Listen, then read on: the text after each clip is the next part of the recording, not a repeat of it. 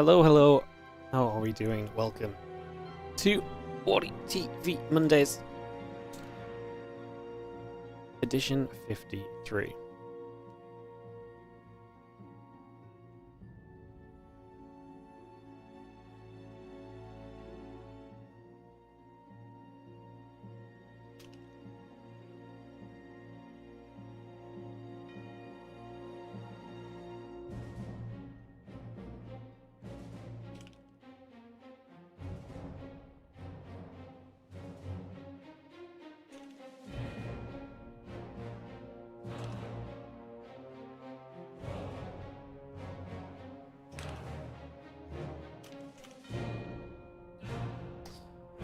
Alrighty, hello, how are we doing? Welcome to WardiTV Mondays 53. Believe it or not, I'm Wardy. We've been gone a few days. We're back. We're going to be here this week. We're going to be here every day. Yes, we're going to be here every day apart from Saturday, Sunday, and then Monday next week we won't be here. So Friday this week, we're actually going to be... Friday this week, we're actually going to be doing another Monday Cup, because Mondays next week won't happen. So basically we've got 5 days of StarCraft coming up, then I'm away for 3 days, and then I'm back for like 2 full weeks, and then I'm away for 3 days again. Similar vibe. I'm doing the same trip twice basically. Saturday through Monday this week, and then in 3 weeks time. But TLDR is we're pretty much...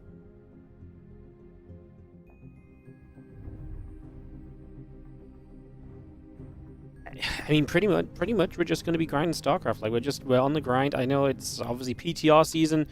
I'm hoping to bring a PTR Cup maybe out tomorrow. I don't know what to do tomorrow. So tomorrow my choices are either cast the Maestro of the Games replays, which I do definitely want to do at some point, or we maybe run a PTR Cup. I was thinking, what if we run a PTR Cup if we hit, like, if we get up to something like 500 subs again today? Because it is also September with the bonus of, like, bonus gifted subs going out from Valorant and stuff. So maybe we do that, or we do a PTR Cup tomorrow and we'll save the replays. I'm kind of liking that idea because I feel like more PTR Cups are fun. We'll also have a TLMC qualifier on Thursday. It's going to be a fun week. And hopefully TLMC will also be on PTR as long as the maps make it to the PTR server as well.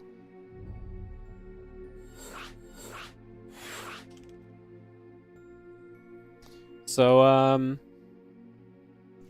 yeah, TLDR, lots of StarCraft coming up. It's going to be fun. I'm also freaking tired, guys. My brain is... my brain's not there. I got home at 3 AM last night from traveling, so I had to wake up, shopping.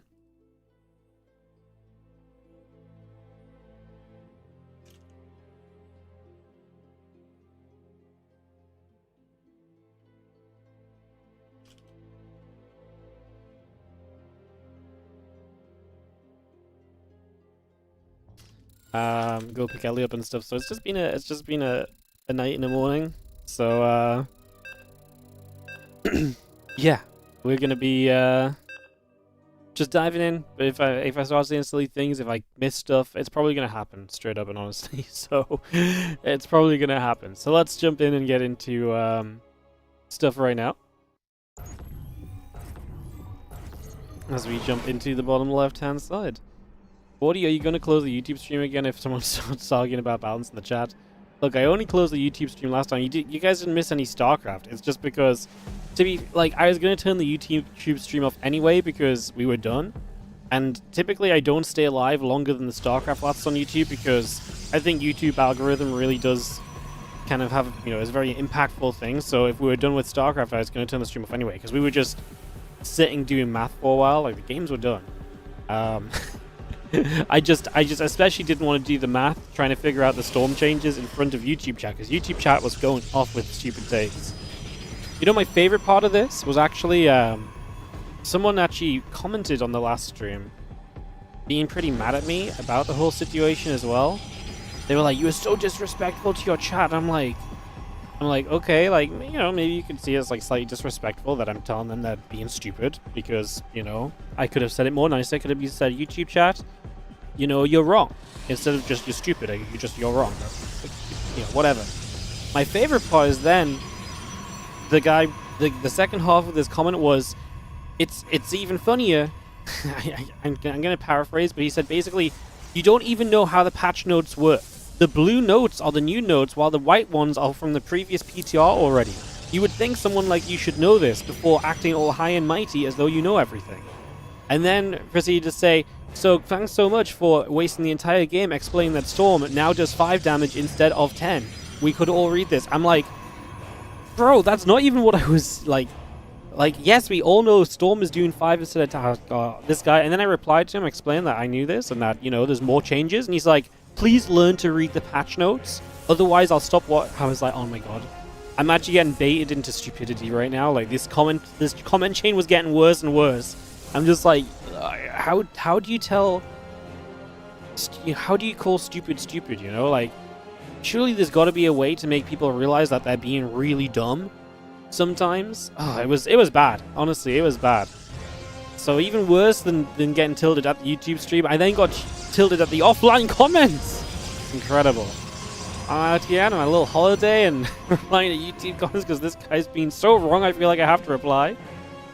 Yeah. I was getting one guide. The thing is, like, I wasn't even getting one guide. There was so many people in the YouTube chat arguing about how Storm is really bad now. I'm like, it's kind of the same. And this was the whole point. They're like, but it's doing half damage. I'm like, but it's doing it twice as quickly. It's doing half the damage, twice as much. And they're like, no, they've ruined Storm. The bigger area is a nerf. I'm like, how? YouTube are like, because, you know, Terrans will be more aware of storms, so they won't walk into them because it's bigger now. I'm like, what? Honestly, this was the logic that YouTube was going to last stream. I'm so glad we're picking up where we left off. You know, I went away for like 5 days. Didn't think about YouTube at all, apart from this one comment that really got to me. And then we come back and we're right back where we left off. You know, there's nothing like resetting your mind on holiday just to come back and be like, you know what? Yeah, the YouTube chat sucked last time. Amazing. Alright, we're in a PvP here now, first round of the day. This is a round of 16, so these are 2 players ranked 8 and 9 in the seeds today. The seeding is just random, apart from the top 4 of last week's cup get seeded in the top 4, so just RNG for mana and creator to meet. But everyone else has like a bye into the round of 16, whereas these 2 are just in the round of 16. So this is basically our only round of 16 match that's ready, which means that we can get right on into it and start casting up some games, start enjoying some StarCraft. A massive stasis ward. Holy goodness. As the Oracle gets a massive catch. We come back around. And get that going. Understand how irritating it can be listening to this every stream, but we're here wanting more stuff, including PTR testing. It's sad to be left without it because of just a few idiots. You guys didn't miss anything though. Like I didn't turn the stream off. Ooh, that would have been a huge second stasis. That was a bit greedy from Creator. The depths here as well. 2 kills. Pretty good cleanup from mana, all things considered, after that first massive stasis. He gets back on track. But you guys didn't miss any StarCraft because of idiots or anything, like, you know, nothing changed. The stream was already over, the game's already done. You guys did not miss any games of StarCraft 2, so fear not. The closing words before we left, we hope not hear anything about the PTR on this holiday, no SE2. Yeah, I was just on my iPad chilling, and I just saw this one comment pop up, and I was like, bro. I was like, okay, I'm gonna take my one time of the week to tell this guy he's dumb. Man is gonna counterattack. He kind of needs to do something, right? I mean, this has been a weird opening with a lot of lost mining time for mana, so if he could get a bit of work done here, that'd be great. Using the Phoenix to minimize the numbers right now. You see the probes pulling in, the Stalker lifting the sky, can take it down. I love this. The Phoenix are moving away from the main group of units so they can keep themselves a bit safer. Mana has to drop a recall. He gets 5 probes. That does equalize the worker count in this game. I kind of like it. You still got a few probes here, a few Phoenix here. They're going to get a couple more probes as well. So we just have a couple more workers going down. And then the Phoenix are going to back on up out of here. They're kind of low energy right now. These Stalkers looking to intercept. They're about to have Blink, but not just yet. The Phoenix will see them turn, run. 10 seconds for Blink. That's 10 seconds as well, so it'll be a little bit speedier and probably also even chronoed. Yep, super fast. So Blink is going to finish. That's obviously going to be a big advantage for attacking in here. We Blink straight in. Creator with no hesitation. Just goes directly in for the killing move. Now the Phoenix going to show back up, bit of energy available, and we do some lifting, knuckling down on this kind of Stalker count a little bit, and pushing that back the other way. Robo and Forge still coming up, Phoenix in the +1, coming online as well. We get more Stalkers out down the bottom. Still hanging around, because you blink, you feel like you want to do something, but That was not it, especially because the Phoenix made it back from mana, able to lift up a few of those Stalkers and reset in the numbers. Big deal as the Stalkers pull back to the upper right side.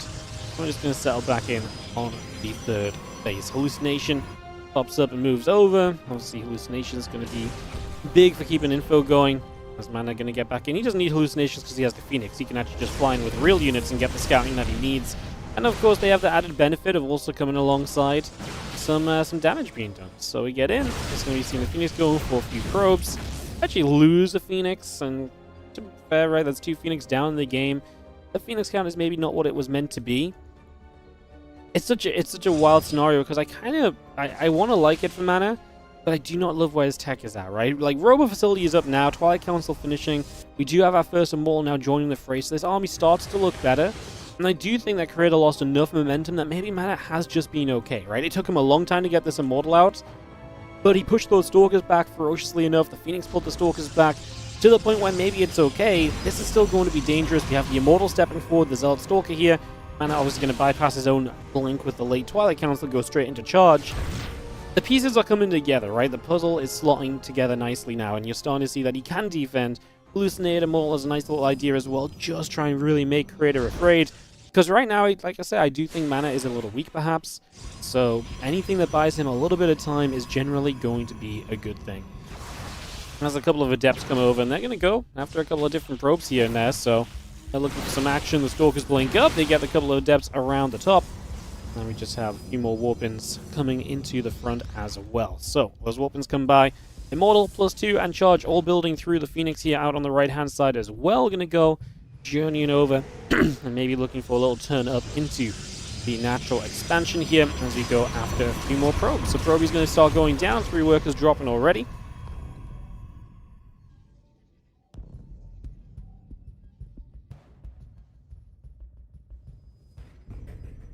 Yeah, I like these Phoenix at least still being active, right? You get in, you get 3 probes, you get out. It's just constant, damage that kind of adds up. It's cumulative over the game. As you see the Phoenix now around the top side again. Again, they will just keep on poking and prodding and looking for opportunities wherever they might find them. So, and I mean, why not? At the end of the day as well, if these Phoenix get caught and they get taken down, at this point, it's not that big of a deal. 3 Phoenix are not going to shut down enough units in a fight to make much of a difference. That's a different story if Creator is on, like, a Robo Bay and he's making Disruptors, right? But that's just not the case here. So, yes, get adventurous with the Phoenix. Keep tabs on your opponent's production. See what he's building. Just get a rough idea of what's up. His Mana's position in this game looking reasonable. Archon coming through.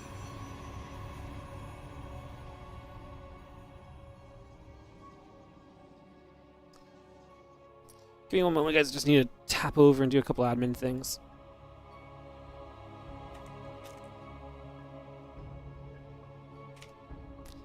Perfect. Alright, I probably have to tap out and do a couple walkovers here in a second, and that'll be pretty much the admin done for the day. You guys know how it is. Some people don't show up to play, we do walkovers, then the players just play the tournament out themselves. So, you see the Phoenix still gathering up, the rest of the army gathering there as well. Down to the bottom, the Stalkers step through, going to find themselves an immediate probe kill, looking for the pylon now also. Going to get that cancelled and killed up. The few Phoenix up to the top, Archon, Prism, High Templar, +2 attack, gateways, all building into play for moments.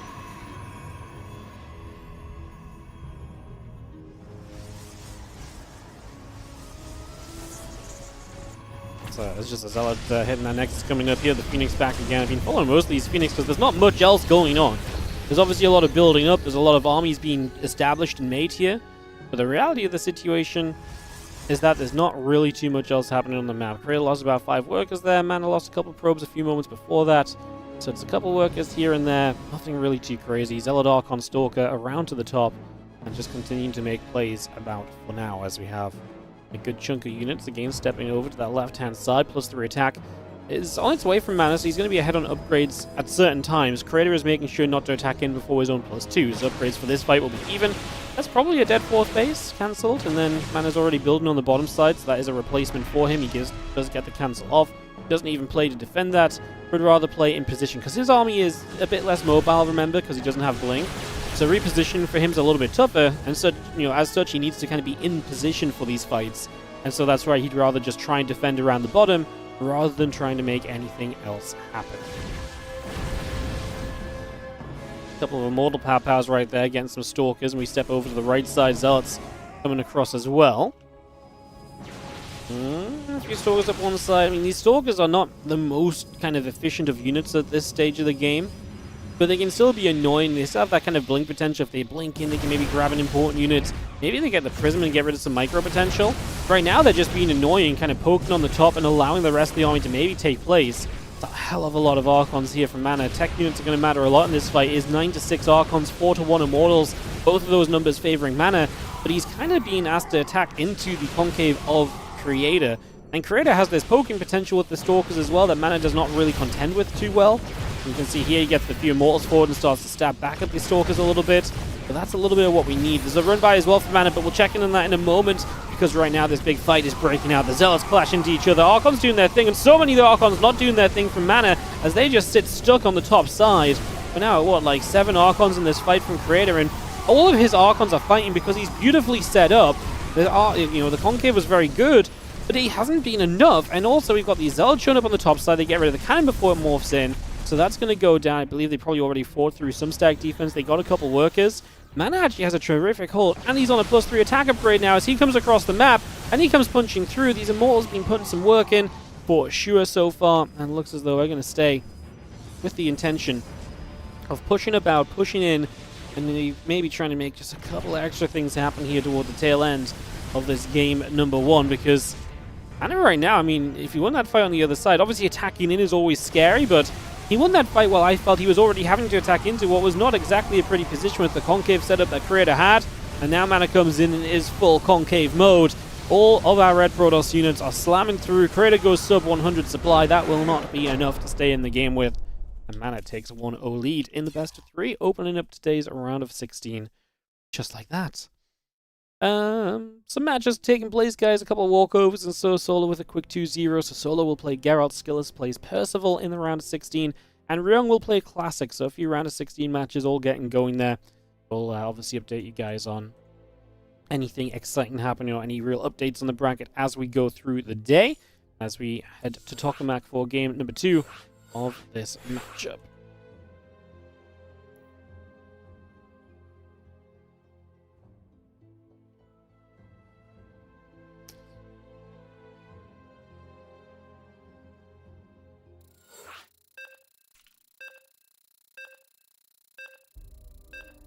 Alright, ready GLH FGGs, all getting called as we get ready to go.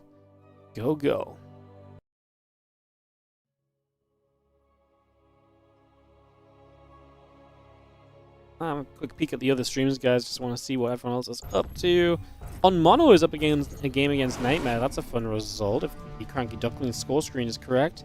Rex is currently going in game with... I actually don't know. Oh, I think they're going in game with Honmono and yeah, I think he's going in game with Honmono and Nightmare as well. So I think that's all happening. All right, let's jump back into this series. It's game number 2 of our first match back. Like I say, here for the next 5 days. 5 days of StarCraft. So again, we've got WardiTV Mondays, not just today, but also on Friday, because I'm not here next Monday. I'm away Saturday, Sunday, Monday. Watch some NFL. So I'm not here Saturday, Sunday, Monday. But I will be back the Tuesday after, and we've got TLMC starting then. The plan for this week is... I'm kind of leaning towards doing a PTR Cup tomorrow. I think I'd rather do a PTR Cup than catch up on replays, because I feel like PTR is still kind of fun. So maybe we do PTR Cup tomorrow, and then Wednesday is Liu Cup, and then Thursday I want to do a TLMC qualifier on Thursday, so I think that's probably what we do on Thursday. And then Friday is WardiTV Mondays 54 because I'm not here on Monday. So that's our schedule for the week. That's a pretty fun week. I like it. Lots of open events this week. It's always fun. As our probe returns, planning resumes. Let's get some nibbles off. This probe going to come around the bottom side already.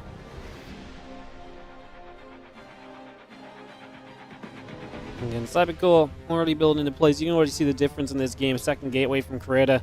And man, I'm going to play the high ground single gate, and Creator already sets up a pylon over to the far right, so Creator is just going to blindly go pylon on the map in proxy mode, and that's obviously going to, serve him very well in a situation where Mana is only opening one gateway, and hence will naturally just have less defense available here. than what might be the case otherwise. The pylon finishing. Probe just going to sit there on the top side. The Nexus does come into place. And so Mana throwing down that fast expansion, and now it's all about his defense. Can he find the defense necessary to make this some kind of reasonably good position? We see the Stargate dropping down right there as well. So just going to put that straight into place. Probes are going to come crossing by each other. Nothing too crazy on that one. This probe coming out as well. And yeah, Robo Facility, Nexus, Sentry, bit of everything coming through. But yeah, just waiting on this Stargate from Creator to come up and online and see if this proxy play can benefit. Guys, I think I gotta be, I'll be 1 sec just to get the door. I'll be right back. I'll put you guys on Creator's point of view.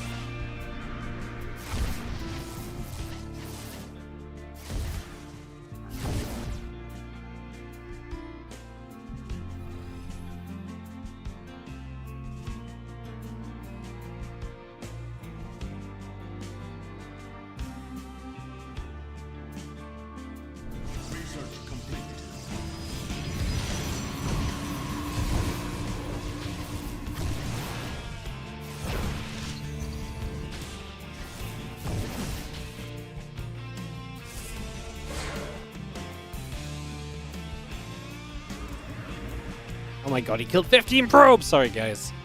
Had to get the door. It was at least food. And, has to go in the freezer. And Helen decided to go just as it came. Unlucky. Alright, what's going on? So a couple of bits and pieces of fighting from Mana, but he's all in. I mean, you don't lose 15 workers without, basically being all in. Like, he's on 2 bases, but he's gonna rebuild probes. He has to do some damage, though. And with 3 batteries and a Void Ray builder from Creator, I think this might just be going to a game 3, guys. So, yeah, sorry I missed the excitement of it all. I presume the Oracles just showed up and were something that Mana was not prepared for in the slightest, because it's not really very often you get 15 workers of damage otherwise. We are still taking damage now as the Oracles came back in on the other side. They are drained of energy. That's how successful they've been. Mana has the Prism. Creator is getting better army supply. I mean, with the Void Ray out, I really don't think there's much that Mana can do here. I think the Void Ray is a bit too good. I mean, okay, I like the idea, right? You throw a force field down, you put yourself in a position where maybe there's a chance, but you don't have enough Stalkers to fight through this Void Ray. There is a battery here, and while you're not taking a lot of damage because, let's face it, the force field was really good, the rest doesn't really matter. Let me just quickly peek back and just see. The Oracle's killing everything, just quickly.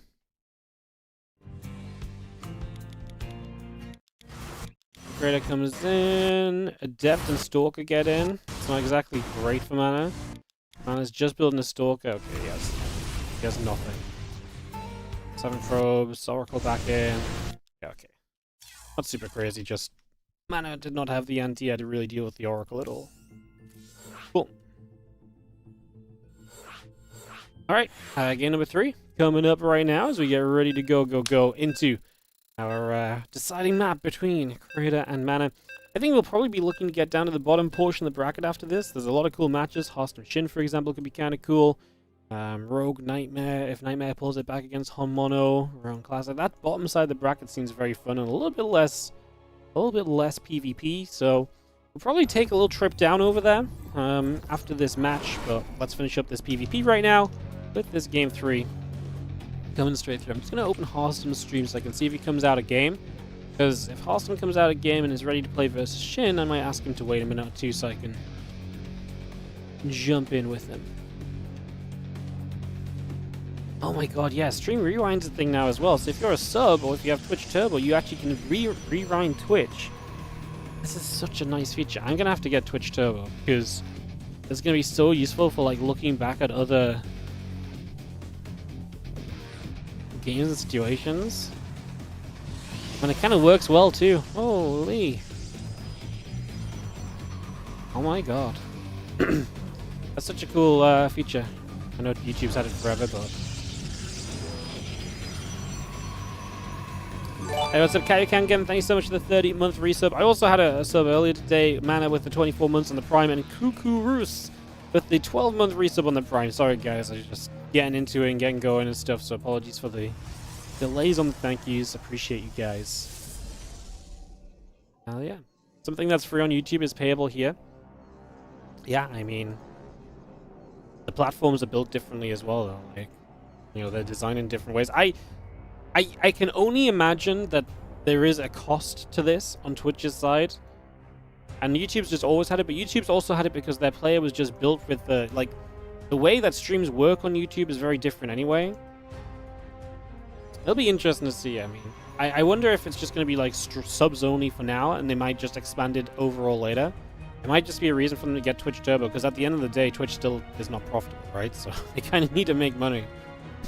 So, you legit dislike the feature? Why? Why do you dislike it?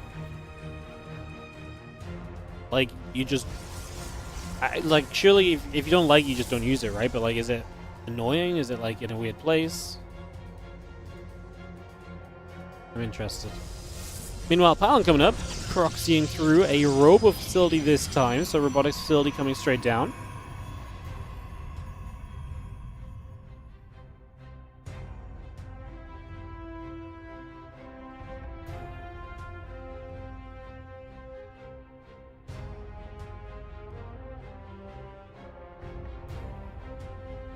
The only problem is when you tune into a channel, you want to start off with the live part of the stream.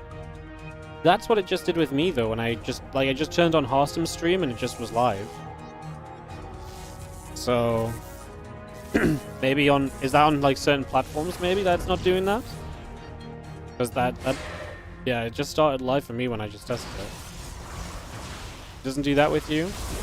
I wonder if there's, like, do you use, like, any, like, extensions or stuff that kind of affect Twitch? Because that might just be a thing that things aren't updated for. Because I imagine starting live has got to be the default, generally.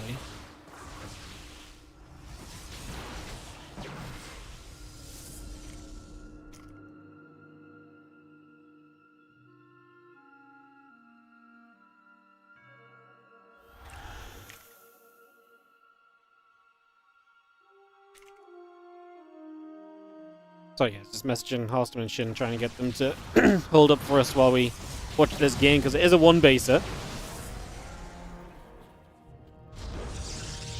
Probes going down already. Sorry, distracted while I try and do things as we just see the rover facility about to pop out. There's Immortal, and with that Immortal popping out, we get a few more units gathering up. It's a slow warp in is kind of the problem. We did not add a gateway on over here, so created with the slowest warp in to be aggressive with of all time. Mana has one battery back, has a Phoenix out. Obviously, Phoenix is very good in this defense because you can hit the Prism, you can lift up the Immortal. There's a few different things you can do in this scenario, basically.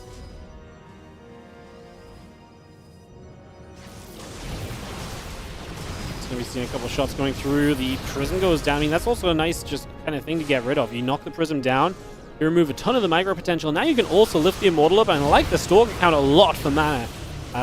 He just needs to get rid of this Immortal. It's the scariest thing. The thing is, as well, from Creator, is you lost the Prism, right? So because you lost the Prism, you kind of have to decide what to rebuild. The problem is that Immortal comes back down onto the ground, and Mana just doesn't have the numbers. I kind of believed in Mana a little bit there, but the numbers were just not it. GG's, and that will be that. Alright, we're going to go Harstem Shin, guys. I was setting this one up to join as we were in the...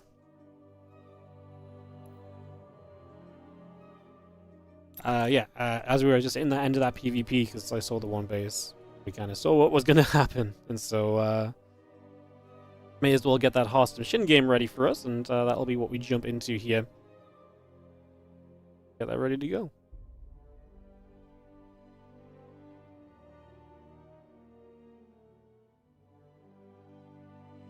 Yeah, I think this feature can only possibly be good. Like, it is just good, no? It's just a good thing. It's useful. I know, like, Twitch are gonna get memed on because YouTube already had it, but, like, at the end of the day, like surely there's got to be some difference in them having the VOD preloaded for everybody on stream at a moment's notice. Like, they must have changed a lot to make this work. Because otherwise they would have done it a lot sooner, because it's something people have been asking for a long time. If they have to monetize it, then they have to monetize it, like, at the end of the day. I know Twitch is, like... I just don't think Twitch is doing, like, incredible still, so... Yeah. And a lot of people have sub-only VODs, so I guess that makes sense to some extent, too.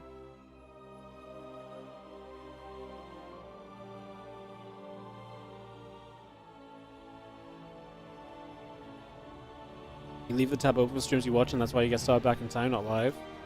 Maybe. I mean, kind of strange. What if you just open, like... I guess it's hard to check because it's only on streams you're sub to, right? So I don't know how you really check it. Yeah. I'm not sure. Live with Boga could go back in 26. Yeah, no, I mean, it's just great in general, no? I mean, I love it as well. I can, like, go back. I think what's really sick is if I, like...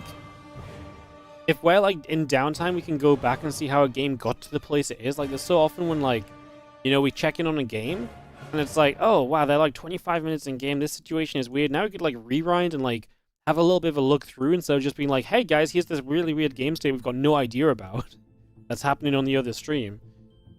Yeah, it's pretty... I think it's pretty sick all in all. Seems pretty good. Seems pretty good. Alright, we're gonna go host some Shin in a moment or two. We'll get this going. They were videoing, so they shouldn't be far from getting into this either. Okay, as an example, right? So, as an example, we can go... Oh, this is a terrible example because I'm not subbed to the Cranky Ducklings right now. No! It's about to be a great example, and no, it's not. I'm just gonna have to get Twitch Turbo. I just need this on every channel. Like, God damn it. God, where's my partner free turbo thing or something? Ay. Right, I'm just gonna get it right now. Go ad free for free. Wait, I can try it for free? 7-day free trial. No, I don't want to give to. Oh, I just have to try it for free first. Then $11.99. All good. Try for free. Alright. And then the Duckling stream refreshes, and now we can rewind. So perfect. So, like, for example, we come over here, and when I was first doing this, I joined and I just saw a bunch of workers die, and I have no idea why those workers died. So if we just go back a minute, we can see why the workers died, right? Like, you can see Honmono's got set up on a marine tank. Or say we joined here, it's like, oh, you know, why did Nightmare just let him get in position with this so we can rewind even further? Like, it's great. A bit further, like, you know, it's going to take some getting used to kind of the numbers and where it's at, but, like, we can just go back and watch, like, key moments from the games. Like, this is awesome. No? It's freaking awesome.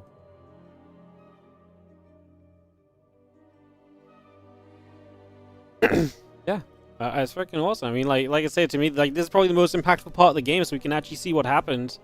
And then jump into and then be like, oh, never mind, because Tarsum versus Shin is ready, but you guys get the idea, right? The idea is there. It's very cool. I like it. I like it a lot.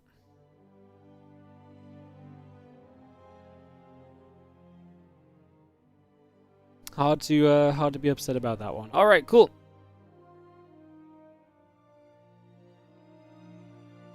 Cool.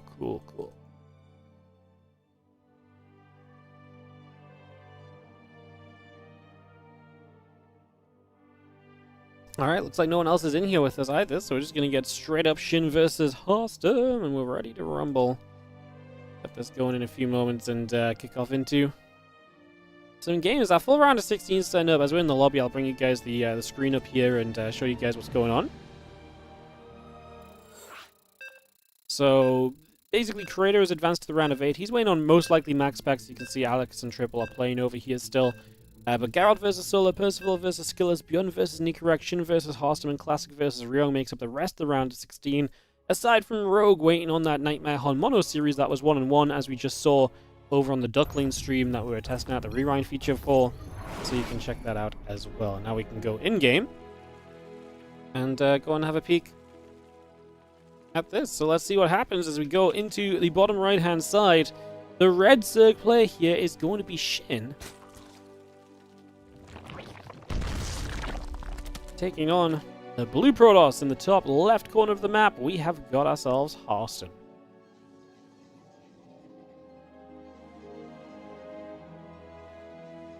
Alright, so we get to go into this. We get to kick this off.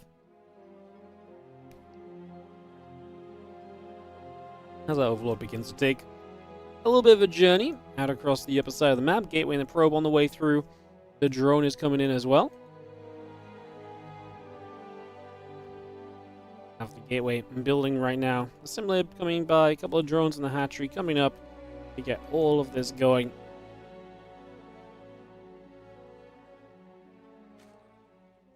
Hatchery will be right there as the Overlord continues out into the center of the map. Then it's just going to move itself over into the middle. Hatch coming through. We get ready to go. Look to see what the plan is going to be. For these early moments, PvZ. Horstam gets into some pretty good PvZ positions if he can get through those kind of earlier games. A lot of the time, I think, is sometimes the issue for him. He can... I mean, Shin can be a very scary and deadly player, right? Which is always the threat to anyone that plays against Shin. But, like I say, to me, Horstam always feels most comfortable the later the game gets to. Obviously, you've got to be able to get to that phase to be able to play that out anyway. So it's not like I don't think Horstam can do that necessarily. I just think that it is going to be the challenge for him, especially against a player who is so well known for just all the different ways in which he can be aggressive, all the different moments of the game in which he can flick the aggression switch and just turn it on and bring it full swing rather than anything else. So I'm definitely expecting a few factors of that in this matchup as Shin approaches to the upper left-hand side to see a bit of what's going on.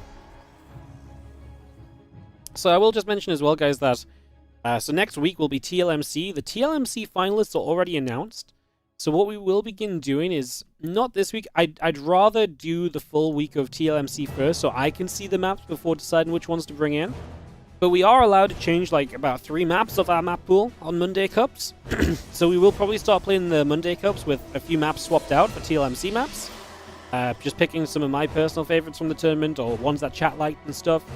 We'll start doing that, like I say, not this week, but the week after we've done the TLMC and being able to see the maps a little bit.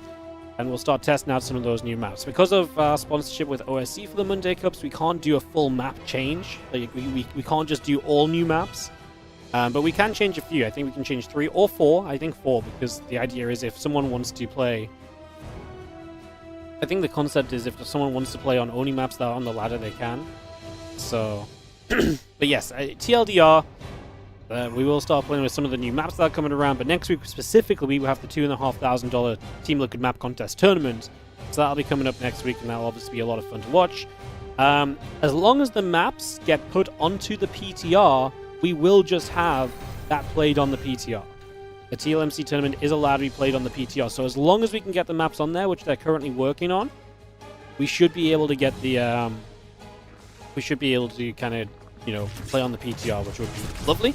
That's what we love to see. That's what we love to do.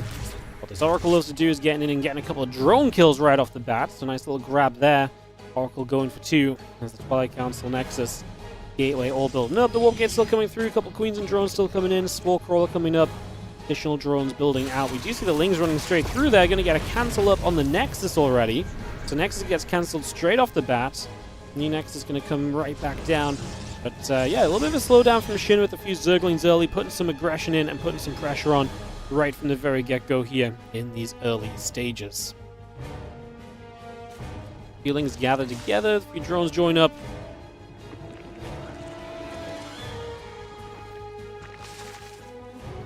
Evo Chain just going to get dropped straight into place. And again, we have that blink just on the way through.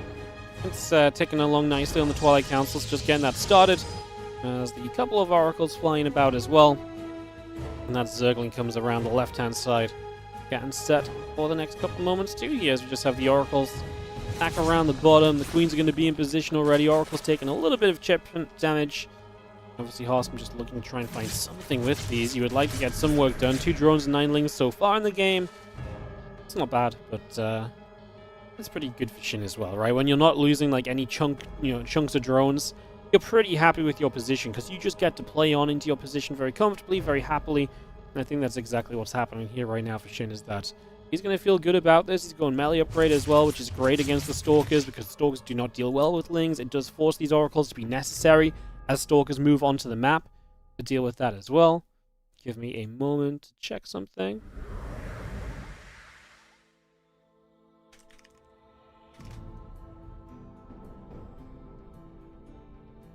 There's a couple Oracles coming around the left side. Sorry, I just got a Discord message, was just checking to make sure it wasn't a player in distress or concern or anything like that, so it's all good. It was actually the Maestros of the Game replays. I'm gonna sink our teeth into those at some point. I don't know whether to do that tomorrow. I don't know whether to do the PTR tomorrow. I'm really undecided. As the lings come through, actually going to see a stasis catch, and a couple of those lings oracles activate. Lings get shoved back the other direction again. Stalkers step back up to the high ground. And it's just going to be seeing the hatchery still taking a few more shots. You see the Zerglings running in here, and a few more lings are going to arrive as well. The Stalkers keep on blinking back. The Queens continue to stand strong. And we do have ourselves, these Stalkers just pushing up. So far, so good. Lings have been unsuccessful. They're kind of coming in to deal with this. Hydra Den's a long way off. That's a better count of lings. The Stalkers are a little bit disjointed as well. They blink back to join up together. Oracles have to put in the work right here. Stalkers trying to step away. Oracle's got to be careful because those Queens are chasing. Another stasis ward comes in, and that will help as Harston takes a supply lead. But the first Hydras of the game begin to be produced. Harston just taking a 4th base. And I will say, Harston is already, to me, achieving what I was kind of afraid of in this game, which is, to me, he's already in a comfortable spot. He's set up to get into the later stage of the game. To me, he's already overcoming one of the main hurdles in this matchup for him, which is to get to that later stage. Now that we get to 4 bases, Templar Archives, you can maybe start thinking about, air units maybe even in the deeper stage of this game. This is why I like it a lot for Harston. What I do question is, what are we doing here as Shin? 5 Overlords is just going to get him out of a supply block initially, so is this just a supply block, or is this I'm going to spam the hell out of units and just go? Bane Nest coming up, it's going to be a mile until we get Baneling speed, but we're just spamming units here as Shin. Also needs to be careful, because if he gets aggressive and walks into what is too large of an army, that's obviously going to spell a lot of trouble for him. Right now, he needs to make sure he has as many units on the map as possible, teaming up to be this larger force against what seems like aggression from Shin. He added 1 drone on, but that's it. It's pure Ling production. Bane speed's dying. The thing is if we wait for Bane speed, Storm is going to be done by then.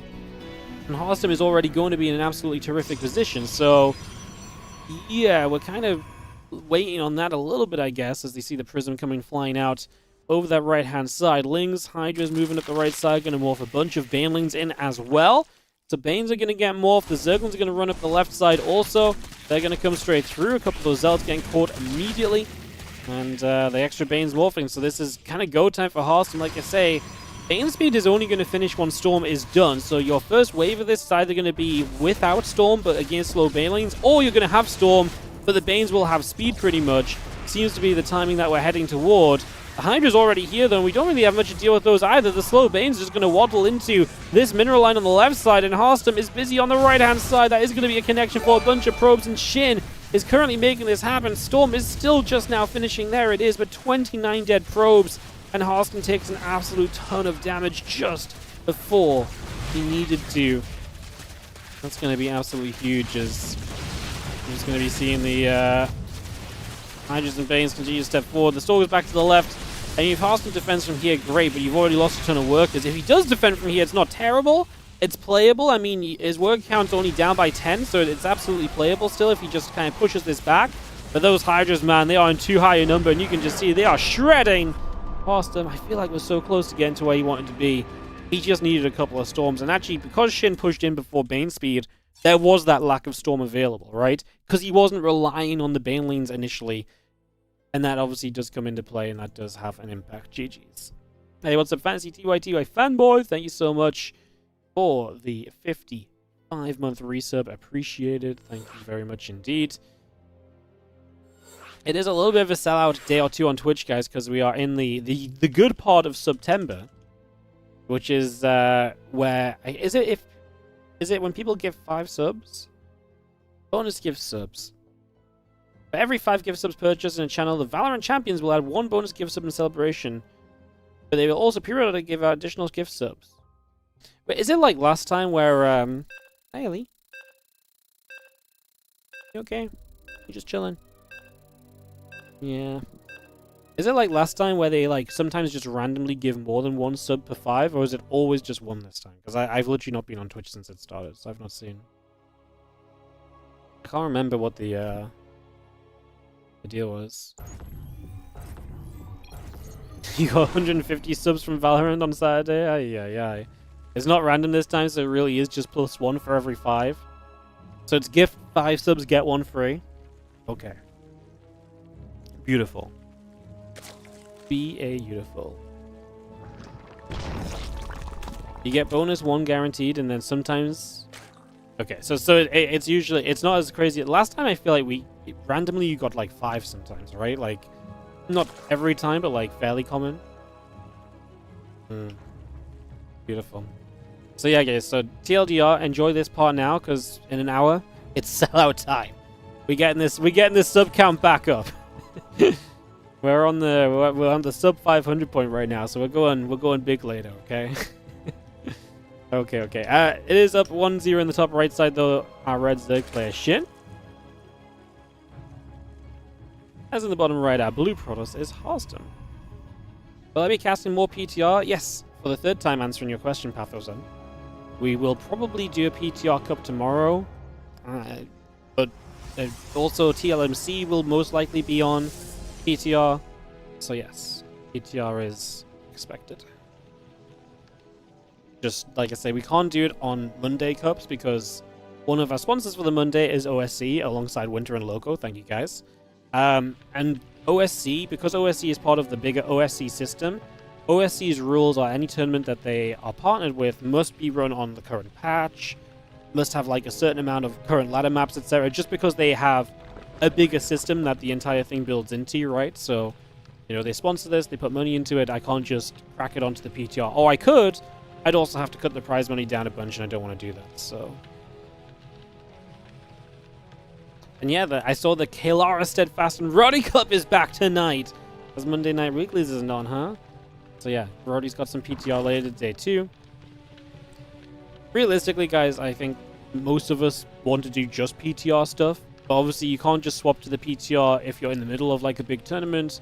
You can't just swap to PTR for absolutely everything because, like I say, some things have other rules in place. But obviously, like, I want to cast PTR as well. I've been very vocal that I'm not enjoying the current patch. You know, I've watched one too many PVTs on this patch already. So, yeah. There's definitely intentions of PTRing it up.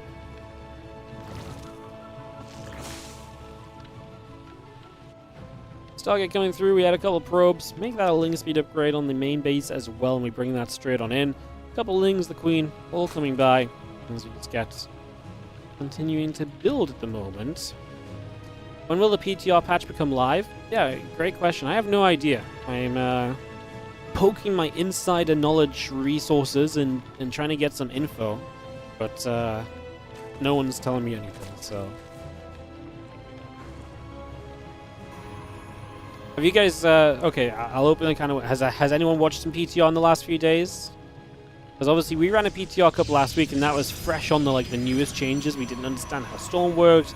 All the Protoss were refusing to build Storm, even though Storm still seems pretty good as itself, but obviously maybe the energy overcharge change affects that a lot.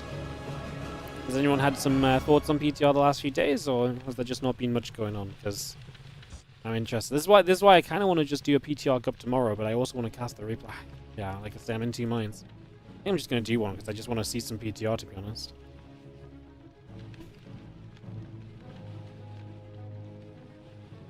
I guess, is Wednesday's Leo Cup probably on PTR as well? I would be surprised if they didn't put it onto PTR because they're not tied to things that would stop them from doing it, so. I mean, more PTR good just in general, right? Test the game is good. And we get changes so rarely now. It's so nice just to move on to the new changes as well.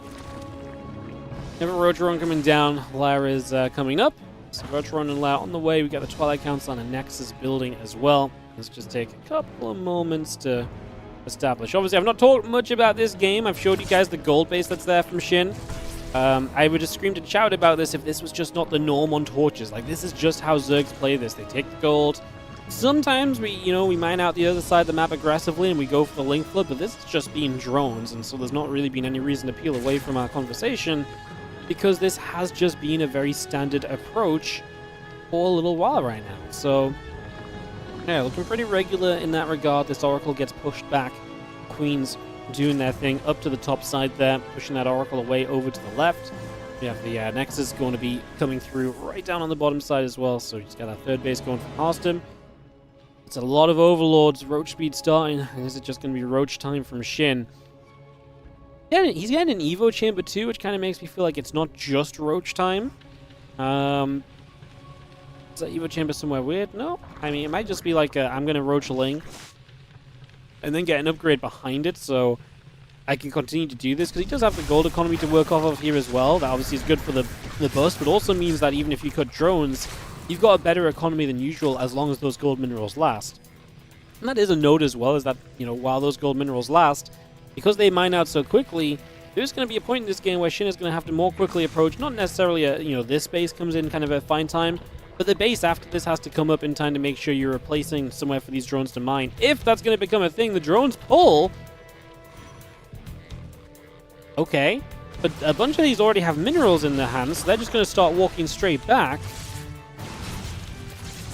And we don't successfully mine through on the first round because so many of those drones had minerals in their claws. Okay, I mean, that definitely slows down. I mean, you don't have roach speed yet, so maybe you weren't eager to go that quickly anyway, but, like, a little strange. As you see, Harston is going to have to start pulling back with these Stalkers. Blink is not done yet, but it will be done soon. Roach speed finishes, and the Ling Roach Ravager pushes on forward. The Oracle's taking energy overcharge. Try and keep themselves alive here. The Roaches and Ravagers hitting the front. The Ling, going to go up and toward the high ground. Lovely building to buy yourself a couple of seconds, but it will just be a couple of seconds. Harston has the 4 Oracles. It's actually very nice because the idea is if you build enough Oracles and you can just take down the Queens, then the Oracles will eventually just clean up everything. Unfortunately, I don't know if it's really doing enough just yet. The Ling's chasing down a few more probes. The Roach Ravager in the main base continue to get a few more shots off. Probe still running away. Stalker's there to play cleanup as well. And again, just probes +1, all coming through. A bunch more Roaches coming out as well. The Oracle's still active and going after the Ravagers. We are defending this as Harston. Work count is good for him, 54 to the 50. What's very important for Harston is not falling down to the reinforcement waves here. What I do see is a lot of Roaches in production, and maybe that can be something we can actually still fight against with a decent amount of Stalkers on the map. Oracles, do they have an energy recharge anytime soon? Yeah, we're going to have a new energy recharge, so Oracles will have some energy back. Gets a corrosive bile there, doesn't lose anything because of it. Even with the 15 workers lost on that left-hand side of your screen, you're seeing 58 to 49 workers after this, and Harston is making a defense of this game, and Shin is not going back into drones. It's more Lings, it's more Roaches, it's more Ravagers, all on the way up at the moment. As you can see, these units still gathering around. This feels though Harston though is looking pretty right here. Here comes the Roach Ravager running through. Stalker's in trouble, and we're going to see a couple more units already dropping straight off the bat right away there. Can their Stalkers continue to hold on future waves of these attacks? Oracle's doing what they can. They've got some energy left. Now the Oracle shows up. I think more Oracles is always going to be good here because you're basically always pressuring the Zerg into having enough anti-air, and that's just not always going to be the case. You can't just keep walking Queens across the map. And there's going to be a point where there's enough Oracles that their energy just regains to the point where the Zerg cannot withstand it at all. The only thing that's stopped Harston getting there so far is the loss of 1 Oracle and the fact that this attack's been so consistent. These Oracles have had to be active so much, so regenerating that energy has not been easy. Get rid of some of these Ravagers with those Oracles as well. Get rid of their Bowels. The Stalkers pushed up against the corner is not a pretty sight, because that means they're running out of space to play in, and Harston could do with a Stalker warp, and I'm not sure where it's coming in from. It's on the high ground. Going to blink further back. Pulls a few probes. Can still afford to lose workers here and be okay. That Oracle with a lot of energy still working through. Would like to see it just right-click the Ravager. Just get rid of the Bile potential. We're still equal on workers here as Harston cleans up another wave of this attack. And I wonder if now that was good enough, because that was a lot of the Roaches going down. And with those Roaches gone, how does Shin ever get to like a mass of roaches again that kind of overwhelms what Harstem is playing with here? I don't know if you do. I mean, he's going to try, because he's just going to spam units again, but I just don't know if we're going to have that kind of danger attached to this any longer compared to what we saw before. The roaches heading down toward the bottom. Stalkers will set up. A couple more Stalkers warping in.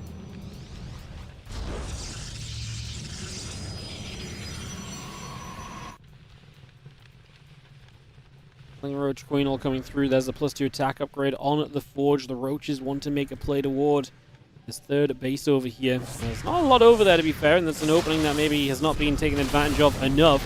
That said, it's not like Shin has so many units that he can kind of really multi-prong super effectively, but this is going to be good enough for now, especially as he can run up into the main base here. There's going to be a Stalker Warp, and they can probably deal with this. The Roaches on the left really pulled very far back. Honestly, so far seems kind of fine for Harstem, looking decent defensively. He will lose some workers. He killed a few drones. The Stalkers over here did chase those Roaches, by the way. They kind of pulled back for a bit, then they went back to it. More Roaches and lasers streaming in, but the stack defense is doing its job. The Stalker reinforcements are doing their job. Harstem continues to maintain a slight supply lead in this game with all the stack defense and the Fed attack on the field. +2 attack on the way as well. Eventually, that's going to be a major advantage for Harstem as well. I mean, he's just winning out, and he's doing well up over here as well. These Stalkers getting adventurous, and to be fair, I can understand why. Maybe it would just be better to pull them back and just let everything gather up. Kills that Evo Chamber, which has been absolutely useless, by the way. I saw that Evo Chamber coming down. I can only assume that Shin built that to make Harstem see it and maybe think he was going to start upgrading, because he made no use of that at all. Shin tries to take advantage of Harstem's poke and says, hey, maybe if I can just collapse on this group of Stalkers alone, I can do very well for myself, and that's exactly what we aim for. But I don't know if it's necessarily going to be good enough, as the few Roaches still moving down. The Oracles are going to be overhead. They can activate. Roaches will take some damage. The Ravager coming along with everything else. Just going to see the couple Stalkers warping in there. One Stalker going down. The Oracle's still active. Ravager falls. Battery putting in the work. And we are going to see the recall across of a few units. Meanwhile, the gold base was under fire, so we lost a few more drones here. The hatchery very low as well. I mean, this gold is pretty much run down. Shin is only going to be a 3-base Zerg without that gold, which isn't really ideal, but let's face it, not a lot is ideal in this game for Shin right now. You know, you can pick and choose your problem and present it as a reason why Shin is not going to be winning this game, and you're probably not going to be wrong, because, yeah, there's a lot of problems for Shin right now. There's a lot of reasons why he probably isn't going to be winning this game.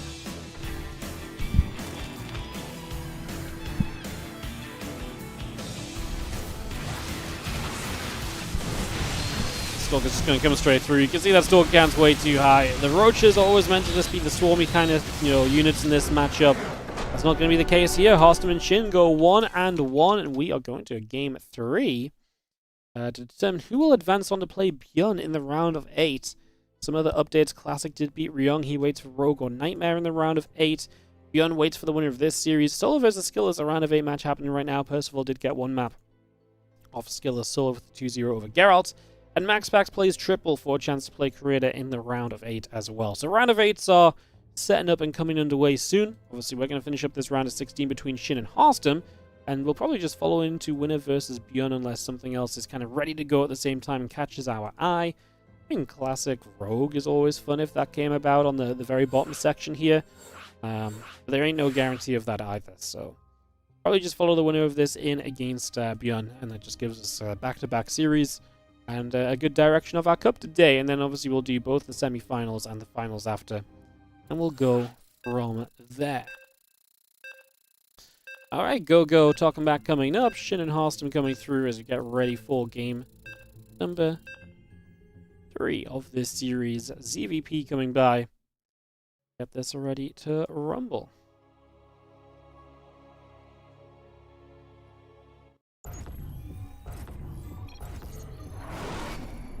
Heading into Tokamak. In the top right, our red Zerg player here is going to be Shin. As in the bottom left, our blue Protoss is Harstem.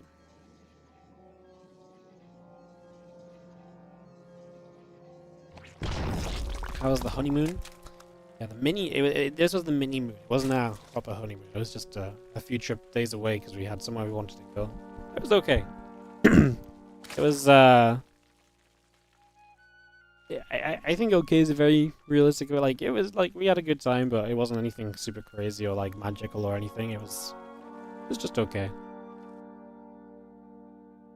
We went to we went to Rhodes specifically because Helen found a hotel she wanted to go to specifically because it was a new hotel that does all vegan and stuff, and the food looked really good and stuff. So we went there specifically for this mostly, and then obviously just to have be on a warm place that was kind of chill. And yeah, it was just we were both in agreement that it was kind of just okay. It wasn't actually anything too special. It was a nice island though, so yeah. But yeah, but yeah, honestly, everything was just kind of fine. In the end, the food that the hotel had wasn't quite our vibe. Neither of us were really vibing with it. Me and Helen are mostly when we travel places, we mostly go places for food. We just enjoy the food and stuff. We didn't really vibe with the food in general, so like I said, it was okay. We had a good time just chilling, but it was not the I know when you hear someone talks about their honeymoon, you're like, oh, it's magical, it was amazing, it was this, that, and everything. And yeah, like I said, we have somewhere we want to go for our proper honeymoon next year when we get some time, so as a small few days away. It was nice. It was nice.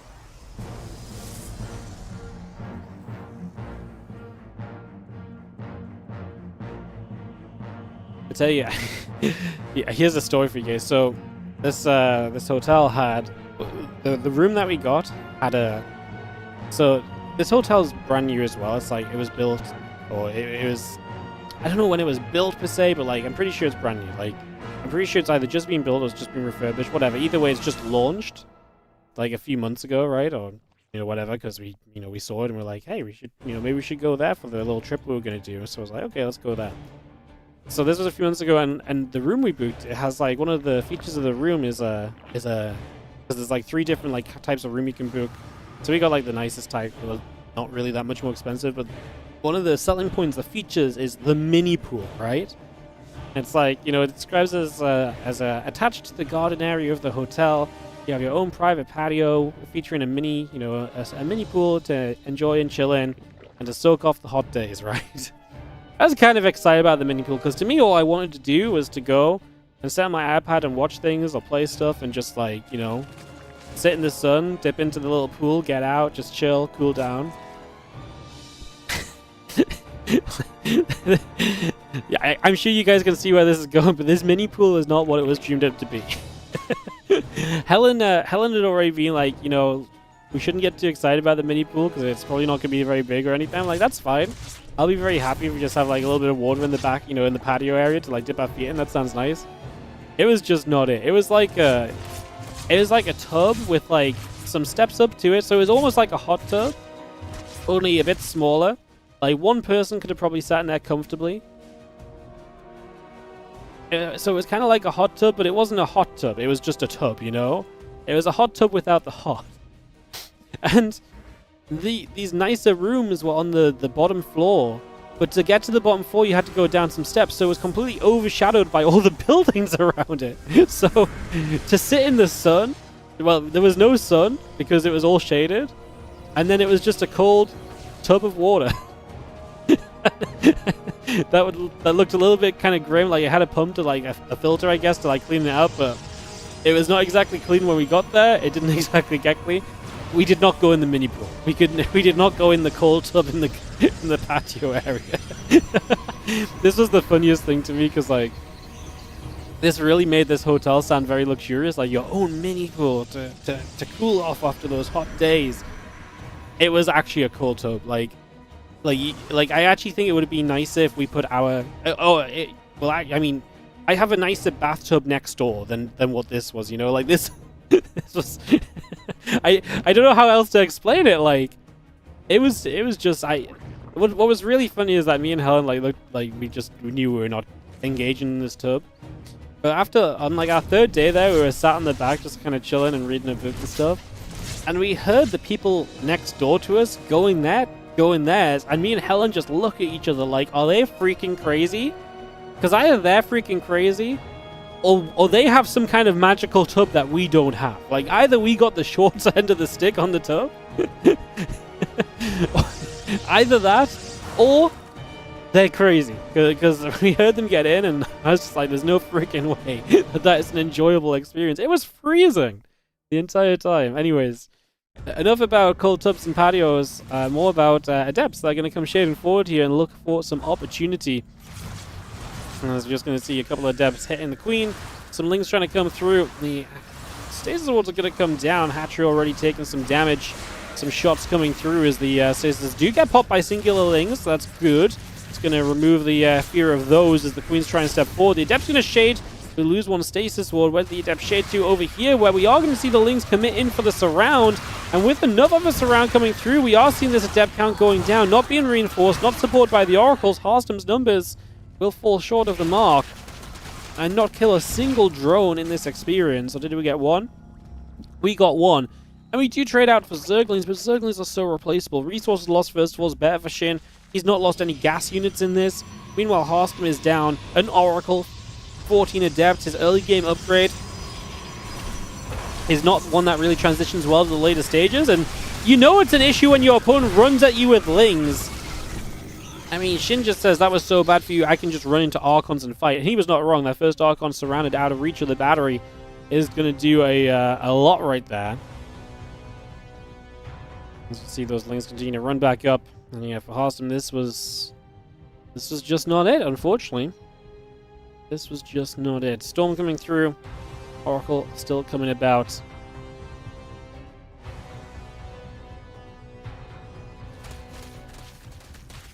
Lings is going to jump onto the rocks. So again, you have the Storm, the +1 coming through. Bane speed, +1 missiles, Groove Spines coming up as well. As the Lings get to work on those rocks and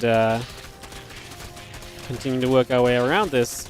So those Lings are going to get those rocks, open up this space. Obviously, just an open map is a good map for a Zerg player. I mean, Shin's obviously had a great start here, and I would not be surprised if he actually just hits with Ling Bane Hydra and kind of does a lot of work.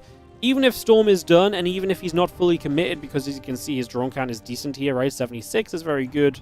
You know, get to 5th base, get to 80, we like that a lot more, sure, but for now, this is absolutely fine to just kind of build a bunch of units with and just go if he wants to. And I think he will as the upgrades finish up and he gets the speed on everything and he can really kind of take a fight across the map. I think he will commit to a little bit of a fight here. I think he will commit to a bit of a play. As the Observer pops out from the Robo facility, gonna come across to that right side. Zeld Archon still gathering up together. The +1 missiles getting going on the Evo Chamber as well. A few additional Banelings will join over on the left as the Hydras will push down to the bottom side.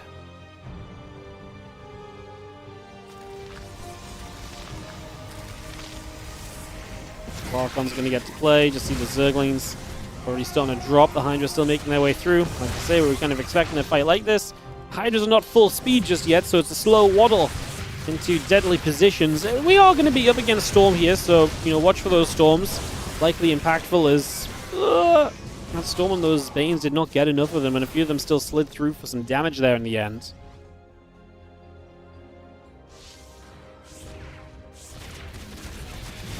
Bane's actually going to roll through. Zealot's going to get absolutely smashed. These Hydras going to push on in. Mortal going down. A couple of Archons going to get jumped on as well. We're just going to be... I mean, these Archons just kind of step forward too. There's too many Hydras. And this is going to be Harstom for the second time in this series, dying to Hydras. In a very different format, though. This is off of 80 drones. There's a prism across the map that will cause a couple of issues. Queen's going to be there. The Lings and the Queen's gathering fight against those Zealots. A couple of the drones already beginning to go down. Hydra still continue to step forward. We're going to turn our way in towards the gateways at the front. A couple of Zealots coming through. The extra Zealots warping in. Add an Immortal onto that as well. You know what? Harstom's going to defend this. Eventually. I mean, he defends this after losing his 4th base. Is that okay? I don't think so. I think the rebuild here from Shin is going to be huge. He did kill 11 drones. He's forcing Shin into drones again, and he is slowing Shin's reinforcement waves down. If Shin goes unharassed at home and is just mining off the main, never loses those drones, doesn't replace them, and just spams units, Harstom might have just died. But the Zealot counterattack does put some work in for Harstom and keeps him in this. It's only a 20 supply difference. On paper, by the numbers, it actually does not seem so bad for Harstom, you know? I mean, 4th base building up, the pylon and the assimilator coming through. So we get that 4 base setup going back online.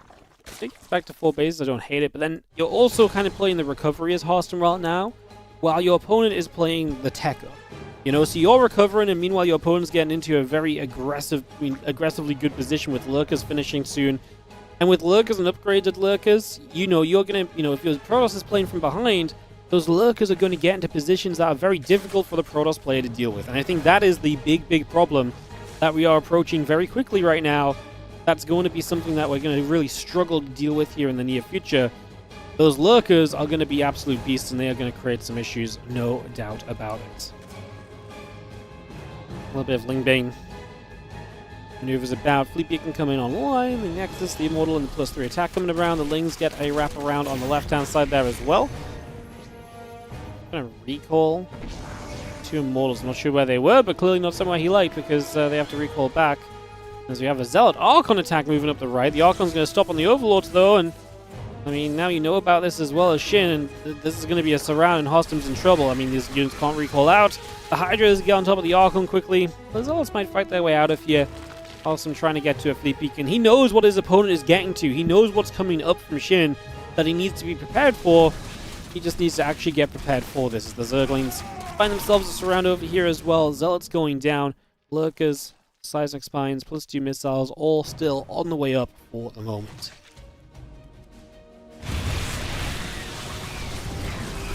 Lurkers burrow, and you go for an aggressive push through. A bunch of probes beginning to go down. A couple of Zealots going down as well, still with this attack in here.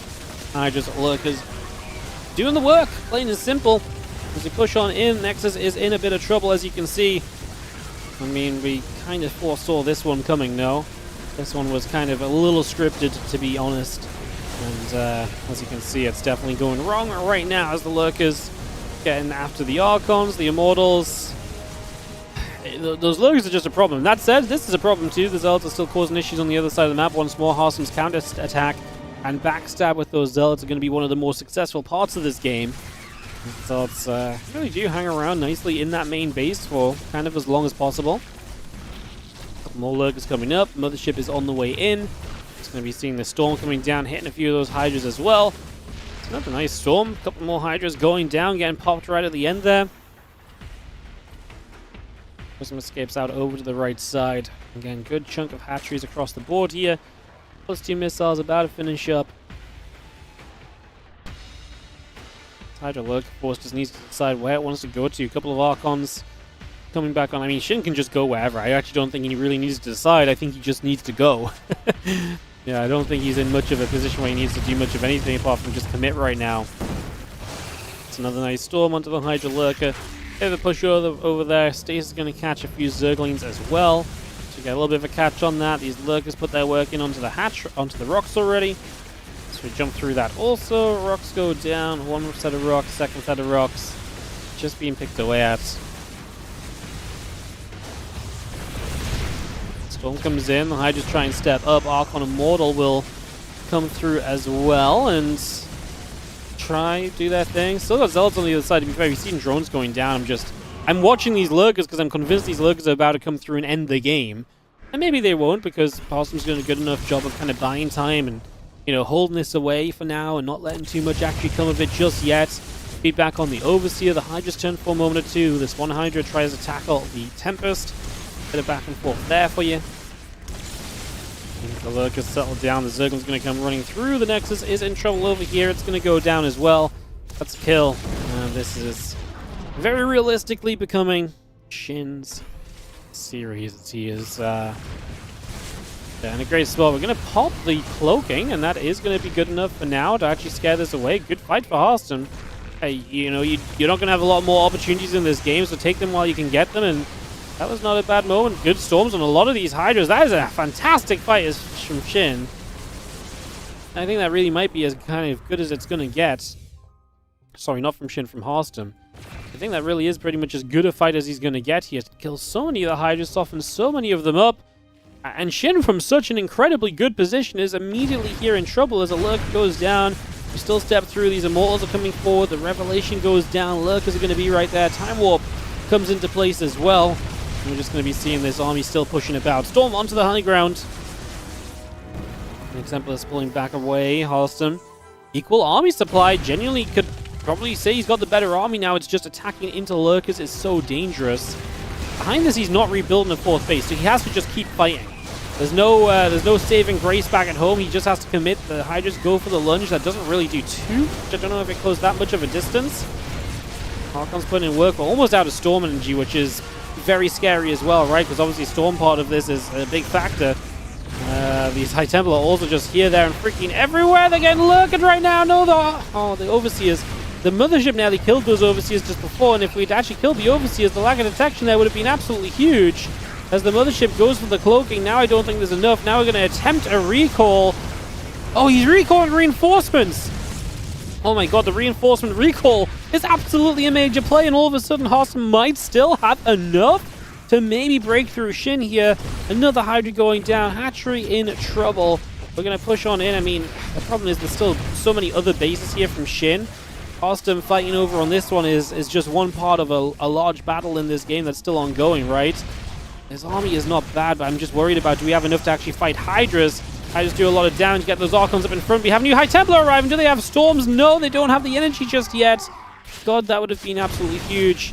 And now we're going to see the High Templar getting jumped on. The lunge from the Hydras is good, and Hearthstone does not have enough. Was actually extremely close at the end off of an incredible fight that turned it around, made this an exciting finish compared to the what I thought was already kind of a very scripted ending that was coming up.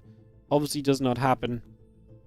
GG's. All right, we're going to go ByuN versus Shin up next, guys, in the round of 8. So we're going to get that on the go. And we're going to get that TVZ ready to rock and roll. So, ByuN, Shin coming up. And we'll get that ready to play. Perfecto.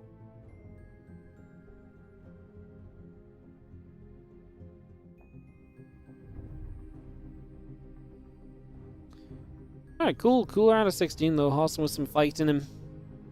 Honestly, off of such a rough start, he really made a game of this one, right? Like, this really did look pretty doomed, to be fair.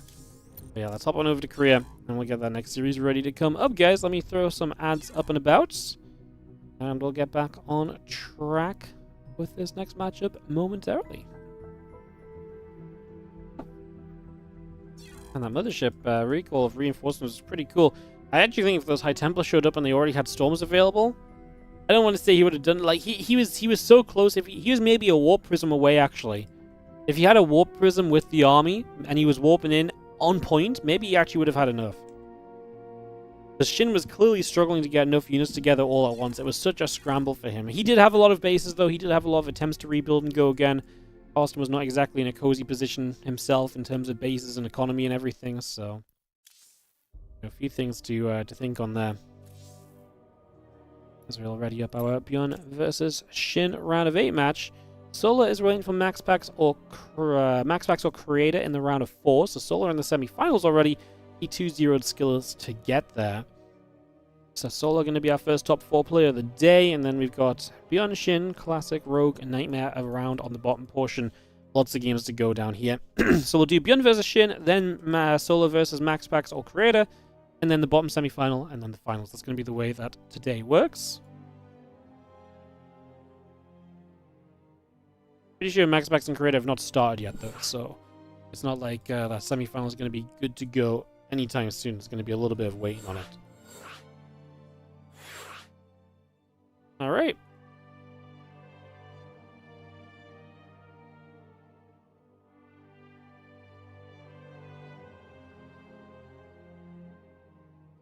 Just join our lobby, and we will be good to begin, guys. Just going to try and keep the games rolling nicely here. Thanks for joining us on a beautiful Monday, our 53rd Monday Cup. Onwards to the big 100. What's up, Torav? Thank you so much for the Prime sub as well. Appreciate you. Thank you so much for priming us up. If you're enjoying the stream, guys, do consider supporting. I'll be away a few days. We're going to do a big sellout later. I'm going to do a big subscribe now moment. So, yeah. Do I want to do this together with Hearthstone?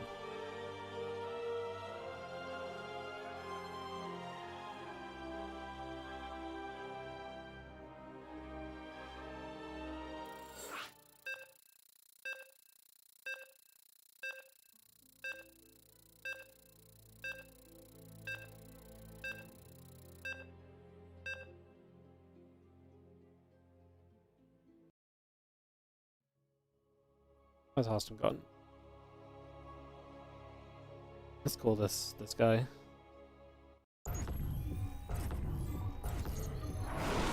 It's what I do. Hello. Hey, also. No Can you hear me? Yeah, I hear you beautifully. Can the folks at home hear you? No, I have you muted to everyone else. Oh, I nice. just thought it'd be good if they had, you know, the intelligent part of the conversation and not the filler. Love it. So they don't even hear the prompt. This is like a video where the question is on the bottom of the screen, you know? Or you have to repeat the answer or the question inside of your answer. Yeah, nice. Exactly. Yeah, I will be repeating my question inside the answer today. Lovely. I had him, no? You had him, yeah. I thought you were a prism away from winning. Yeah. Oh, to be fair, I shouldn't have had him if he just doesn't fight without detection into my mothership and 6 immortals. yeah. You only had him after he kind of gave himself up. You know, like he gave himself to you in handcuffs, and then just about broke back out. Yeah. Yeah. You know that every Korean Zerg, they don't veto torches, and then they do like an all-in with the gold every single game. Yeah. And every single time so far, I had left my probe on their potential third base to make sure it isn't there. And this time I was like, I'm not even gonna lose the mining of this work. I'm just gonna send it home.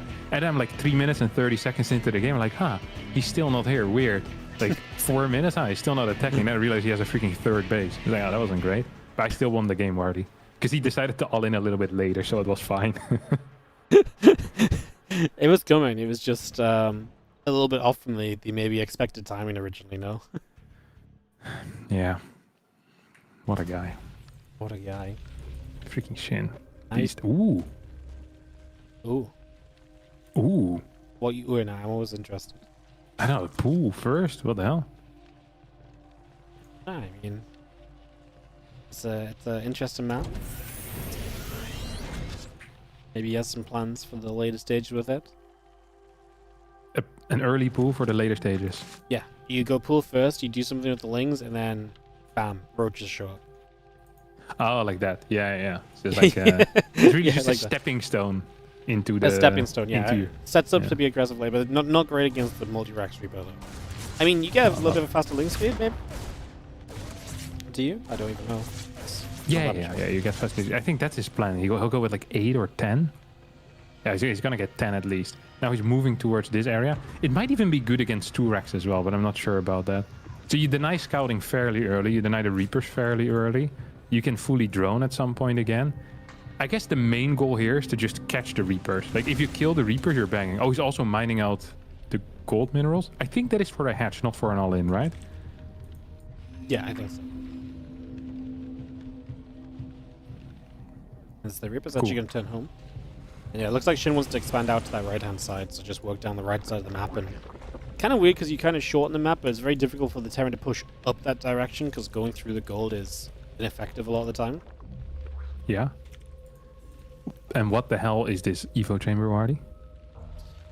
That is the Carapace Evo. The classic Evo chamber rush. 326, and we start Carapace on 32 workers. This is something that only Shin could have invented. Yeah, it's I mean, it means he wants to play Roaches, right? Otherwise, there's absolutely zero reason you're playing Carapace right now. No. Ling Infestor. This Ling is what Infestor? some of the Euro Zergs do. They rush an Evo chamber to play Ling Infestor into Ultra. They believe that against Clem, I was here when they were having this discussion, they believe that against Clem, there's no point in building Banelings because he snipes them anyway. So then what you do is you just get slightly stronger Carapace units. Like your Queen Ling holds everything, and then you get Infestors out so you can actually catch Medevacs. And then eventually you get Ultras or something. Or maybe you add like Banelings after the Infestors. And then I flew back home like the day after I heard this conversation together with Clem out of Bulgaria. And we were talking about this, and he said, man, these Zerg players skipping Banelings is legit the worst thing I've ever played against. I was like, yeah, that's great. Took him like an hour to come up with the three of them, you know, Cerro, Rainer, Lambo all sitting there. the Zerg hive mind really just didn't connect on this one. Good times, good times. But I mean, it's still being played, so it's probably not that bad. Yeah, I mean, I've seen it a couple gamers, times. Sorry? I've seen it a couple times. It's been Yeah. decent. This is a funky third base from ByuN. I feel like no one takes this third, no? No, I don't know why you would. Yeah, this is super far forward on the map, and as a Terran, you can take the right side nicely. You can take the bottom side. I know you don't like taking that kind of linear third Terran. You want to expand forward, but this is a very open area on a map that has this kind of sideways entry to your base. If you know those minerals get mined out, it gets more troublesome when those rocks despawn. This is definitely a wild choice for the third location. Yeah, especially because the triangle into gold fourth is so powerful and so easy to defend because there's like ramps leading up to it. You can full wall your natural. You kind of already have that with the barracks depot. So perhaps the reason is that he believes that he's ahead and wants to like push in this area, the night creep here, and maybe plant some tanks there. See what he can get going from here on out. As Shin actually already has the Carapace upgrade right now. It's going to be fighting against Stim Marines with a couple of Reapers. These Reapers kind of add a lot of utility into this army as well. Yep, the nice little couple of grenades could be nice as we just slow down some of the creep spread. Obviously just very Marine focus. Has the Raven out as well, so going to be able to utilize that. But they're actually going to take a dive onto these Queens here, and the attempted respread of creep is not going to be successful. That's all 4 of those tumors going down. It's a lot of energy, plus Queen dies. ByuN gets a nice little grab early. Huge grab. He is the grabber. That is a bad nickname to have. What the hell? This is my friend, the grabber. It's like, oh, it's not what you not like what you want to hear your wingman say. Yeah, that's how you get out of wingman duty. Jesus. All right. 2-2 upgrades on the way for Shin. He's actually going Hydra Link Bane rather than going into Ultra, so this is a bit surprising to me. Combat Shield is all being researched. And 1-1 finishing up for ByuN. We have an Armory. This doesn't feel like an 8-rack setup, but he also doesn't have a fort base quite yet on the way. No second factory. I'm kind of curious where this is heading. Yeah, it's it kind of feels like ByuN's gonna just send it, but then not sure how much he's gonna send it, as these Marines just gonna lift up and back away for a moment. As he found a cute little position, but just couldn't get enough damage onto that Evo chamber to make it worth sticking around on. And it feels like this is a position for ByuN where he should just be able to unsiege and just push up the map and go. But then, because Shin is just expanding across the top, it's so tough for ByuN to get into any position that's on top of a base. Like, you can push back creep, but I genuinely think it's going to be so tough for him to get on top of a hatchery at all. You're going to see that maybe that left side 5th base becomes the target, but if you're pushing a 5th as a Terran, it feels like you're a long way off your kind of goal when you're sitting on 3 bases. He is going to start a 4th though as well, so... Yeah, maybe that right side still has some potential. Like, these minerals haven't been mined. I think just for the sake of making this an unattackable area, Shin should probably send some drones over to clear those gold. Can later on take that right side as maybe a 6th as well, which would be neat.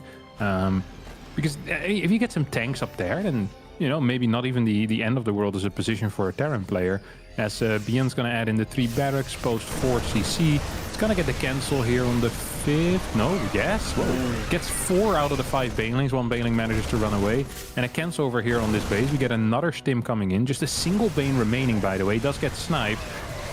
Yeah, would have been nice if we had a bit more HP on the Marine still, because he's stimmed a couple times already. Just makes the Ling Hydra effective enough at pushing this back.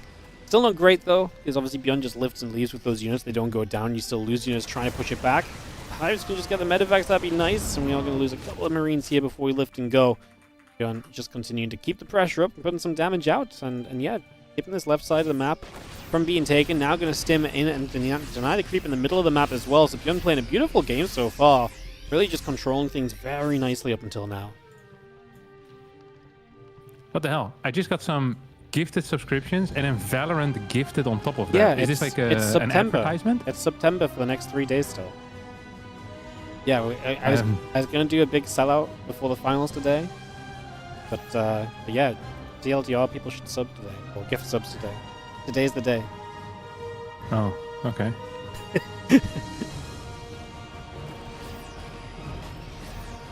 Freaking wild. Alright, well, shout out. Sorry, I was just confused. I was like, what the hell, Valorant? Yeah, they just love StarCraft so much. I'm just like, Yeah. yeah. Sport Valorant really isn't even made by Blizzard, is it? Isn't it Riot? Yeah. Wankers. You can blow it. Alright, what do we have here? Lurker then. He's actually gonna play Hydra Ling Lurker. Hydra Ling Lurker. With Banes. With Banes. Yeah, I mean, it's not a bad composition. Nice to have the Banes and the Marine, Banes and Lings there to push the Marines back, gets the Lurkers into position, and the Lurkers can kind of follow up on those fights and do a lot of work. So that's going to be the idea here from Shin. And ByuN right now is not really on anything that deals with that well. You know, if Lurkers siege up against ByuN's current army, that's not great. ByuN is getting a second starport, he's getting masses of command centers. Like, he's ready to play the late stages of this game, right? He's committing to the late game already, more or less. Yeah. Yeah, I'm just surprised. I'm surprised that we're getting such a passive game after he managed to clear the 5th base so easily. Or maybe he wants to play very aggressive ghost stuff, but ByuN is one of those Terran players that is not necessarily an aggressive monster, you know? If he manages to survive into the late game with a good position, he's like, nice, now I can throw down 12 CCs and I can get less SCVs in 10 minutes from now. Like, that is his kind of his end goal. If you give Clem a position where he cancels the 5th, you know, he's going to be running across the map with Mine, Marauder, Liberator, Ghost. ByuN is just kind of setting up defensively on the map to make sure that he can kite back far enough. And now we're actually going to have a pretty powerful lurker attack on the left side, where there's a bunch of tanks in position, 2 tanks in position there, but this planetary could maybe be in some trouble. Yeah, it is definitely not looking super pretty for the planetary initially, but then you realize that these lurkers don't have enough support, and they were still hitting the planetary there, no? Like, they just didn't attack the bio units at all. And so ByuN gets a very free cleanup and takes down so many of those lurkers so easily. It's a wonderful setup for ByuN.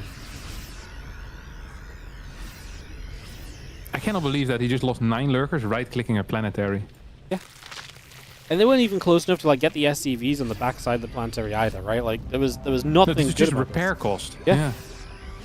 Which is nice, don't get me wrong, but if there's like a Marine Marauder force attacking you, probably want to attack the Marine Marauder force first. Despite that, Shin is still in a playable position. Yes, he's had some bad trades, but he's not bad by any means. Chasing into this choke is not entirely brilliant, though. Shin has been taking some debatable fights. Yeah, I think that's the problem throughout. It's just he needs to start changing how these fights are going, like now, you know, because otherwise it's going to start becoming. And don't get me wrong, it's probably not a game that's going to end like, you know, in the next couple minutes. But if you keep fighting like this, you're kind of playing a doomed game.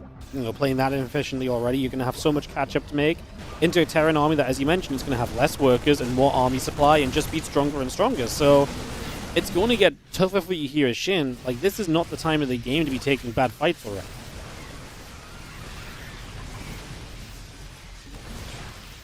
Ooh. First 2 Nidus also got killed here. Baneling count is very high, by the way. So, despite this looking bad bank-wise, the army supply, or the army value of Shin is actually decent. His creep threat sucks. His amount of bases also sucks. He's currently 6 base against a 5 base ByuN, who's building infinite turrets, by the way. Turrets on the left, turrets on the right. There's freaking turrets everywhere. He's already up to 7 orbitals as well, and there's plenty of space for him to add more. Liberator, tank, mine, marine, and actually a very limited amount of ghosts. I'm not sure if this is on purpose, because it might allow him to, you know, have more bio units out, so it's easier to split, or if he wants to still trade a lot of these marines in for ghosts at some point. Yeah, I mean, it's definitely that kind of point where you want to be upgrading that army to that next layer of tech, essentially. It's a big run into this bottom left side. SCVs are going to get a lot of repairing done in this planetary as the Banes start to connect. The extra Banes are needed, and they just get it. God, that was actually like 2 Banes less, and this wouldn't have worked. And obviously, we throw all those Banes in just for CCs to be there ready to replace. I don't know if I love that. Like, if you're trading Banes like that, I feel like you need to get planetary and SCVs with it. This Nidus is not effective either. It looks good because it comes up, but there's units there, and a lot of the lurkers go down. They actually have to retreat immediately. ByuN wins every fight that happens lately. Yeah. Yeah, it just wasn't very effective. So look at the resource loss as well. It's crazy. 18k to 8k at this point in the game, where usually the first few trades with lurkers are supposed to be quite decent for the Zerg player because the ghost count is low. So maybe you're not like winning the fights, but you want to be trading somewhere close in the vicinity of even. That wasn't the case here at all. So I mean, yeah, ByuN is just in a great spot, and he's just sitting back, he's relaxing. As long as he manages to deny the middle gold bases, he's going to win so freaking easily in the long term here. He's adding in more planetaries in the middle as well. We have extra command centers being added towards the left bottom side. And what the hell is Shin gonna do here? Is he planning on dropping in the main base? Good luck. There's like 5 turrets there. Yeah, I don't know what the plan really is, right? I mean, we double Nidus, there's units here. Because ByuN knows as well, like, he can afford to leave units back because he's in no near point in time. Really intending to be, like, out on the map for the huge fights. Now, he does maybe want to start doing something about the gold base on that right side, perhaps, but outside of that, like, ByuN is looking still just very good in this game. CC's obviously continue to build, left side starts to become his own. He's just going to see the wing bang going to run down. This planetary will go down, but again, we've got CC to replace it with. Long on the high ground gets cancelled, but I mean, Shin is doing at least what he needs to there and denying bases for a little while, but we're still a long way off success. A long way off success. Still down 12k in resources lost. Ooh, these Banes are actually kind of getting caught as well. That's going to be expensive. No real connections here. We get an EMP on Overseers, a couple of snipes. One of them will go down. The flanking planetary that was in the middle is going to be capable of doing something here. Nidus did go up on near the turret line on that far left side, so maybe we can see something happen there, at least clear the turrets, but we already have a Liberator out as well. So ByuN once again is set up as he pushes in forward. Shin just seems to be in a very tough position, and that position is only going to get worse and worse the lower ByuN's worker count is going to get. Yeah, as the worker count drops off, you get more army supply, and it's not like Shin has some like mega kind of surprise army like, haha, like I've got something. Like, it's Lingbane Hydra Lurker, and the lurker count, part of this is even kind of low right now, perhaps by choice a little bit, but it's not like there's some magical unit composition that's coming through from Shin that's going to make this even better. He's going to start getting outmassed. Like, he can't win a fight now. What happens when ByuN has 30 more army supply? When do you win fights there? Well, that's when you're meant to kind of outmine on the map. That's just not being allowed to happen. Yeah, you're right. There's really no surprise army. I don't know how Shin wants to do it. He's going to go for Greater Spire now. That is usually the only road to getting somewhat decent fights. Is like maybe Broodlord Infestor, Viper. You can mix them in, see if you can get something going there, but it's just going to be tough. It's going to be tough. Liberators once again sieging up here on the left side. As and you force a lift, but that's not going to be enough, is it?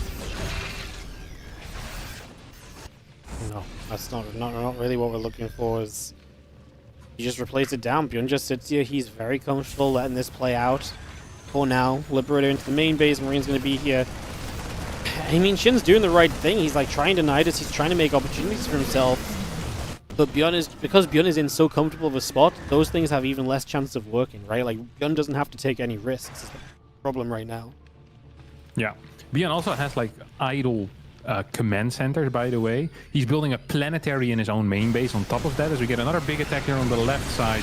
But there's just no catch in this army. There's no parasitic bombs on the air units. There's no fungals that are trying to hit anything. Like, Shin's entire game plan seems to be, let's hope ByuN doesn't pay attention for a little bit, but ByuN just doesn't have a lot to pay attention to. He has sensor towers in the middle, he has planetaries absolutely everywhere, so minor run-bys are not gonna, really worry him.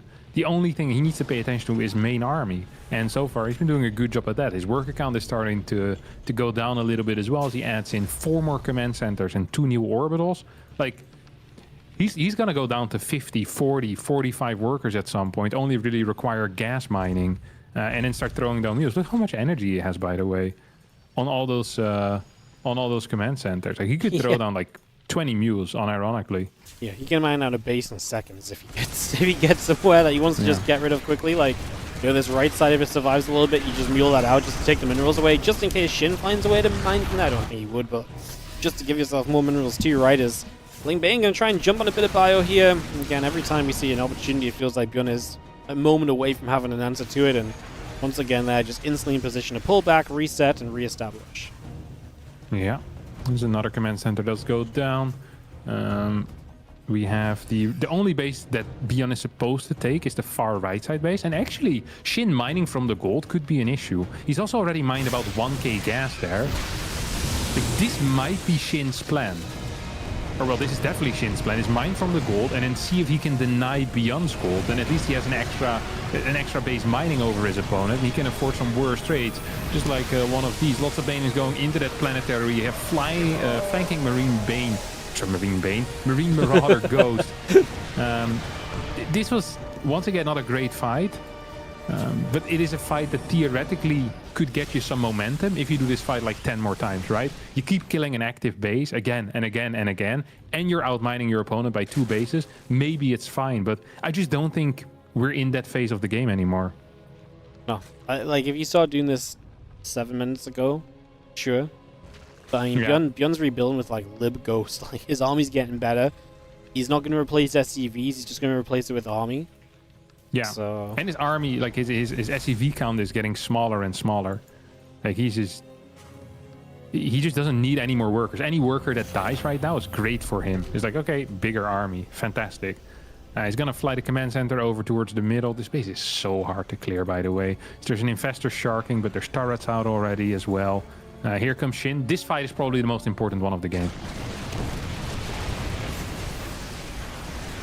Yep, I mean, he's got to do something here. These Banes are going to come rolling through. Tank going to try and do its thing in the front. It's going to be seeing the Banes keep rolling forward. The Bio Ghost pulling back and away, and we will see the Ghost having to keep running. Shin's losing a lot of supply. He's obviously got resources to rebuild with. ByuN doing a lot of lifting, just repositioning. He's got a lot of stacked defensey kind of units like tanks and libs, just sieging up and just holding positions further back. So if you have to keep running through those as Shin, it's going to get very expensive, and that is basically what ByuN is forced him to do. Yeah, this started as a pretty even trade, and in the end, Shin goes down about 2k in resources lost on top of the already 20k that he was down. ByuN right now feels that he's powerful enough he can just continue pushing. He's still maxed. He has a lot of Liberators here, gets a couple of snipes out. Baneling count is not good enough. There are no Lurkers to assist either, and 0 Broodlords out as well. We have a Burrowed Infestor here that might be used, but look at that Liberator count. Holy crap. It's like freaking 10 libs here. There's 18 libs on the map right now.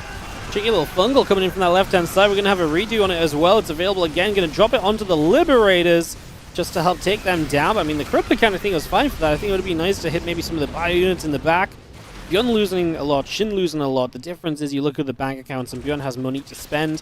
And he is, Shin's already kind of spent his money and is struggling to get fully up towards 200 supply. And also these Corruptors, right? They have such a limited use. Now ByuN just builds Vikings and Ghosts and just doesn't build Libs for a bit. And those Corruptors are going to be a little bit of kind of dead weight in this game. Yeah, but I guess you have to build them, right? Like, if there's 18 Liberators out, like, what are you going to do? Build 70 Hydras? That's not really viable. So, I think you have to, and honestly, he cleared that fight, and it was a plus 2k fight in the end, so it was good. The problem is more that his position is not great, but he has managed to deny the middle base for a little bit longer. He's now also looking to try and start mining from his opponent's right side base, which he should not be capable of doing that. Liberators can attack that, tanks can attack that. I mean, it is looking rough for Shin, don't get me wrong. This is very tough. Yeah, a right side base should never mind. Mentioned it earlier. Yeah. I was like, almost jokingly, like, well, you know, he clears it up in case he wants to take it, but there's no way you ever really mind that yourself as Shin. Yeah, ByuN just gonna focus on the left side for now, though, and it's obviously another fight comes in that direction. Good mines to begin with. Trying to get a snipe off, the units are far enough away. ByuN will just go chase, and there's an infested trailing in the back that's in a little bit of trouble immediately. That army is, again, just unable to really kind of justify another fight through so soon. And you're starting to see 140 to 104 army supply, right? So it's this kind of moment where ByuN's army supply is looking scary. We are going to morph the Broodlord, so we are going to try and make this happen with Broods here as Shin, and see if he can get some momentum going. Typically, Zergs get like one Broodlord transition in a game, and Shin's going to choose this to be his Broodlord moment. Yeah. It's understandable because this orbital that is going to land on the gold momentarily needs to be denied for a very long time. Actually, forever. Like, if this base gets mining at any point, Shin is freaking dead.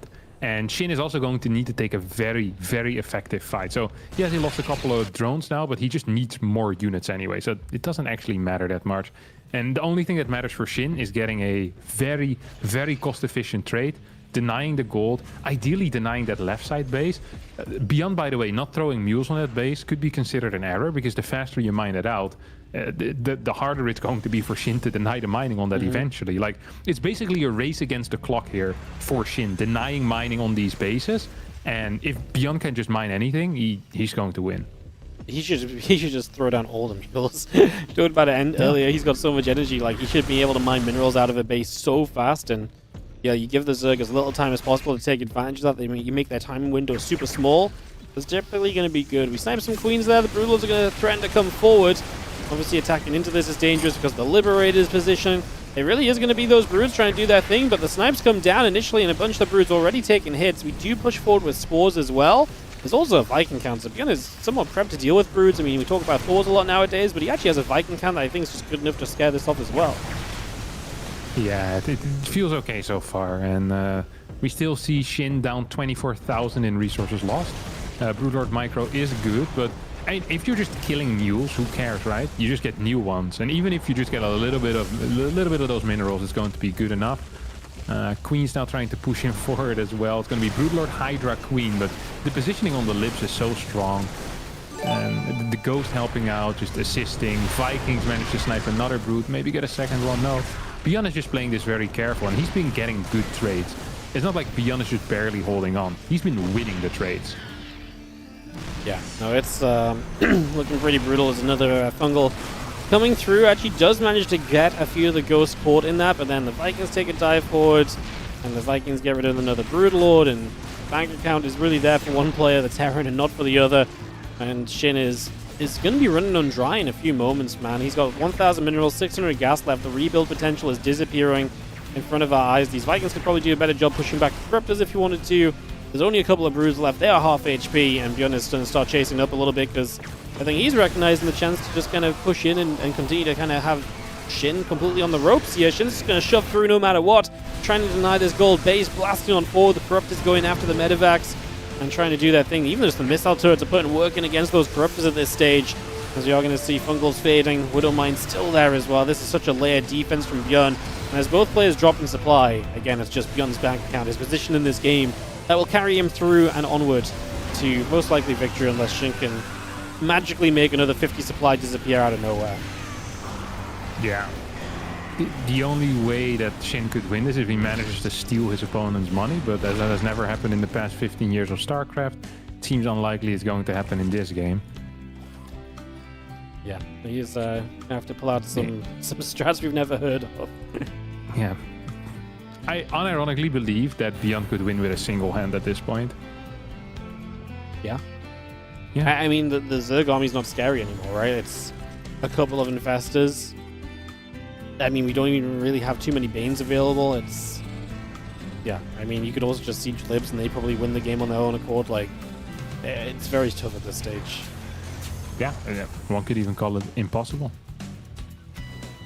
That's the issue with Zerg versus Terran. When you get to this point and you haven't had that successful earlier game, it's so difficult to kind of get anything that kind of works for you here. Is you're going to see the Infestor popping up. Shin's just going to try it again. I mean, he knows time is not his friend, so he's just going as soon as possible.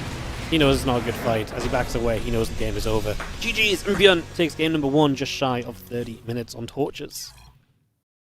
Wait, this was 30 minutes? Yeah. Wow. 28, not bad. Not bad at all. So yeah, ByuN takes game 1, loads up Mag and Nath for game 2, and get that ready to go. It's, the rest of the bracket looking fun as well, by the way. Nightmare has defeated Classic, so Nightmare steps in to play against the winner of this series. That's wild, because Nightmare was down a game against Mono at the start of the day, and since I last checked on him, he went 2-0 Rogue and 2-0 Classic, so... Wow. Nightmare on a... That's a run. Yeah. That is a run indeed. So Nightmare steps through. Will be... Creator Max Packs. Hey, Hero's not playing today. He's in France, right? Or on his way back. Probably. Oh. Paris, yes. Yeah, I imagine he's just traveling home. Yeah, makes sense. Or maybe he stayed a bit longer. I'm pretty sure his wife was there as well. Oh, really? Yeah. Yeah, maybe. Could be. Imagine not rushing back from Monday Cups. Amateur. Yeah, this guy that has his priorities not straight. Not straight at all. Yeah. I landed home at 3 a.m. this morning to get back from the Monday Cup. Hero can't even bother to show up. It's unbelievable. That's wild. Yeah. Clem also not playing. Clem won't play Old Patch. Is that what he said? No, but it's very obvious because anytime something's on the PTR, Clem's there, and when it's not, he's not. Ah. I think he's done. Figured that. Which is reasonable because PTR is probably realistically going to be our future, right? So. Yes. I wonder when they're gonna implement it. Yeah, I was wondering this too because I want to run TLMC on PTR, but if they turn the PTR off halfway through, that's not great, you know. Yeah. You want consistency in your tournaments, don't you? Probably gonna just try and run on PTR though. Makes the most sense. Yeah. All right. What do we have over here? StarCraft. CC first coming out of ByuN. Wardy. What is up with this guy? He loves 2 that man. Rex Reaper into CC first. What a guy. Always mixing it up. Truly. Hey, how was your holiday, by the way? Your honeymoon, as some might call it. Yeah. We were calling it the mini moon. Because we're gonna go on a proper honeymoon next year. It's just like a mini moon. 3 days. Like a teaser, pretty much. Yeah, a teaser. Just like a little holiday. Do you know where you're going already for the? Wait, we're gonna go back to Singapore. Oh, really? Yeah, we live it there. It's very nice. Okay, Singapore. How's the weather in Singapore? Hot, humid. So I figure. They have acid rain there? No, I don't think so. Okay. That's why we didn't go to Singapore now because we want to go in March because it rains less in March. That makes sense. Yeah. Yeah. When I went to Taiwan the first time, and they told me that you have to like, you have to use an umbrella when it rains. I was like, no, you don't understand. I don't care. Yeah. You know, I'm okay. I'm like, no, you really should. It's like acid. I'm like, oh. Yeah, I heard about this in Korea. I was like, what? I think I was with Tasteless actually. He was like, yeah, you can't go out in the rain. I was like, what? I thought he was having me on, you know. He was like, no, you'll burn. I was like, what do you mean I'll burn? Yeah, wild stuff. But yeah, no, this trip was okay. We had a little bit of a chill. I've already told a couple of fun stories about it, so yeah, it was okay. Were there beaches? Yeah, it was like beaches, but they were like kind of rocky beaches. And we're not really beach people either, you know, like. So it was nice to walk around a little bit. So the food was so. Yeah, as a vegan, it must blow. Well, we went to a vegan hotel, right? But yeah. Right. But it was way too fancy. Like they try so hard. They wouldn't allow you in, despite staying in the hotel. That was the first problem. It took a couple of days to be allowed in. But just the food was it was whatever. So okay. It was an okay trip. It's a problem with, I think, when the fancy restaurants try to do the vegan food too often. I feel like there's beets involved. I freaking hate beets so much, man. This place, like, it was designed around like whole foods and right and like fresh food and stuff. Like I was expecting it, but like it all was like very bland, or all had like the same flavor and stuff. Like, we gave up after 2 days of being in the hotel. Yeah, gotcha. Yeah, you'll like this. We one of the highlights of the room that we got was the mini pool right outside. Like, so you get like a private little mini pool. Oh, that's sick. It sounds sick, right? It was literally, it may as well have just been a tub of water. So instead of having like a bathtub inside of the room, it was outside. Yeah, pretty much. It has like a little pump to try and keep it clean, but like it was not warm or anything, you know. Like this thing, Helen keeps laughing because I'm like, this is the most disappointing thing of this whole trip to me. This mini pool. I wish I took a photo of it. You would have laughed, I think. Good luck. Anyway, TVZ, Magnata. Good 5-minute chat. Yeah, it's not bad. What are we doing here? Hellion Banshee. Barracks. He played pretty greedy. I feel like the greedy Terran is kind of a myth, though. You know what I mean? I feel like the Zerg is like, oh, your harass is weaker, I'll just get more drones. You can't really out-greed a Zerg. I just don't think it's possible as a Terran. Like you can open triple CC before barracks, and the Zerg's like, okay, I guess I'm not building any links. It's like it doesn't matter to them so much. They just have much quicker drone production than you. You're just gonna be down like 30 workers anyway. They'll have fast tech behind it as well because they can do that. It's like, I feel like this is, I think it's much harder for Zergs to fight against someone that has just tight hitting timings. Mm-hmm.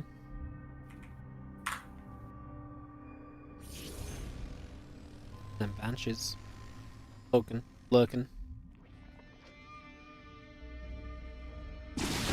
Instant creep tumor kill. That was crazy. Yeah.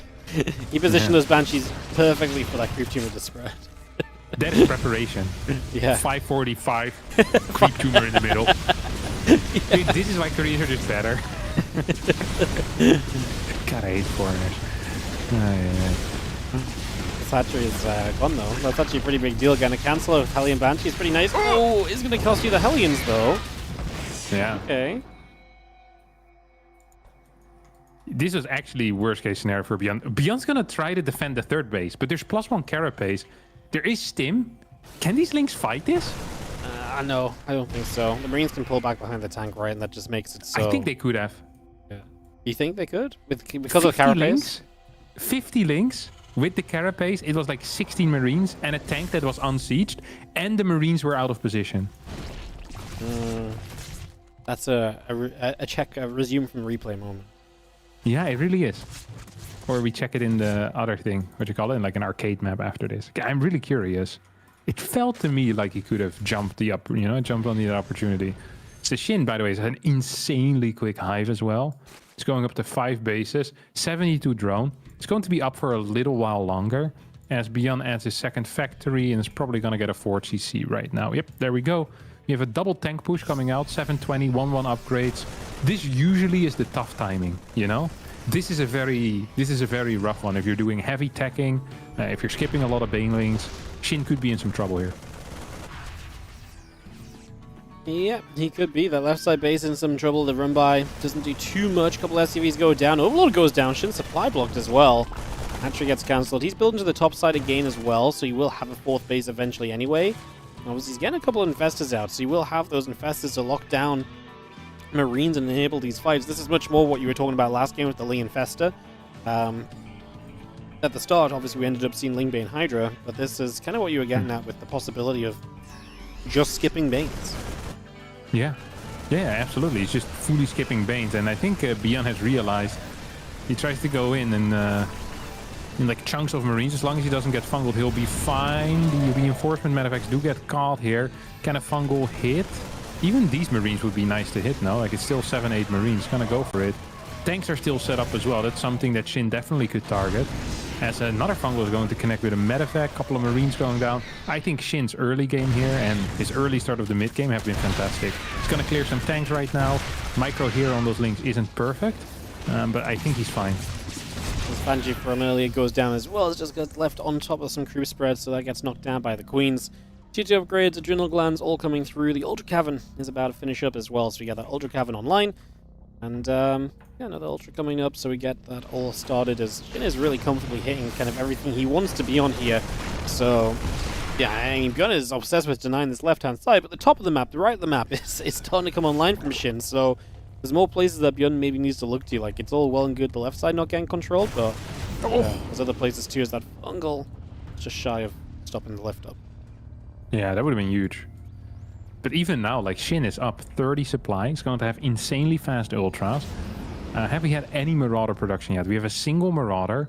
The next set of tech labs is ready, but we're not starting our wave of Marauders quite yet. Like, if you're running across the map maxed out as Shin here, I actually believe that ByuN could be in a little bit of trouble as these mines are connecting with a bunch of the links. Left side is still active as well for ByuN, where he has about 10 Marines and a tank. ByuN also just doesn't have any anti-ultra units yet, right? Like, first Marauders are just now starting up, so if Shin just kind of goes, he might just have a moment where he can attack and ByuN can't really do anything about it. Top right base is going to go down, so ByuN does find that. That left base still denied as well. That's all well and good. The base denial is one thing. But again, if Shin just pulls the trigger and commits, I think ByuN is like a couple minutes away from having a defense here. Yeah, I don't really see how ByuN will hold. He's adding in Liberators right now.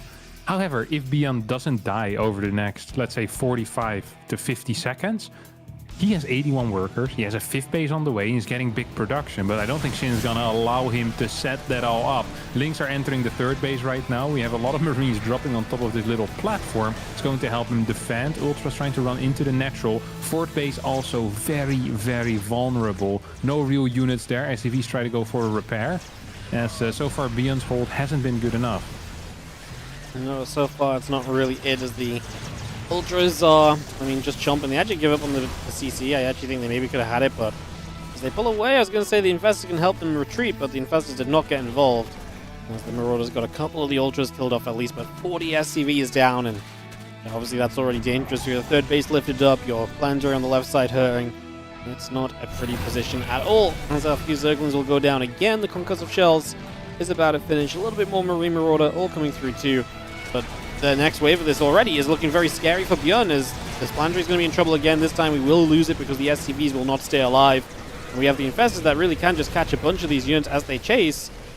That's the only thing I think Shin could be doing better right now, maybe kind of cashing in on some fungals. Yeah, but I just don't feel like he's super worried here, right? Yeah, I mean, there's no reason to concern himself, right? Like, he's fine, he's good, like, his position's great. So, he could be doing maybe a teeny bit more, but yeah, he's doing well enough anyway. Yep, 18 Marauders. Is a pretty decent number, by the way. 2500. There's still 0 Banes, which does worry me. And ByuN has a big army. So, despite him being kind of dead and being down in upgrades, like, his army comp right now is actually really powerful, like strangely powerful, because his SCV count is so low. So he's going to have a single fight available to him where there's basically no mine or Banes available. If you get some good mine hits, maybe he can do it, but these fungals are fantastic, so perhaps no. One of mine's going off towards the end of that there. As a counterattack already finds some SCVs again, so once ByuN is lifting, he's retreating. Continue to take a bunch of damage. The bio just going to be gathering, and top right base going to get mine as well from Shin, so he's going to be comfortable there too. Shin's also about to have +3 melee, so even better upgrades for himself in these fights. Being a full set of upgrades ahead, ZVT is kind of a dream that you don't really get to live out very often. Yeah, it really isn't. ByuN's still staying close in army supply, and for a while Shin's mining has actually been pretty poor. Like he was down in mining for a little there, like down to like 2.1k or so a minute, while ByuN was on similar numbers. Resource lost is in favor of Shins. We're going to get another couple Marauders dying. Liberators will get cleared here by the Corruptors in the air. Medivacs might be the next target. Oh, Corruptors actually disengaged. I think Shin doesn't realize he didn't start Centrifugal Hooks quite yet. Yep, so it's a good one to have for sure, as Borderline Banelings are never optimal. I think he thinks it's coming anytime now. Like the way that he's moving is like, okay, surely he's gonna finish now, and then soon he's going to realize that he's been waiting for something that he never clicked. It's kind of a fun one. Still some Lings just kind of running in here and there. The Liberators will start to clean it up, but only after a little while. We are going to get this hatchery. The units are kind of pinged in over here.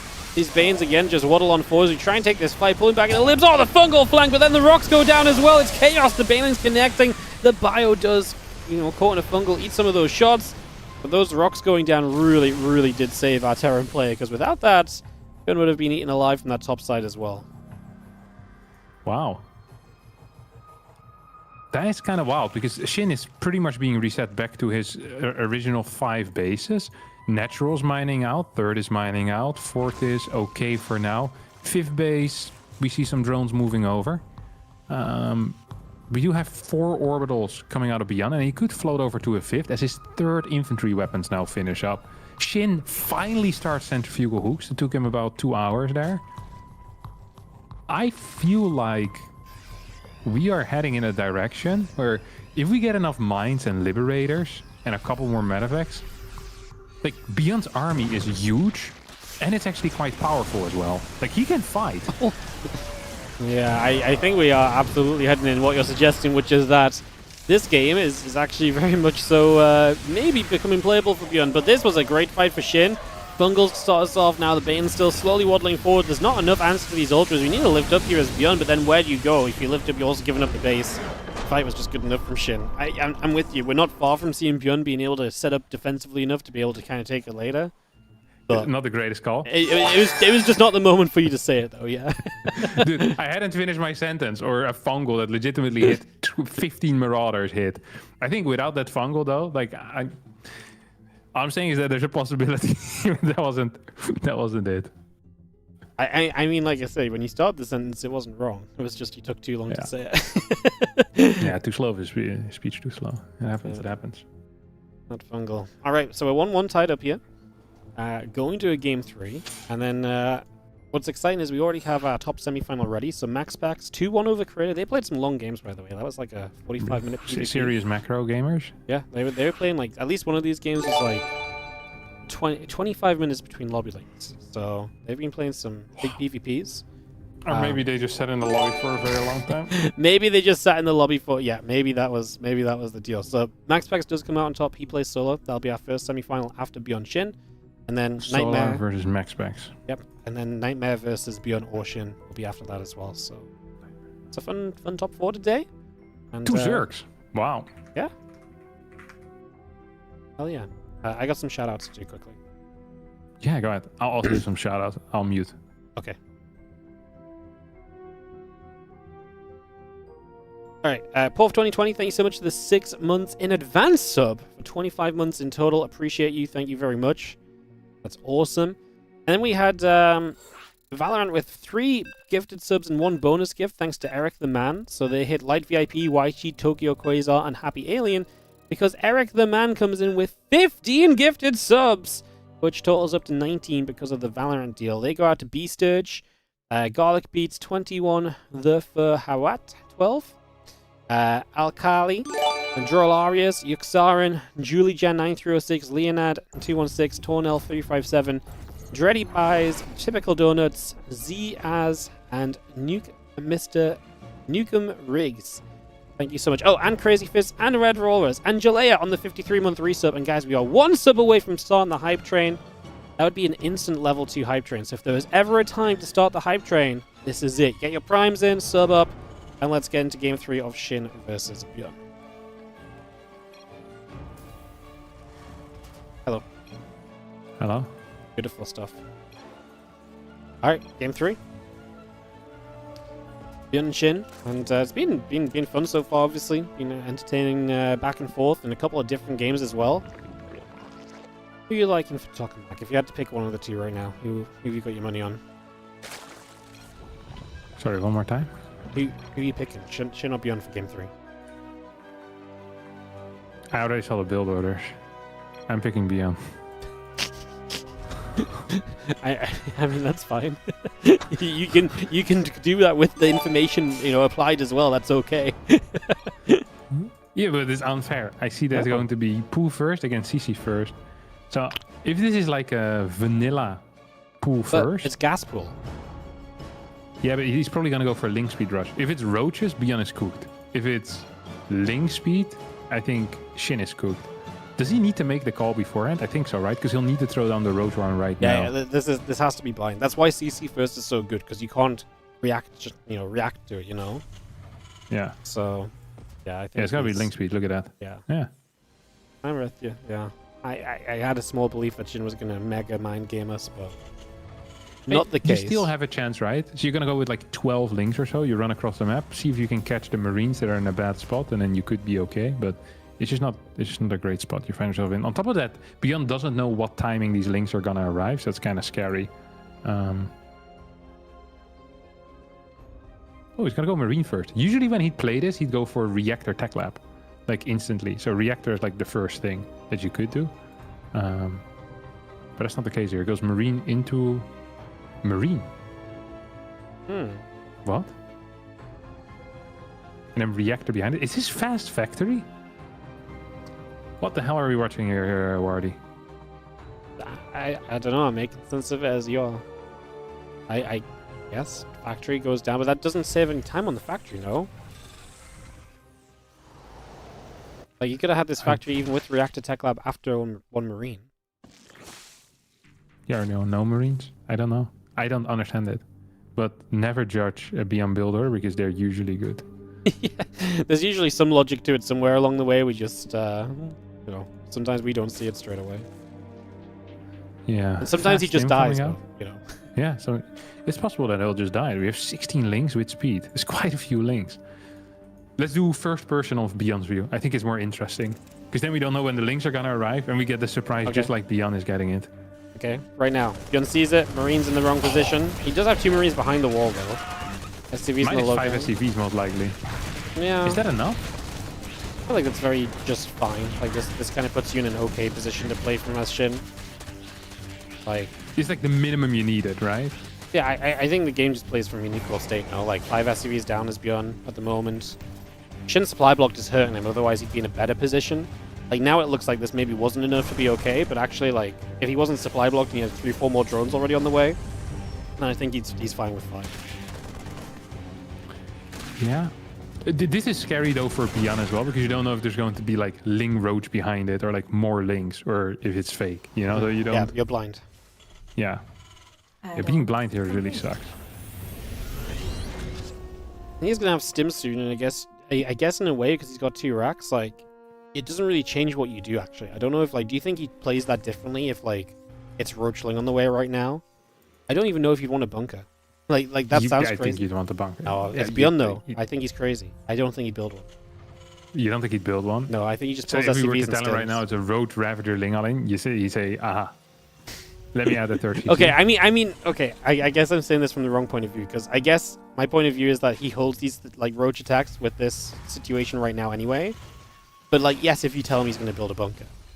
Yeah, But I think his build is comfortable against those kind of attacks without a bunker. Yeah, it's probably fine. Yeah. This is this 2-on-1 drop could actually deal some damage, by the way. Queen count's going to be at 6 total. There's not a whole lot of creep pushing out forward. Ling count is at 19. You're going to have 16 Marines with 2 medevacs. Like, that ain't easy. That ain't easy at all to hold. Nope. Not easy in the slightest as the Overlord sits over the side. Marines coming about. And ByuN is on a push, so... Yeah, this is scary. No upgrades or anything ready for Shin just yet. It's just Lings. I mean, he is building drones as well. He does have 37 Lings on the map, so he has a lot of Lings.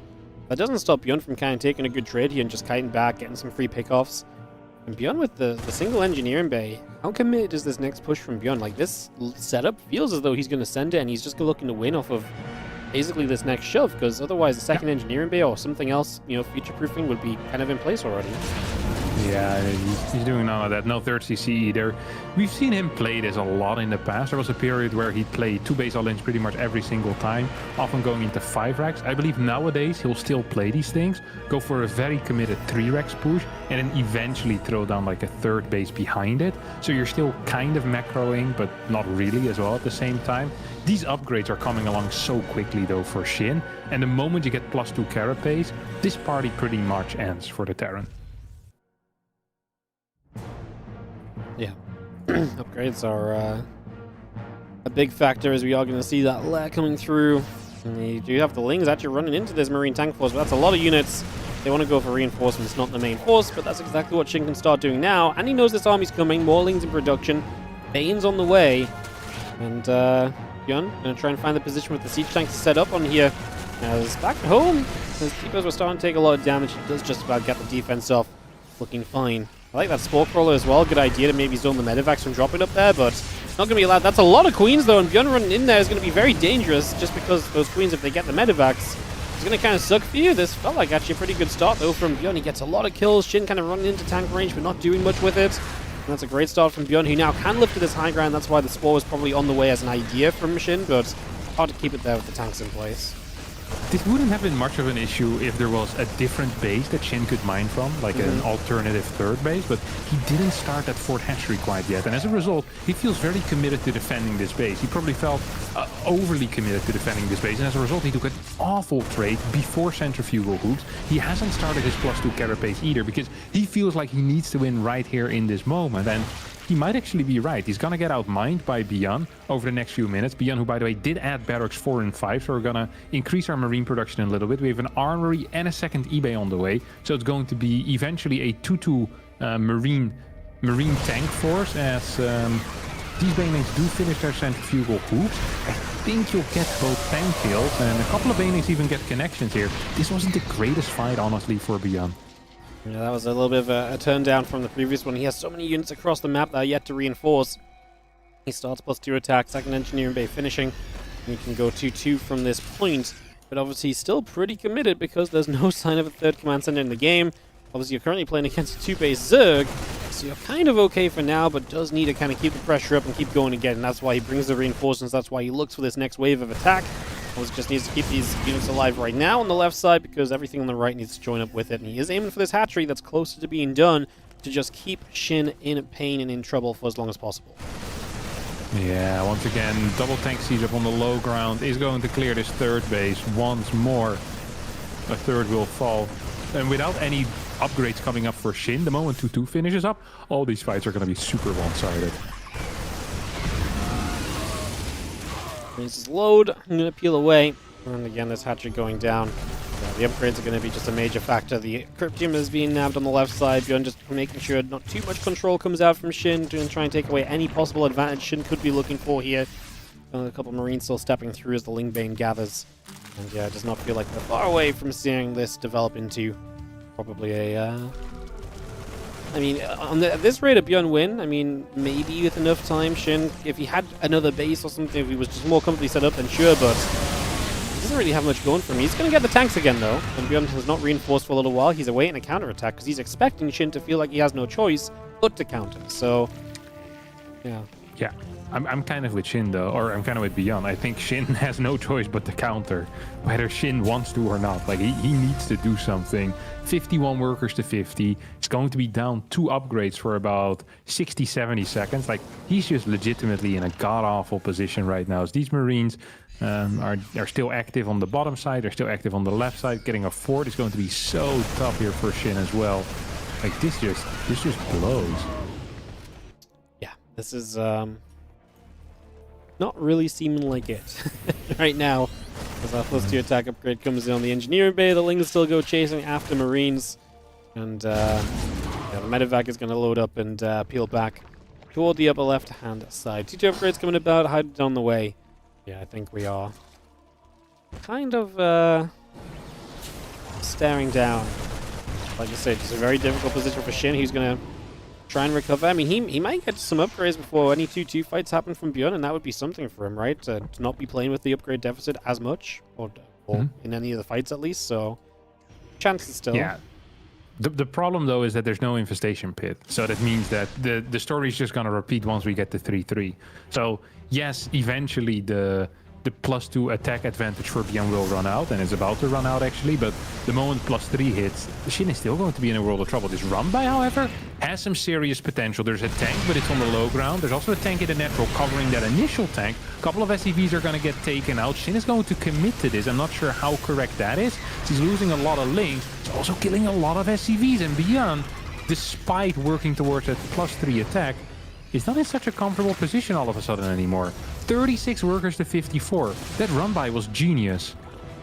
Yeah, no, this really did some work, and now ByuN is in a little bit less comfortable position now, feels a bit more forced to push forward, perhaps. Wouldn't mind setting up as he tries to set up onto that 6 o'clock location that he's kept denied for so long in this game. As a high queen count is going to be very tanky in the early stages.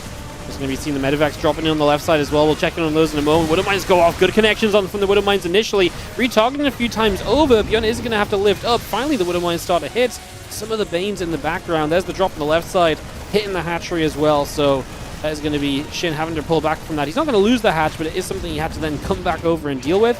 ByuN still maintains the supply lead, and he is rebuilding the work count during this a little bit. It's 44 to 53 now, so he's still looking okay there. He's back on the right side, diving back in. The Banelings are just not here, so the Marines are just fighting. And now the Banes, as they do arrive, get stuck behind the Queens even.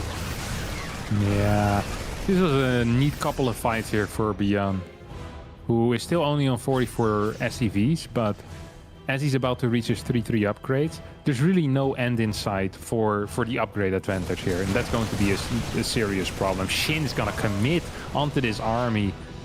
It's not going to work out for him whatsoever. Loses a bunch of links. I think ByuN also realized that they're gonna reroute right now. So he saw some links still trying to squeeze by. I mean, 3-3 is going to be a game changer here.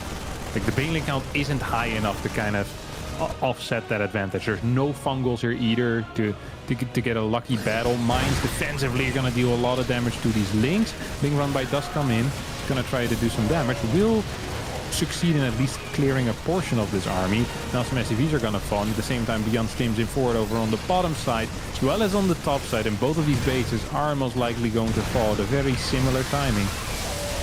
Yep, hatch is going down. Obviously not a good sign. The banelings are just getting cleaned up without connecting well enough. There's that hatch on the left side dead as well. So we really are just running on fumes here as Shin. GG has to be called. ByuN will take it 2-1. And ByuN sets up a TVP semi for himself against Nightmare. That will come after the PvZ semi-final with Solar and MaxPax. Epic. Epic. Truly. I'll tell everyone to go to NA, because MaxPax and Solar are already in the lobby, so we'll get them over there.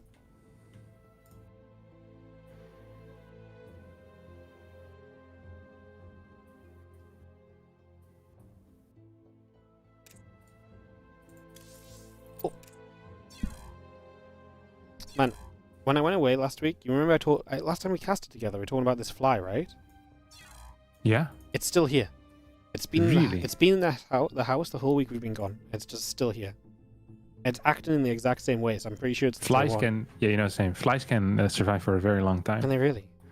Yeah, they're very powerful. If they have access to food, clean drinking water, they can go for a long time. I have no idea where it has access to food or clean drinking water, but You'd be surprised. They need very little clean drinking water because they're tiny. yeah. People don't realize this often, but I a got it! fly can drink. What? I got it. Oh. This is A fly- anticlimactic. I've been fighting this for weeks. A fly can drink significantly less than a human and still survive due to its smaller body size. That's a knowledge bomb, yeah. So, where people would think like, oh, where's this fly getting all the food and drink from? He just needs very, very little. What looks like a crumb to you, it's a, you know, it's a lunch meal for the fly. Yeah. You know what? That makes sense. Yeah. So you might think, where's he getting the clean water from? But just the toilet, for example, would be good enough. But you know? well, yeah. But I didn't even know whether there's a drop of water. But yeah, the toilet might be a great suggestion. Yeah. It's filled with water often. Yeah, no, There's like even a basin that captures the water. I've learned so much. I've learned how flies drink. I've learned that, you know, toilets have water in them. Yeah. Is what it is. The other day there was a fly. I told you about that, no? The fly in my bathroom. Yeah, I think so. I didn't take him out fast enough. So usually I capture them and then release them back into the wild. But this one, I think he was stuck in my bathroom for a while and not enough food there for him. So he became very weak. And also the natural bioweapons that I often release in the bathroom probably didn't help either. That would by the UN be considered chemical warfare, animal abuse at a very high degree. So I'm not sure which one got him first, but it was tough. I really hope. But he looked weak. So then I captured him. It was really easy to capture him. Then I released him, but I don't think he was flying away. Like he was kind of waddling around.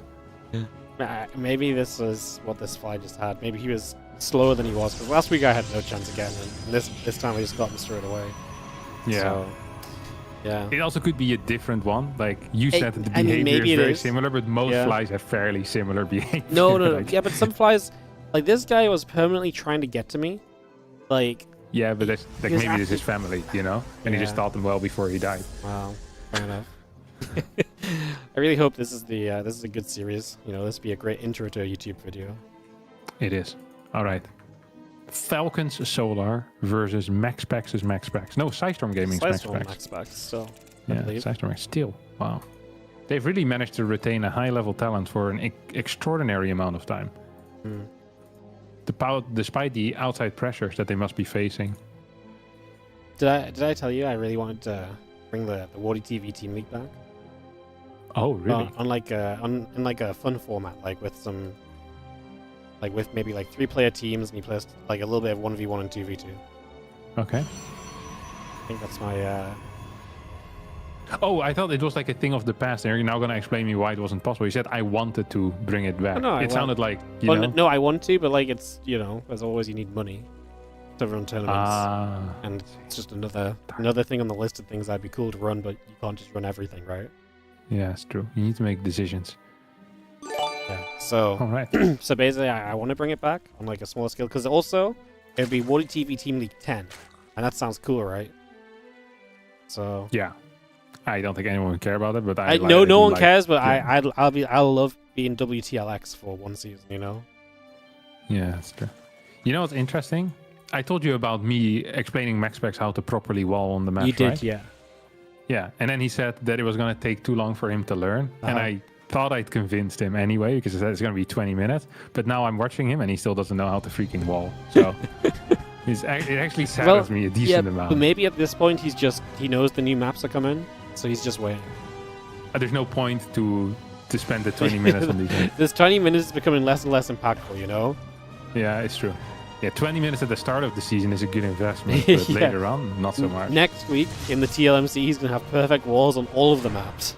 Yeah, I have my sincere doubts. Okay, Void Ray coming out first. Ooh, that is actually kind of weird. Void Ray into Oracle. Why would he do that? That's a great question. What is he hiding? Maybe he just wants to make it, make Solar feel as though he should be afraid of things. I feel like Solar's been a bad matchup for MaxPax the last couple times they've met. Solar keeps getting him with the Lingbane Hydra aggression that you feel like shouldn't really be enough, but it oftentimes is. Yeah, you know what a Void Ray often feels like? It feels like a haunted house, like you know it's not real. It's like, oh, it's a Void Ray. He could be doing something crazy behind this, but most likely it's just going to be Forged Twilight anyway, I feel like haunted houses would be significantly scarier if every now and again they actually stab someone in there, yeah, that would be more terrifying. Knowing you could actually be stabbed, yeah? Yeah, people... Yeah, it's the same with I always do with amusement park rides. You kind of have that fear because every now and again you see like a video of like one of these cars flying away or people get stuck in it for 8 hours. Like there's not a realistic fear, there's a very small chance, but still there's a chance, I feel like they should do the same, have a lottery with haunted houses that once or twice a year they just decide to take someone out, just nationwide. Yeah. And that's the same with Void Ray openers. You can't always go Void Ray into boring stuff. Sometimes you need to do something aggressive. Yeah, I mean, I think you have to because you have to keep the fear there, which is why I think a lot of guys like to... I was thinking a longer series opening a Void Ray in game 1 can be cool, because then it's like, what if I go Glaives this time? Or what if I threaten the idea of always having Glaives behind the Void Ray? That threat being there just has so much weight behind it if you actually... have shown some, reason to have the weight there in the first place, Yeah, true. Have you ever been to a haunted house, by the way? No, I'm not into that. I'm way too jumpy of a person. Really? Yeah, me too. I jump when Helen sneezes sometimes, Oh, wow. So I don't have the disposition to, and I'd be out of there, man. There's no chance. You went to one recently, no? Yeah, 7 years ago. 7 years? Oh, I thought you and Irene went to one for some reason.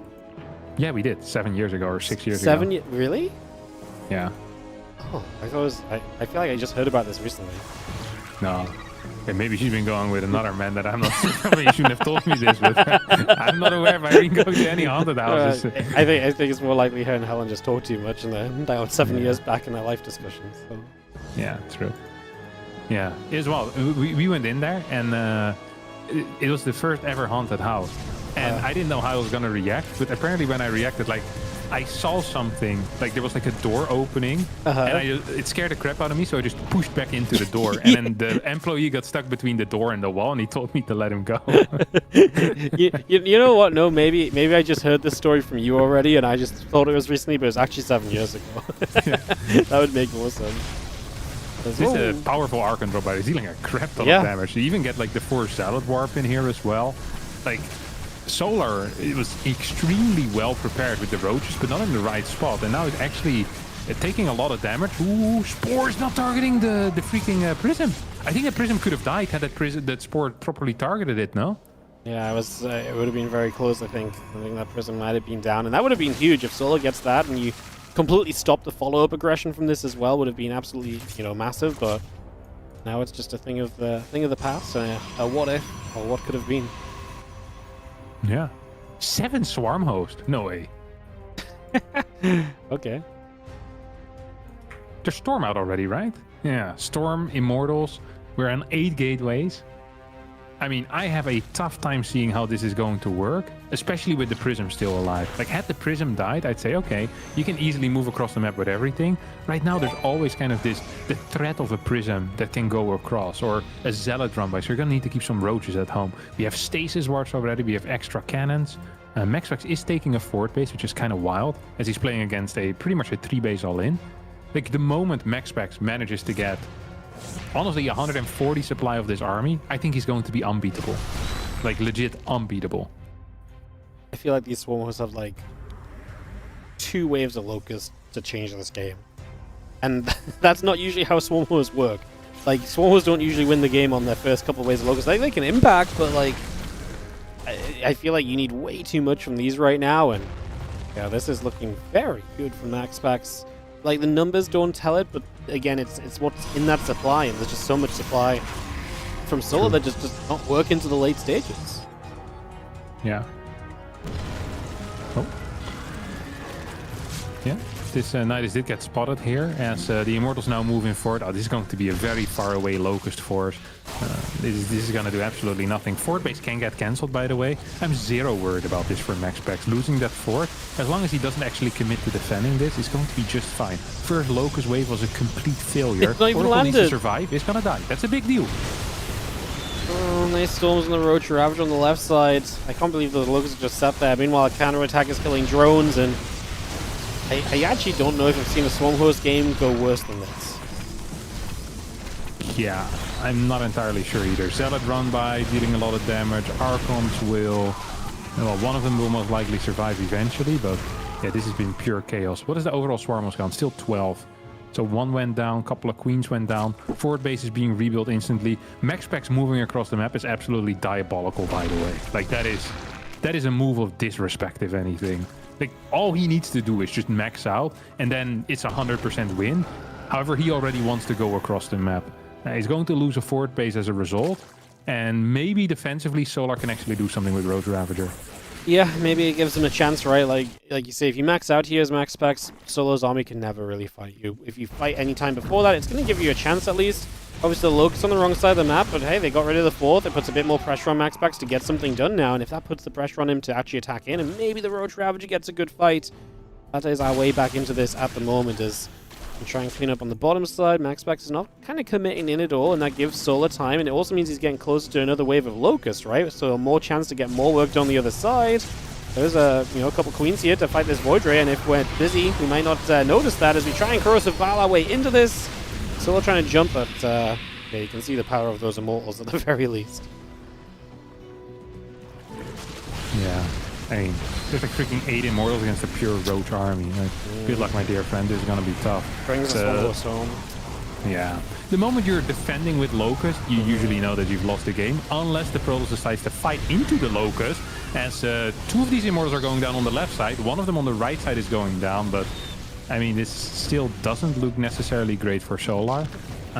This was honestly a much better defense than it ever should have been. Yeah. Maxpax, really all he needs to do is not die, stay alive, and if you ever get a mothership, you win the game. If you ever get to 180 supply, it's 100% of a win. But like 140, 150 supply, you should be capable of defending everything. If you have Storm, Immortals, some Archons, so I'm not worried for him dying, but this was worse than it should have been. And if he decides to move across the map again and lose an army once more, loses a fort base, he might get in trouble due to main and natural minerals starting to run out. Yeah, there's a way. Like, this game has been opened up a bit by Maxpax's aggression, and like you say, Solar found a decent fight. Did have to bring the Swarm Host home, like you say. That's generally not a good sign. He was reluctant. Yeah. He was thinking about it. He decided to put them in the end. And it was the right call, because it gave him a fight that may actually extend this game, whereas otherwise he was not pushing that back in any way, shape, or form. And Solar comes across the other side. He's maxed out. He's got numbers, but again, numbers are not everything. He has the Storm preemptively hits a lot of those locusts and is already doing great. So a lot of those locusts dying on the way in. And that means the Roach Ravager is not going to have the buffer that they're really looking for here. Now the Roach Ravager getting Storm 2 is absolutely brutal. Damage is huge. And Solar is just achieving what really feels like nothing. I mean, he's killed an Archon or so. There's another Archon that's super low. I wouldn't mind him turning around for that with a couple of Roaches. Yeah, it's just so many tech units here. It's really the dream scenario for Protoss, where you just have the majority of your army made up of expensive units that trade super well against Zerg. Now you've got a Prism on the other side as well, and that's going to force Solar to have to respond to that, and he's taking damage in the process. Yeah, MaxPax is in a very winning position. Now he's going to go for the push with 180 supply. He has a lot of Stormers nearby still as well, and I think this time even the defensive Swarmlord wave is not really going to change anything, because it can just be stormed to death. Swarmers don't even really have a wave available. Oh no, I guess they do. They already used it. Never mind. Yeah, I mean this should do absolutely zero damage. As Ravager flank comes in, Storms will take care of the Locust, Immortals will take care of the rest. Did the Prism end up dying? Yeah, Prism ended up dying, so that's frustrating, but I mean, MaxPax is just taking a big fat W over here. Honestly, not like a terrible fight for Solar at the end in some senses, because we just expected it to be... Like, he killed more Immortals than I thought he was going to kill, so I'm like, okay, yeah. that was something, but obviously it was kind of a doomed scenario. You know, when it says, when you say it's not a terrible fight for Solar and he's at down 50 supply at the end of it, kind of puts in perspective what we were kind of expecting of things. So, very true. Pretty rough there. Is I feel like just all went wrong from obviously the initial Archon drop, doing so much work, putting you in such a good spot there early, and really kind of making your life tough right from the get-go. As now we ready ourselves up for a game number 2 with MaxPax in the lead. He's on a 2-series losing streak against Solar, so looking to try and rectify that and get back on track. He had a massive winning streak against Solar before that, so looking to fix the blip in the recent history. It's going to be on Incorporeal for map 2. Yes, please don't start without me. I'm not starting. I wasn't even in the lobby. You were in before me. Thank God. You're a fast lobby joiner, unlike me. I'm very slow. I click the buttons, man. What do you want me to say? I just, you know, I get distracted as the waiting for the lobby link. Like, paying attention for 5 seconds is very tough. So...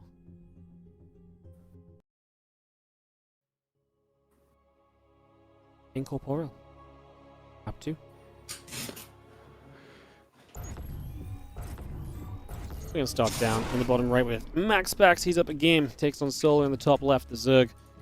And only Zerg left today in a tournament series that is typically played by a lack of Zergs, especially in the finals. Yes, because all Zergs suck. Luckily, they're getting patched soon, so they will finally be capable of winning some big tournaments again. Look at him. He's once again ruining my walls. How dare he? It is crazy to watch the highest level players mess up walls. I do not enjoy this at all. Ooh, guess first. Oh. Is this why we talk about no scout? Is that still a thing? Yeah, it's a no scout, yeah. No scout. No scout. Sometimes nowadays I don't do it though. I just do the regular gate. Yeah? Regular gate into gas. I don't know why. It just feels right as well. I can get crazy timings on the Stargate too with that. It's kind of okay. But yeah, you have a little bit less gas. It is what it is. Alright, what do we have over here?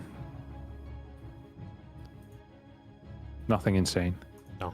Very peaceful. Solar doesn't really early cheese, does he? I don't think so.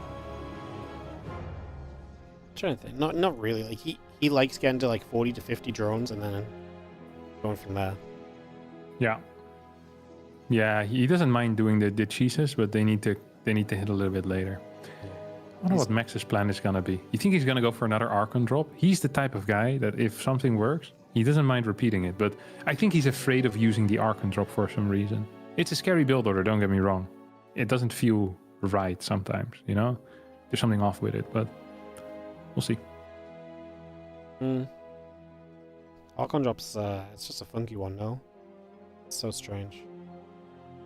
Yeah, it's one of the builds that I think theoretically is good, but you need to keep a lot of stuff in mind as well. Like often you're kind of on the wrong side of the map with your Archon drop, and then you're getting killed by something, and you know, if you want to hit fast, then you can't get too many oracles, and it just sucks. So it doesn't feel super comfortable at times. But we'll see how Max is going to be playing here. He opens up with Adept into Stargate to 12. Not a bad timing at all here.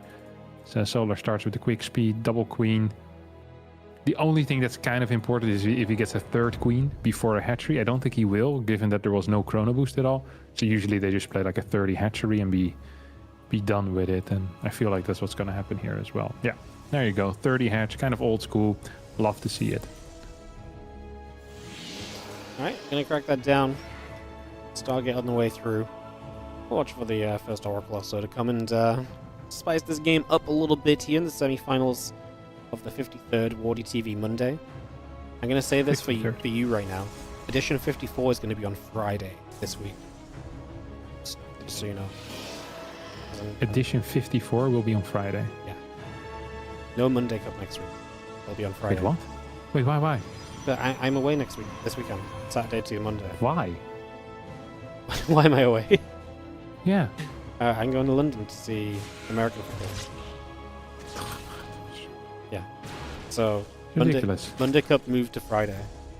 What does your boss think about that, huh? Just willy-nilly leaving, changing the Monday Cup to a Friday. What is the point of naming it the Monday?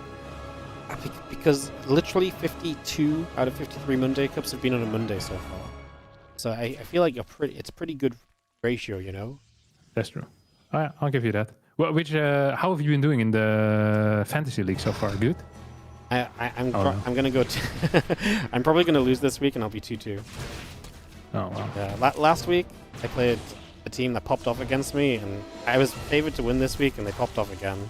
My team's good though. Wow. Like I like my team. We're just getting some bad RNG. You know?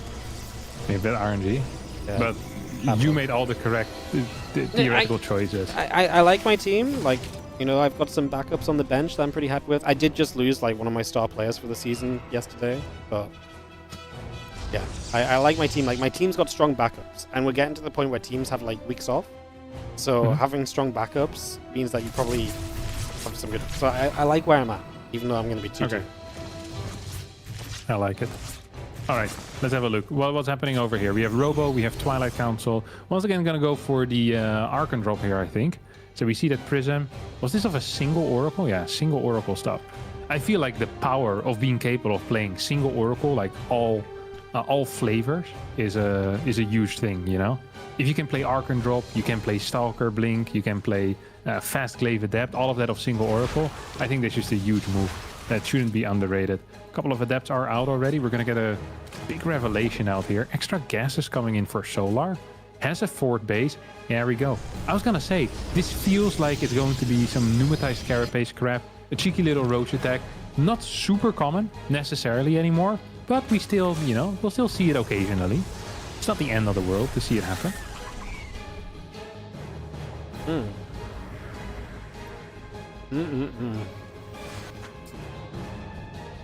What do you think? Do you think this has success 6 potential? gas is not what you want. No, I don't disagree. It's got Charge. potential. Charge also. If he starts +1 before Immortal, he's actually in trouble. Second Robo. And Charge. And Gateways. If he still gets +1 here right now, he's going to be defending with 3 Adepts and an Oracle. That's not a great defense against 25 Roaches. No. That's right. Observer first. Are you serious? Alright. Well, these adepts kind of get cleaned up a little bit. Obviously, the Archons are going to strike. As solo, do you just run across the map like you never look back? Or do you have to do something about these he Archons? sent like 5 Roaches to home, maybe. These Archons are dealing a lot of damage, not going to lie. You know what you could even do here if you're max packs? Give up your third base. Especially with these Archons doing so much. Well, not anymore now. Yeah, you recall them. Like you need to go down to like 37 workers or so. But yeah, this defense should be extremely tough. He's getting 3 extra cannons on the way. He has double Immortal production as well. So, look, if you get 2 Immortals out, the double Robo absolutely paid off, you know. But before that, it's going to be very tight. Cannons are finishing up. This defense is good. This defense so far has been okay.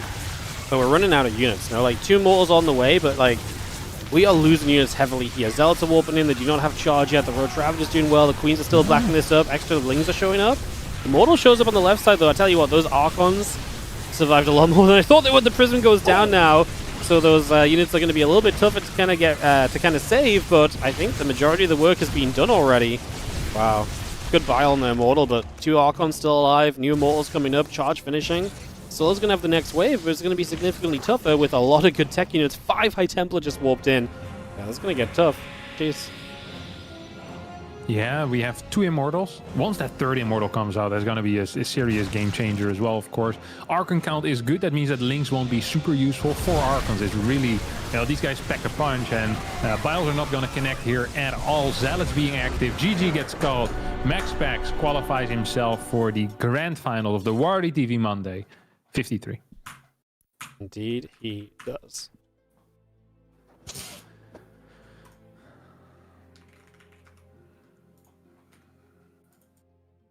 All right. So we go to Korea for ByuN versus Nightmare. MaxPax into the finals. Man, MaxPax really took like a bunch of weeks just never winning this cup. Like from edition 19 to 46, he didn't win a single time. And then he's won 3. He's in the finals again. Like he's really brought it back. The turnaround. Crazy. All right, to Korea for ByuN. I'm already there, man. And I'm so far ahead of you. I'm just talking through the silence, you know, because I'm clicking buttons. Gotcha. Got me. Thank you. ByuN versus Shin. No. That's Nightmare. Nightmare versus ByuN. Yeah. I just said it, and then you just said you were already there. You didn't even listen to what I'm saying. No, I just heard that we have to move to Korea. I was, Oh, you know, that's all you heard logistics. for, and you were already there. Okay. Yeah. All good. All right. No, some TVP, and I don't know about you, but I cheer on ByuN for a TVP final. Yes, me too. Yeah. Also because he's my teammate, but mainly for the teammate as well. TVP final. I put Also my teammate. partisanship aside. Beautiful. Love to hear it.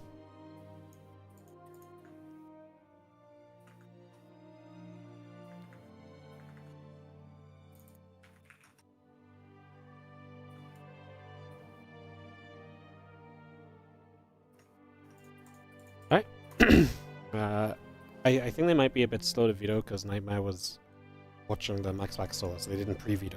How can they not have vetoed yet? There was a whole series before it. Because Nightmare's streaming and he's allowed to join the game. So, you know. Look, we're just running the ads, you know?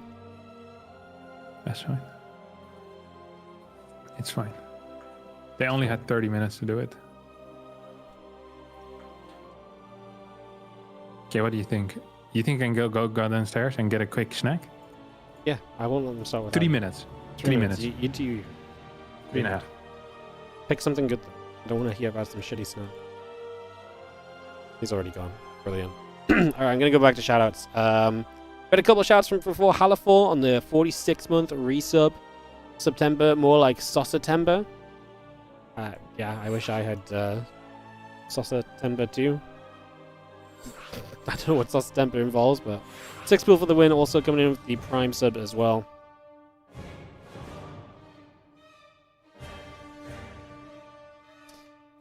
Appreciate the resubs, guys. Yes, it is. This applies to my channel and Harstem's channel. It is on Twitch, September, which means that if you gift 5 subs, Valorant will gift 1 sub for free. So if you guys would like to defund Valorant and fund StarCraft 2 eSports instead, you can give 5 subs, and you will literally help to make StarCraft 2 the best esport in the world again. Whether you do that on Harstem's channel or my channel, you can pick and choose. But give some subs. Make Valorant pay for StarCraft 2 eSports. That is the best thing you can do. No? This is what we need. Finally. The big game company supporting StarCraft 2. Just not the way it's meant to be. So yes, give some subs if you're feeling generous. We're obviously, on my stream, we're building back up the sub count a bit because I've obviously been away. We dropped off a whole bunch while I was away. So we're below 500. The road back to 700 begins yet again. It's better than that. They can sometimes add extra. I know, but I'm not getting greedy, you know? I'm going to believe in the 1 per 5. Anyway, Harstem's either back or someone just invited Harstem. I thought he was back. I thought I got caught red-handed selling out, but I think someone just invited him to the lobby. So, a couple moments, we'll get him here, and we'll get back on track.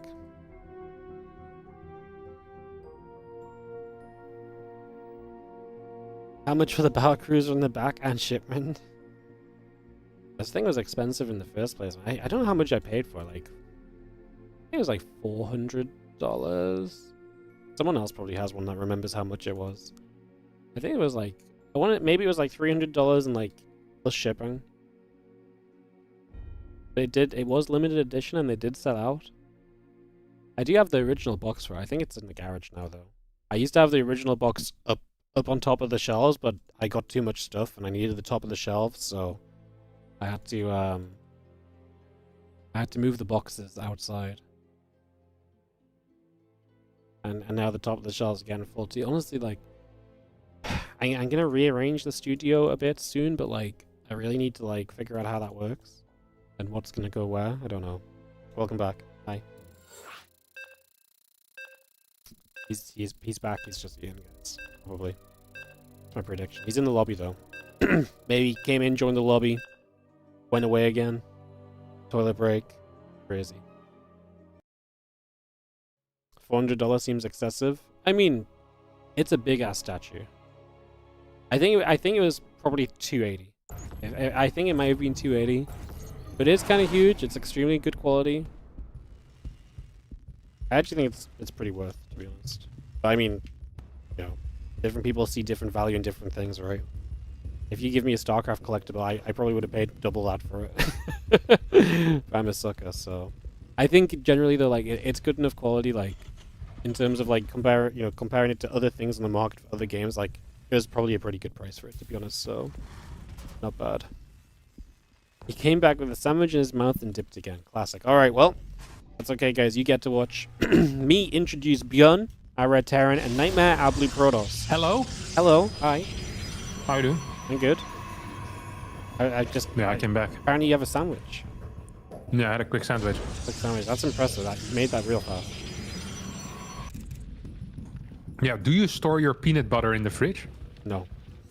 Yeah, neither do I. You know who does? Irene, sometimes. Irene sometimes? Why only sometimes? I don't know. Surely she's not even consistent in her peanut butter beliefs, which frustrates me. But surely peanut butter doesn't go in the fridge because it's oily, right? No, like, it doesn't. It doesn't go in the fridge. Like that's just gonna ruin it. I'm not sure if it ruins it. No, there's no way. It must ruin it. I'm gonna check. Peanut butter fridge. I mean, because there's only an engineering bay block going on.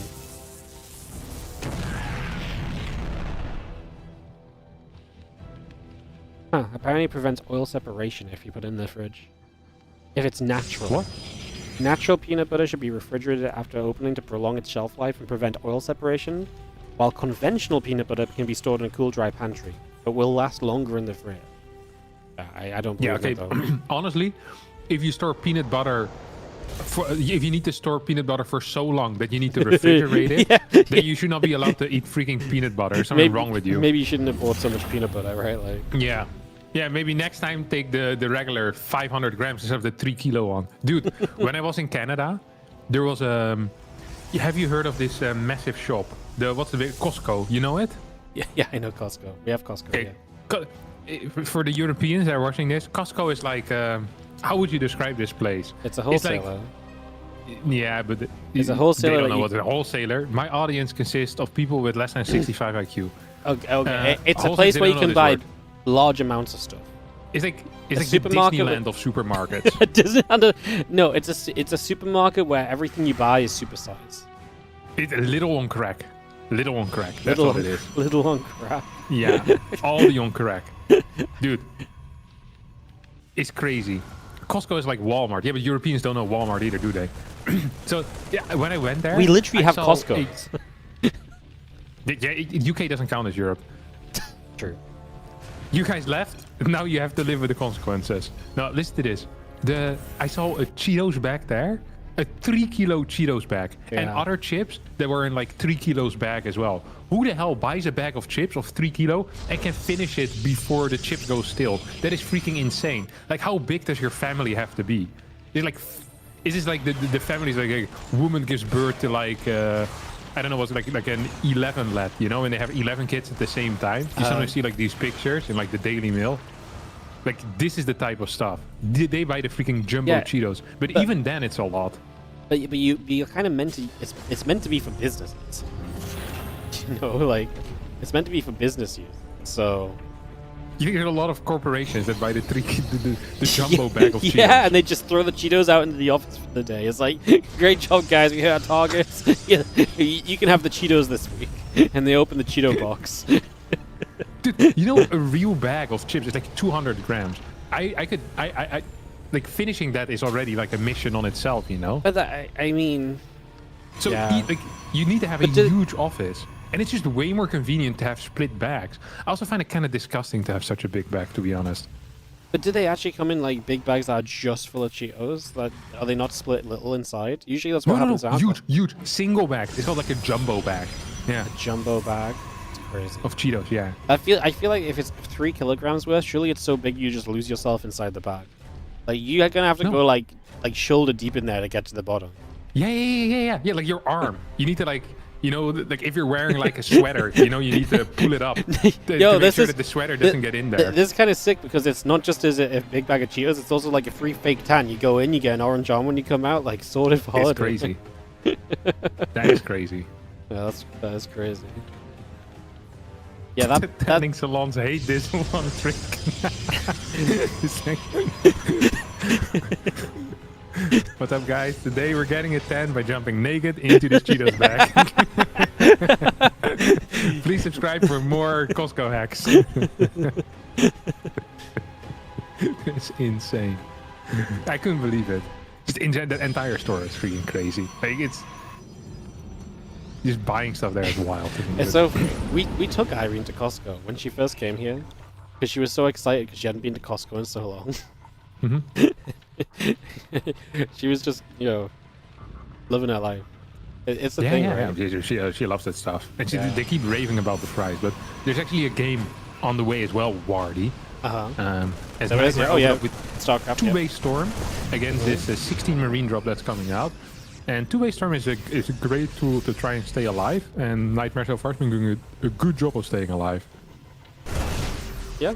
He has indeed, but he just loses Observer there as well. Marine's going to get that catch, and ByuN going to lift up, get back home, and retreat on away as Storm will come in from Nightmare. It's been a great start from ByuN, though. You get rid of that third base, and you basically force Nightmare to at least have to get the tech and the units out before he gets to play the rest of the game, so... Yeah, I'm not loving the spot that Nightmare finds himself in, to be honest.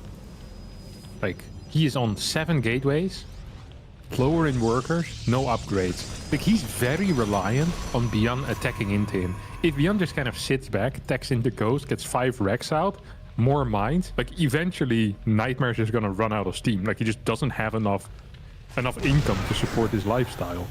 That's very true. Especially if that third base is slain, you can kind of slow a fourth base down as well.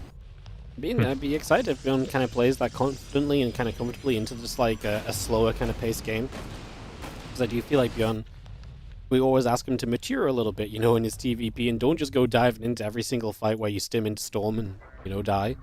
So, yeah, excited to see what kind of comes of this. As Ghost Academy halfway done, a couple barracks building through, and those Marines gathering that upper left as well.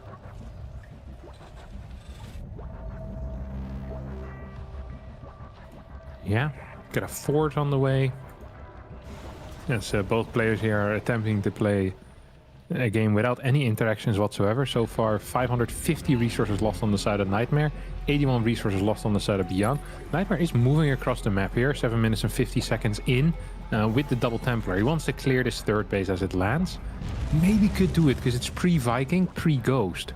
Oh, that would be something, wouldn't it? Pre-Viking, pre-Ghost? Be kind of cool. I mean, do you think you could... I mean, this map, you got to attack up a ramp in... If ByuN takes a third base and holds the third, sure, but if he's up this high ground, I don't think so. Now you just lost your obs as well, so... ByuN getting good with that ob sniping, man. He's been great denying observers lately. Yeah, his eyes are working absolute overtime. It's just so difficult too. He's been quick. Now he's setting up defensively, more mines, more turrets. Oh, I know what ByuN likes doing on this map. Nothing. Nothing, just sitting there. He sits. Yeah, because this map split is pretty simple. He did this earlier against Shin as well, remember? He just does nothing. He just doesn't play. He just lets the game get big enough that he likes his position late game. Yeah, like if he gets like a 4th and a 5th up, he's kind of cooking. He's okay with that. I think that's actually what he's gonna do. His plan here is to do nothing. And anything that kind of aids him in, you know, doing nothing is going to be great for him. Oh my god. These feedbacks are okay. That storm was huge, by the way. Holy crap. That was a hell of an opening storm, especially when, you know, Terran's meant to be kind of pre-split defensively set. That was a great one. Let's just have the bio splitting about. Medivac's going to get healing. I mean, in the end, though, ByuN still kind of holds the position, even though Nightmare gets a great storm off. So ByuN's kind of fine holding his third for the moment, at least. Okay. 2 eBays, armory on the way. Kind of expecting a 4th CC. There we go. Does get thrown down.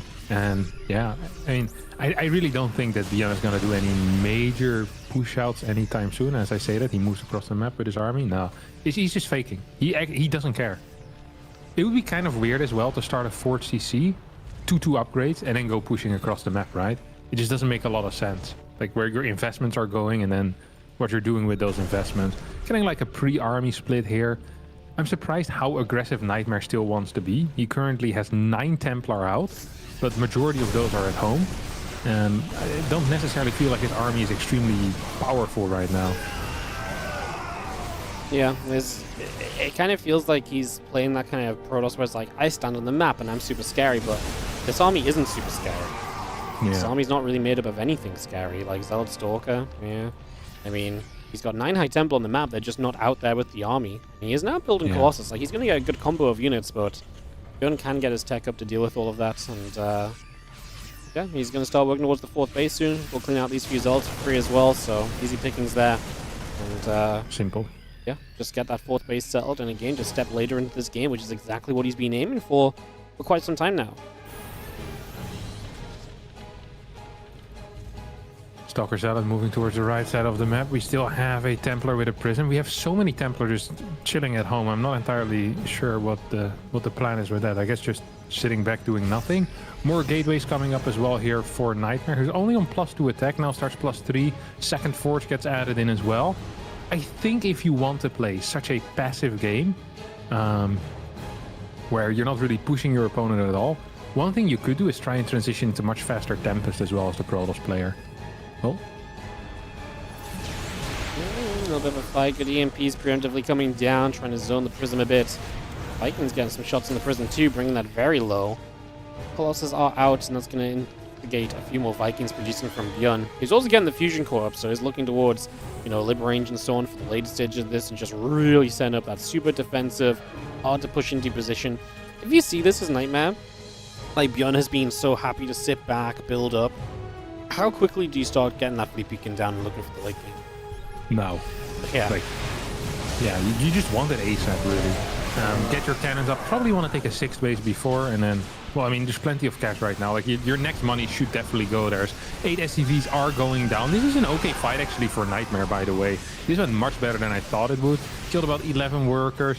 Does need to be careful, though, because if you take a lot of these fights, but you're never taking out key units, like you're just clearing SCVs, Marines, and Marauders, it doesn't really matter, because the Terran army is getting stronger and stronger, and everything else is fairly replaceable. So there's just going to be like Liberators, going to be a good Viking count, there's going to be Ghosts. You need to improve your own army as well, and that's not something that Nightmare is currently really doing. He is stuck in Colossus Templar, at least for a little bit longer. We already have 7 Vikings out. There are 6 Ghosts on the map as well, and the Marauder count is phenomenal. So this is it for Nightmare right now. It's now or never. Yeah, he's going to commit. Vikings are going to get stormed there, but there's no follow-up storm, so those Vikings going to continue for now to go straight after the Colossus. They fall quickly. The Zealots are making the bio run around a little bit, and ByuN could do with a little bit more on the ground overall. This army still pushes through. High Templar still available. ByuN doesn't have EMPs left, and Nightmare is going to come surging on forward, looking very good right now. Money in the bank as well. Already started up 2 Colossus and still has money to spare. And Nightmare is just going to push straight through, and ByuN's never going to quite get to that super kind of later game scenario he wanted. Yeah, I mean, this was the perfect timing. Nightmare really had to do something, and he managed to get a pretty good fight over there. This planetary might not end up falling for now. A bunch of units of ByuN aren't really contributing to the fight currently, but 20 SCVs going down, I think, is impactful enough. As a Zealot flank comes in from the bottom side as well, ByuN is going to get cleared over here. He tried to do nothing, but Nightmare made him. And Nightmare's going to be taking game number 1 here in this best of 3. Yeah, solid stuff. Just opening well, putting himself in a good position. ByuN, but just not able to really... I mean, choosing to not follow up on it, and then Nightmare deciding to, you know, hit the moment which he needed to. You know, we could see how good it was going to get for Nightmare for ByuN given time, but Nightmare said he was not going to let ByuN have that opportunity. Right, we are just going to wait for game 2 to get hosted to see what map we play on. See if ByuN changes up his setup.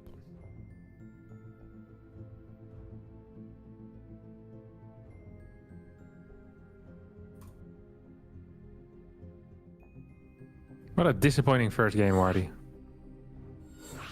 I give it 2 stars.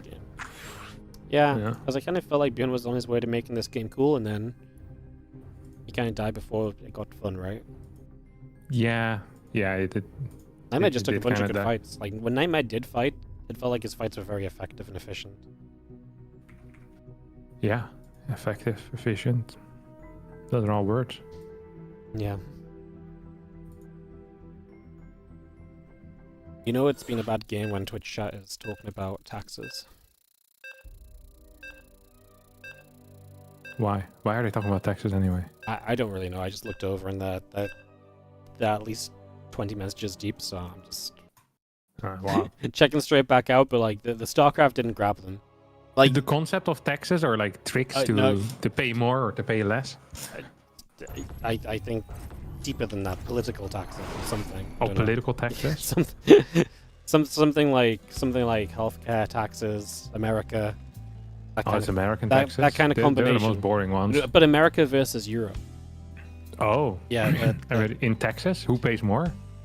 Well, no, but like whether paying your taxes is better for you or not. Oh. Like you're really asking me more than I saw. It's just they are deep in on it. If Protoss beating a Terran didn't strip the conversation away back to StarCraft. That's all I'm saying. Oh, that's true. Yeah. Yeah. Usually we see an outrage right now, and instead they're fighting. Apparently the conversation was about healthcare costs. Okay. There's your update. Nice. Love to hear it. It's too high, no? Healthcare? It's expensive, man. Should be cheaper. Great take. Yeah. You know what I think would be a quick way to make it cheaper? Start paying doctors and nurses a bit less, huh? How about that? You know what?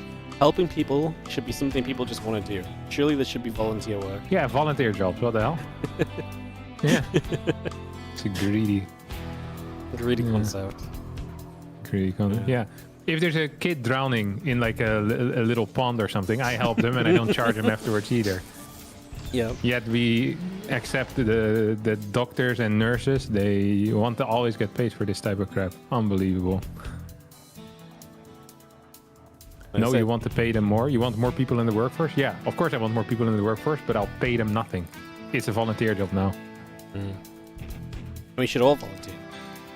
We should all volunteer. Everyone will be made to volunteer.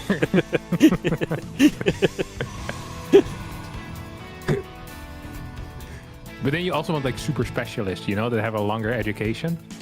And we can pay for their education. Okay. Yeah. So they don't have to go in depth to do the more highly specialized volunteer work of saving people. Yeah.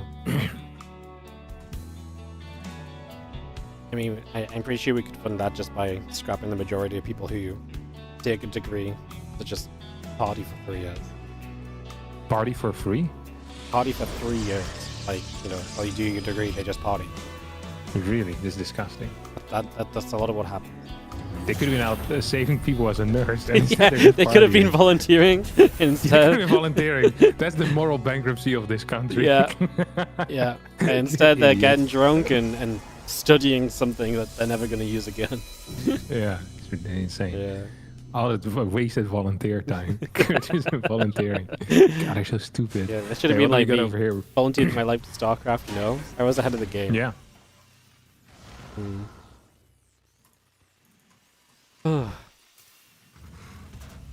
Just nothing too wild. Just ByuN playing very safe. High ground CC is going to give him a a chance to make sure he gets to that next stage of the game without anything funky happening. We'll catch the Adept with the Cyclone too, and I believe that's a kill, so it's a nice little grab.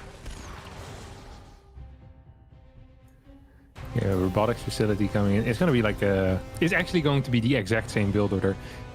Nightmare does this a lot, where he'll play the 2 or 3 gate robo very defensively into 4 gas, and then he'll just rush out Storm. It's a wild play. It really is.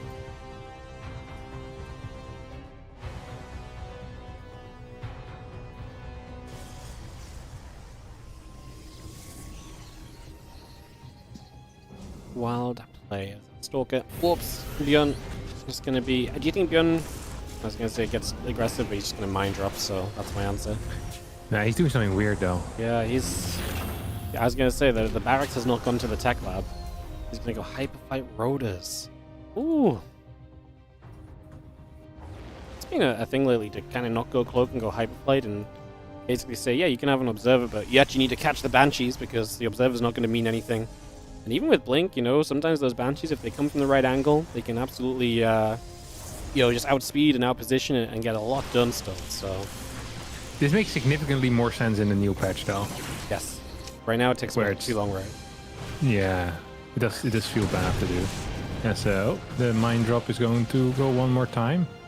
Blink has finished up. Good Blink here out of Nightmare. Good Blink, but we actually got a probe still. Yeah. So it was not a bad mind shot still. You know, at the end of the day, the thing that's most important here is that ByuN's going to be flying in with 2 Banshees and Hyperflight Rotors at some point. He's also probably going to go for like a weird tank push with it, which I don't necessarily rate very highly, but it's probably going to be capable of dealing some damage. This Observer is going to get sniped here, but I think that Observer has seen enough as well. Like, you see a freaking naked barracks like this, it's like, what are you doing, buddy? That is weird as hell. So you're just going to be building units the entire time. Units the entire time. Well, this Observer is going to have a really good scout. The Temple Archives on its way. We actually do kill the Obs at least, so we do make Nightmare kind of pay for this a little bit. He's going to go charge, and he's going to start the 3rd base as well, and we'll just really see how prepared he can be and how positioned he can be for the Banshees as they will strike soon. Yeah, and they're going to strike hard, or fast, you know, at a high speed. Yeah. Just like the pistol Hyperflight. Hyperflight, true. Oh, there goes the Cyclone. Going to catch another Adept. I like what Nightmare tried to do here. You know, do something with Blink Stalkers. Didn't really work out. You think ByuN's going to push? No stim, no nothing. I think he might, no? Yeah. Behind the Banshees? Absolutely. How many worker kills? Give me a number. Also 7. in your chat and in my chat. Numbers. 7. Fast. Okay, within the next minute, 7 kills. Within a minute? By 7:30. Yeah. I think it's the 9. Okay, the first time they fly in, how many kills they get? Like the minute 7. after. That's what we want to know. Oh, okay. A minute from when they first fly in, then I say 30. Yeah. 13, wow. That's crazy. Okay, here we go. Wow, they got 0 so far. How off could you be, Wardy? Because of that, and now I reckon 20. Oh no. I think they're gonna get no kills. This push is falling apart. That's what you want you to think, and then you get 25. No, he'll get none. Oh. Okay, he'll get 2 here. Look at this. 1, 2, 3. Hey, that's it. That's a game. Yeah, that's The not great. freaking Nightmare, he's going to eat this. He's going to have a prism at some point, and then he's going to eat ByuN on the other side as well. Like 3 tanks just died. Banshee does come back in. Ooh, 6 kills, 7 kills. Can I get 8? Do I hear 8? No, I don't hear 8. There's a battery. 8. I think ByuN just died. But he did get 8 kills. I should have stuck with 7, man. Yeah. It's been a minute about now. Should have stuck with 7. And even then I would have been right accidentally because they really did nothing at first. Yeah. Oh, he doesn't have combat still. I think it's a mistake to get concussive then. He doesn't realize he doesn't have combat on the way. This has been one of the weirdest games, and probably a builder that was made up on the spot, given the fact that ByuN is like floating 500 gas, 600 gas this entire time. Like, this does not feel like a great build. It's going to try to go for the 3rd base right now. There are 0 Templar at the 3rd. We have 3 Templar in the natural. And where's the rest? 2 Templar in the Prism, so probably going for a Storm Drop. Yeah, Prism's in the bottom left, so flying its way across. ByuN does now get Combat Shield started as well, so he'll start that as, yeah, the Prism just makes its move in. The army from Nightmare was going through the center. It did turn around in the end. ByuN was pulling back. He's now split his army in half. Stormed up to the natural. Instant pull on the SCVs, though. So, even still, we are getting, mining time denied for the moment as the Prism now flies to the main. And we'll continue to look for opportunities here to get some damage done. Pretty good splits. Only 2 SCVs going down. It's not bad. Yeah, it's not bad at all. Nightmare probably could move across the map and win the game, by the way. He's up 20 supply, had very good tech, was fighting against someone without combat shield.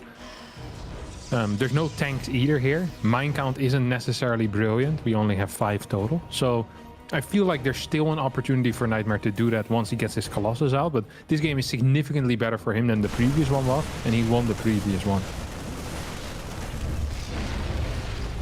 Yeah, no, he's set up very nicely. And, yeah, I mean, he compared to the last game, and absolutely, he's way better set and from a way better place. So not bad, not bad. It's just going to be seeing the Nexus coming through as well. And we continue to settle into place.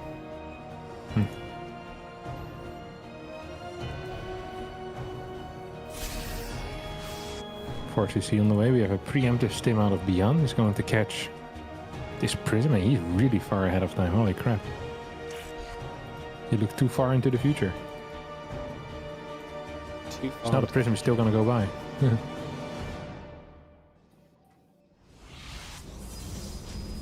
The Ghost on the way. ByuN trying to get set up to that tech that might give him something of a chance here in these later stages, but not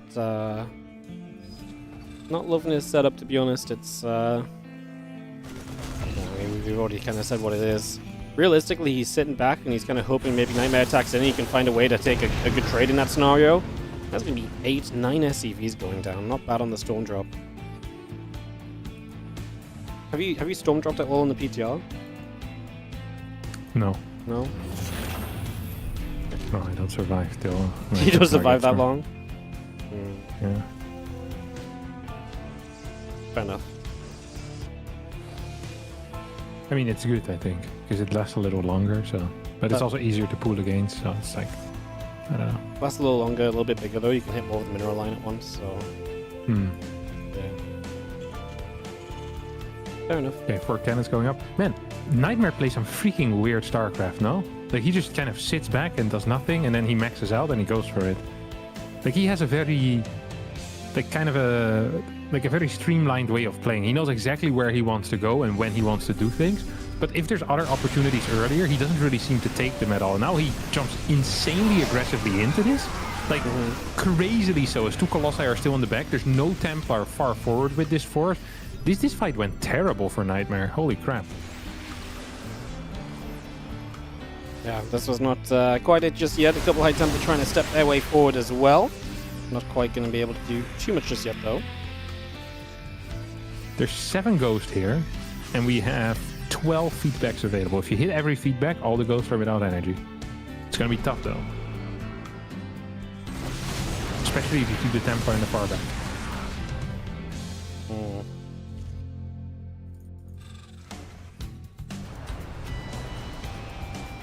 Bio still looking around. I mean, we are just looking for the EMPs right now. That Bio Force gathering and trying to hunt. I mean, I like this from Nightmare trying to come in from a second angle, coming from that left side, but these actually move forward. Wouldn't mind connecting a little bit. Storm start coming down. We do get rid of the High Templar on the left before it drops the Storm. Vikings going to try and go after the Colossus, but the Stalker's on top of said Vikings. Instead, I think ByuN is going to get himself a pretty reasonable trade here, and we are going to be able to push this back. There's not a lot of bulk left of this army of Nightmare, and he has to step away, so it's going to be a defense from ByuN. Nightmare has money to spend to rebuild, but ByuN has a good supply lead out of this. That's terrible. Yeah. We do have a Stargate, by the way, behind us for Nightmare. I'm not sure if this is for the potential of Liberator harass, or if we're going into Tempest, or into Motherships, or into something else. So far, it seems like ByuN is the one that's making more plays towards the later stages of this game than Nightmare. As we have ship weapons coming in, double starports, 8 barracks, and we're just kind of waiting for that fusion core to get thrown down as well. Caduceus reactor, and of course advanced ballistics are going to be a very, very big deal. Nightmare has one more fight in him, but after that, if he doesn't win with this fight, he needs to be really freaking careful. If these EMPs are connecting big time, this is awful here for Nightmare. Yeah, he can get chased right now, and ByuN is going to get a little bit of chase potential. I actually think Nightmare's a little fortunate not to have lost more there. Like, that was a pretty good getaway in a scenario that could have been really bad. Good scan from ByuN, sees the Colossus, knows keep on building those Vikings up. And there was always a little bit of a guessing game what is going to come out of the Protoss, but if you see more Colossus, now you know, more Vikings on the way. And ByuN has, you know, created a scenario here where he's able to get himself to another base. Yeah, that's a 5th, if I've ever seen one. There's not that many units here in the middle. The armies are a little bit split. Templar's gonna start moving in forward. Can we get a storm on top of this army? That's one storm. Do we have more? There's a Colossus in the Prism for whatever reason. Prism always gets taken out. Colossus now get taken out as well. Nightmare's running in forward. The Colossi are just attacking the planetary as the Prism got sniped somehow, some way. And I think once more, ByuN is doing a great job here at defending. As long as he doesn't lose his 5th base, he's going to be in a pretty decent spot. Oh, great. Split away first of all to deal with the High Templar on the right side, and then he did hit the EMP on the first High Templar that showed up as a reinforcement on the left. The Vikings going to try and get after the Colossus, which are low, and when more High Templars show up, they had to drop a bunch of storms that do land. ByuN could just do with a few moments to get the Medivacs healthy, get some energy from those into the bio units again. Would be really nice, but I mean, he does lose 16 SCVs. Nightmare still has an economy to play with here.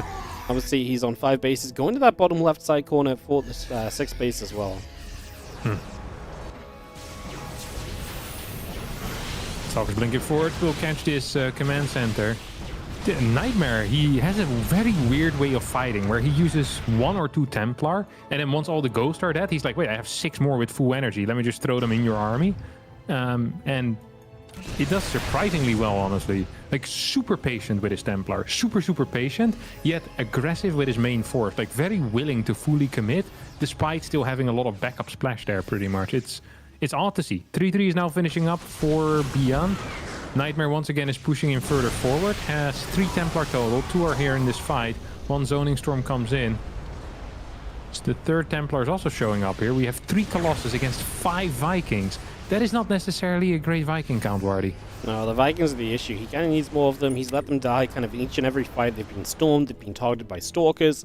He's kind of chased down Colossus when maybe he should have just given up on them as well. So he has not been good at keeping these Vikings alive. As 4 Vikings chasing into this seems like such a doomed proposition. And yeah, ByuN has to just step back and probably not chase in that one.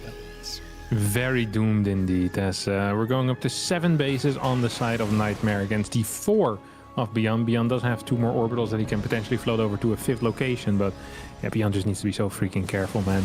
He cannot afford to take a bad fight right now. Stim comes in, is very delayed, big blink forward out of these Stalkers, as Vikings being targeted down at a high pace. ByuN is going to absolutely crush this battle. Why do you think Nightmare feels the need to keep attacking him like this? Yes. I have no clue. Yeah, like, I feel like this is actually kind of a Nightmare trait. This happens to him a lot, where it's just so unnecessary, you know? Like, he could just, like, you can take some bad fights, and then you are allowed to stop fighting, and just realize that you have a ton of bases, and just start splitting up and attacking multiple places, or running by. And instead, he just keeps running into the most horrific fights for himself. Yeah, I don't know what you want me to say, man. This is not good. Yeah, I don't want you to say anything. I'm just doubling down on that. That's bad, you know? Like. Oh, okay, well, then I'll just not say anything anymore if you don't want me to. You gotta do it by yourself, Wardy. God. No wonder we kicked you out of the EU and this type of behavior. Ridiculous. You know, it's like, you know, I say something right and you're just like, well, I don't know what to do. I can't believe being wrong. It's just like you're out of options. So you're going to try and gaslight me into being wrong for being right. Oh, yeah. The power of the bully, Wardy. He always finds a way. You know, no matter how cool you are. Yeah. You can be right, you can be wrong. You can wear the right clothes. Like, yeah, I'm gonna find a way to make your life miserable, no matter what. This army split is cute. Does also worry me a little bit for ByuN, because that is what, like 25-30 supply towards the top right, and Nightmare doesn't really seem to be willing to change out of kamikazing into whatever the hell ByuN has at this moment. This feels more like one of these missions where, as long as you keep the temple in the middle of the map alive for long enough, eventually you will win. And Nightmare in this case is playing the role of the AI that continuously sends waves of units at you. As long as you're not doing anything crazy, you're not going for like the bonus objectives, which is sniping the side bases, I feel like ByuN should be fine in the end. Like he just keeps winning fights again and again. Liberators would be a nice thing to have in the mix too, as he moves over an orbital command to try and take a 6th.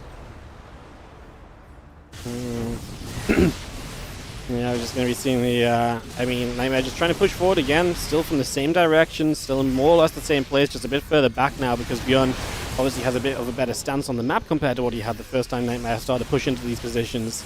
So Nightmare runs himself down in towards this bottom base. I mean, I like this because actually this gives him an option to hit this planetary, and that's going to go down. ByuN tries to chase in. The High Templar are going to do a good job of zoning, but now we're out of High Templar, so now you don't have anything to zone with, so these Stalkers are in a ton of trouble. They're going to blink deeper in to get to the Zealots. The Colossus are zoned out by the reinforcement units that came around the top, and again, Nightmare is going to end up losing a lot. At least this time he takes down a base in doing so, but the tail end of this fight is going to be ugly for Nightmare. Like, the last bit of supply here, he's going to lose like 20-30 supply, and ByuN's going to lose almost nothing. Yep. Yeah, that was not necessarily a good fight. And the main reason why that base even died was because about 50 supply of ByuN's army wasn't there at the start, right?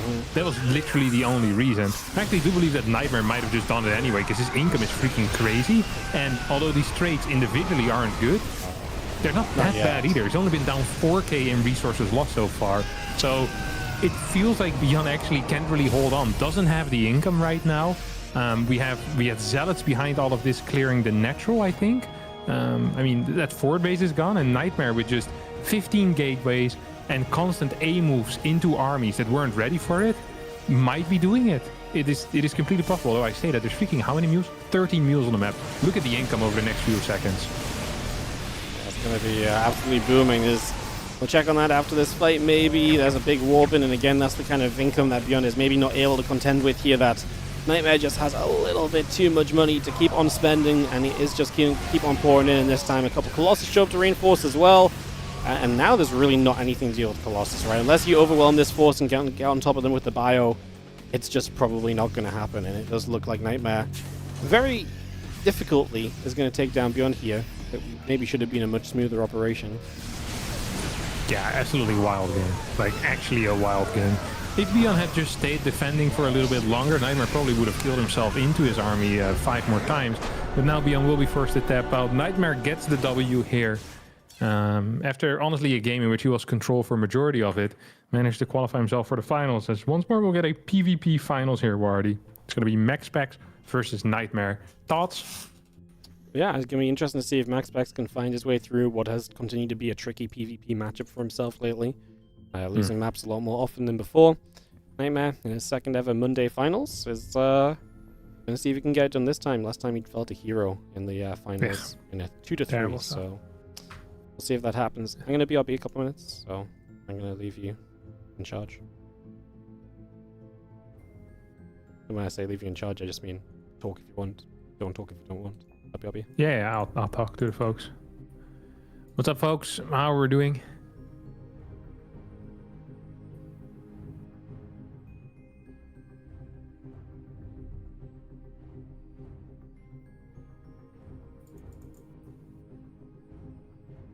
Protoss, love to hear it. Big Protoss indeed.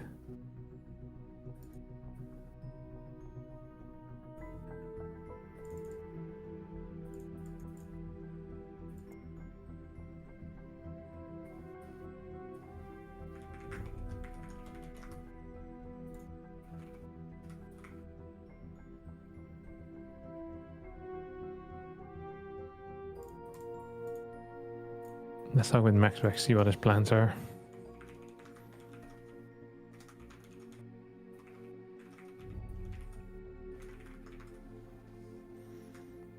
Does MaxPax know Nightmare well? I don't think they've ever met in real life. You know, I'm going to meet MaxPax later this year. Fun fact. Well, it's not 100% yet, but MaxPax said that he would say hello to me if I was planning on going to Denmark this year to say hello to MaxPax. Well, it's not really to say hello to MaxPax, just to look around in Denmark, see what life is like there, and then meet up with him. Will you take a photo and leak it on Reddit? Oh, no, that is freaking weird. Why would I do that? He obviously doesn't want to have a photo taken of him. I would not take a photo of him. That'd be so mean. He's been hiding his identity for years.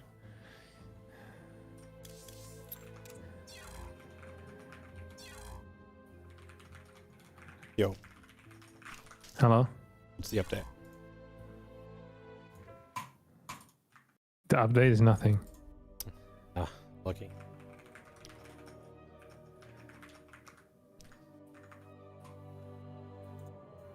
In that case, I'll be 2 more seconds. Did oh, what? you're back. No, well, You're back? I'm gonna BRB again in a second, but Did well, no, okay, just go. okay. It's all good.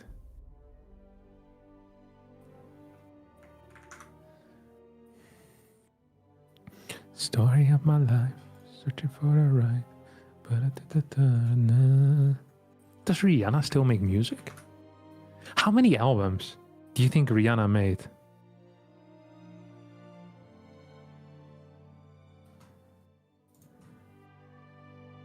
I remember the first time when I heard Umbrella, must have been in like 2006 or something.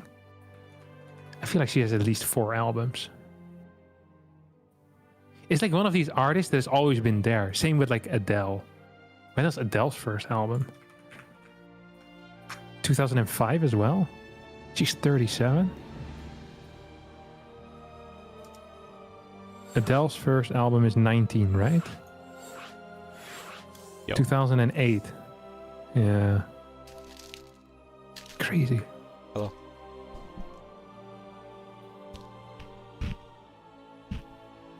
Rihanna has 6 albums? No shot.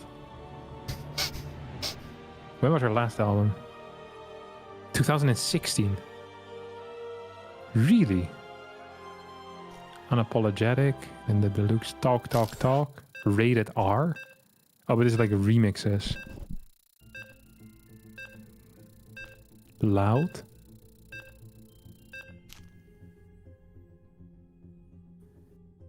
Oh, she's quite a few. When did she start? 2005. True powerhouse.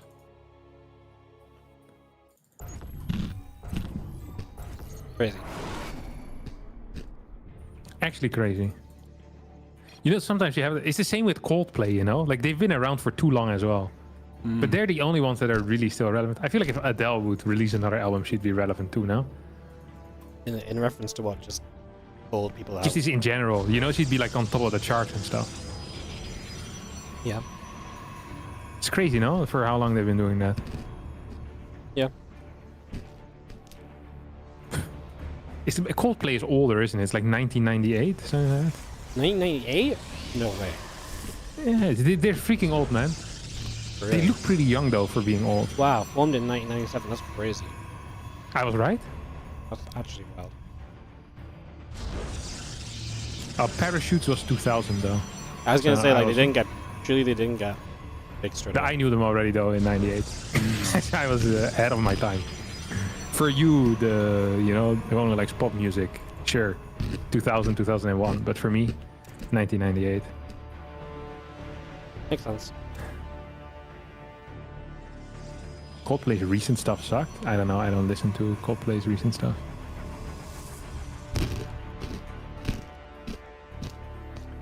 I'm at that weird point in life where I just don't like new music anymore. I just like whatever. So you still listen to what you liked when you were 17? Yeah. Like Yeah. nothing's the same. I'm also having this with TV shows. I feel like But you rewatch old TV shows rather than watching I'd new rather stuff? watch something I've already watched than find something new to watch. No way. Yeah. Really? Yeah. What a waste of time. I mean, I don't remember what happened in them. It's been so long. Ah, that's true. Yeah, I do have that sometimes. I sometimes reread books as well and I rewatch it, but I hate rewatching movies unless you're introducing someone to the movie. You know what I mean? Yeah. I think the problem is though, TV shows nowadays they don't get made the same. Like now, TV shows are all like 8 episodes long, and like I don't know. I feel like I just want some good 20-minute bangers. Oh, I have just the show for you. You want to hear it? Yeah. Ghost. Ghost. Ghost. It's called Ghost. Yeah, I thought this is. I really think this is very funny. It's short episodes too. Yeah. Okay. Yeah. I'll look at it.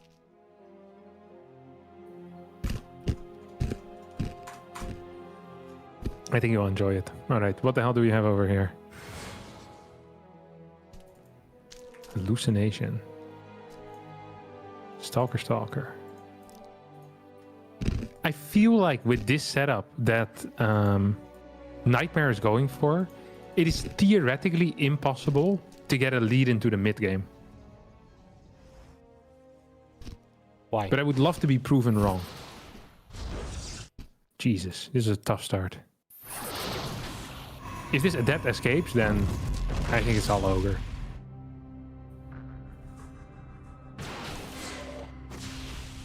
Give it a start. It is They're a gonna disaster. get Stalker in return? No. Nah. Wow. You're right, we'll start. Okay, listen to this. Listening. It's going to be double Oracle with a Twilight that will be delayed maybe like 25 seconds compared to the opponent. But you have the ability to deal damage with your Oracles. You have Stasis Ward and you have Revelation. And look at the Nexus timing. Nexus timing is identical. So it's one of these things where the defender has almost no advantages. Like the only advantage that the defender has is a higher Stalker count, which is made irrelevant due to needing to keep 3 Stalkers at home at all times in order not to die against double Oracle. So the only way you get a winning position is if you kill an Oracle. But if you don't kill an Oracle, you're in serious trouble. Like it's actually just a bad situation. Because the Oracles, they're too big of an asset. Too big. Mm-hmm. Oracle's just so valuable. Like I said, too big of an asset. And just having 2 up really makes up for, you know, the later blink and everything. Like, you're going to get way more out of these 2 Oracles than Nightmare's likely going to get out of the 30 seconds bonus on blink. Comes in for 3 workers. I felt like that could have been worse, but then the Adepts on the low ground are completely uncontested. And MaxPax is going to strike hard. Yeah, and it's not just striking hard.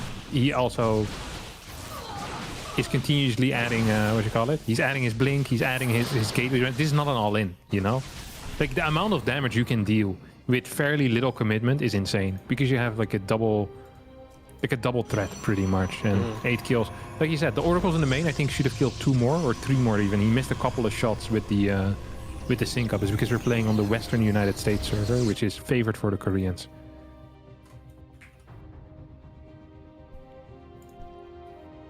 MaxPax getting screwed on the server, and still looking good. Yeah, no, he's it's insane. 5 workers up. I guess Blink finishes here. There's no way Nightmare can feel good about moving out either, because he doesn't have that many Stalkers and they can't defend the Oracle, so the Blink advantage is non-existent. Yeah, and what's even worse is that what Nightmare is doing right now is actually unsafe. So he is behind despite cutting corners, because realistically you need to build a robotics facility, otherwise you die to DTs. Like if MaxPax had played Blink into DTs, or sorry, just Twilight into DTs and then delayed Blink, Nightmare right now would have lost the game. And this is actually a realistic option. This is something that MaxPax absolutely could play. He's not doing it, but the fact that Nightmare had to cut corners, it's going to have a slower Nexus, has less workers, still no detection, no stasis bars, and is going to be the defender, like the defensive player here most likely. Like that freaking sucks. MaxPax finds the pylon plus the gateway as well at the same time over here. So he's going to try and deal some damage here. His Stalker Force is going in for a cancel on the 3rd. Might actually get it. There is no stasis wards nearby. So running away here might actually be kind of tricky, but of course Nightmare doesn't know that, so he can just blink into that and chase. Those Oracles put some work in, they get a few more probes. And yeah, of all the games we casted today, I think this one is maybe one of the least exciting, because we can just see how heavily ahead MaxPax is. Yeah, and there's no comeback mechanism right now from Nightmare. Like there's nothing in this game that gives him the bounce back. Like maybe, I mean because of the Oracles as well. Like MaxPax has great vision and map controls. It's not even like you can create some weird base trade or something. Because MaxPax should never really let that happen. So like you have really no outs right now. Yeah, there's no outs at all. So we're gonna micro a little bit here. It's micro time. And MaxPax is doing a phenomenal job at that. blinks back. Stasis in the mix as well. And you could say, oh, why doesn't he just blink in a Stalker? It's like, well, you lose a freaking Stalker, then the 10 deal damage. Stalker and Sentry go down over there. We still have this Stasis active. Oh, MaxPax tricked him. Could try to blink in forward, but MaxPax usually is a little bit more subtle than that. He's just going to continue trading and eventually try and get this third base over here. And he's going to get just that. GG gets called. Nightmare got completely pulled apart here by the superior Protoss player, MaxPax. Wow. Wow. Wow. That really was just stunning, no? I mean that's what you think MaxPax's PvP looks like a lot of the time, right? Just great position, puts himself in a great spot, plays out of all the issues. But then it has been uncertain lately, right? So that was game one going to MaxPax, but we'll see if MaxPax can keep up that kind of level going into the rest of these matches. I think he can. Yeah, he can, he's done it in the past. I mean, he can, but like, will he? Because yes, he will. PvP is less consistent from than ever before. Yes, but you know what the thing is about consistency? What? Sometimes you just find it back, you know? And I feel like today might be that day for MaxPax, where it's like, okay, I'm gonna be that guy again. So he just decided today's the day? Yeah. Sometimes you can do that. Yeah? But only on certain days. Yeah. Otherwise that'd be kind of OP. We'd have to nerf it. Yeah, never. It's like when you can visualize things, you know? They always happen to you. Is that why nothing ever happens to me? Because I don't have a visual memory? I'm not good visualize. You don't need a visual mind. You just need to visualize. I can't. I'm not a visualizer. That is what Jim Carrey always used to do. I watched an interview with him once. He said, you visualize. He would sit out there visualizing for hours at a time. Smart. And then he became one of the greatest actors that has ever lived. Very smart. One of the funniest men in the world. Damn. Was Jim Carrey a stand-up comedian as well? I don't know.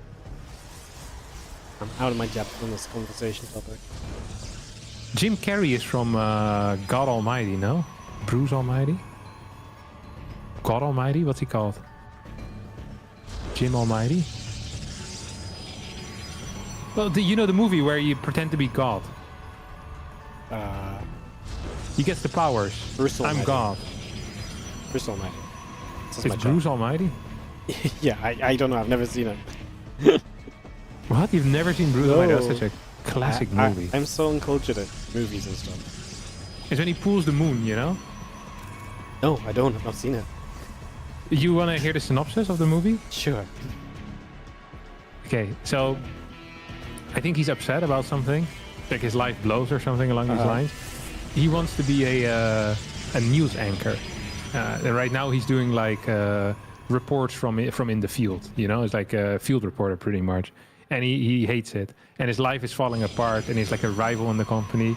And he says, God, why don't you give me anything? You know, like you're a useless moron or whatever. And then he meets God. And God gives him the responsibilities of being God for a day. Or for a week or whatever. But then rather than helping other people, he just helps himself and then causes more harm. Classic. So showing that it's very difficult to be God. Yeah. And God is played by Morgan Freeman. Yeah. I've probably seen clips of it. I just don't correlate to the name.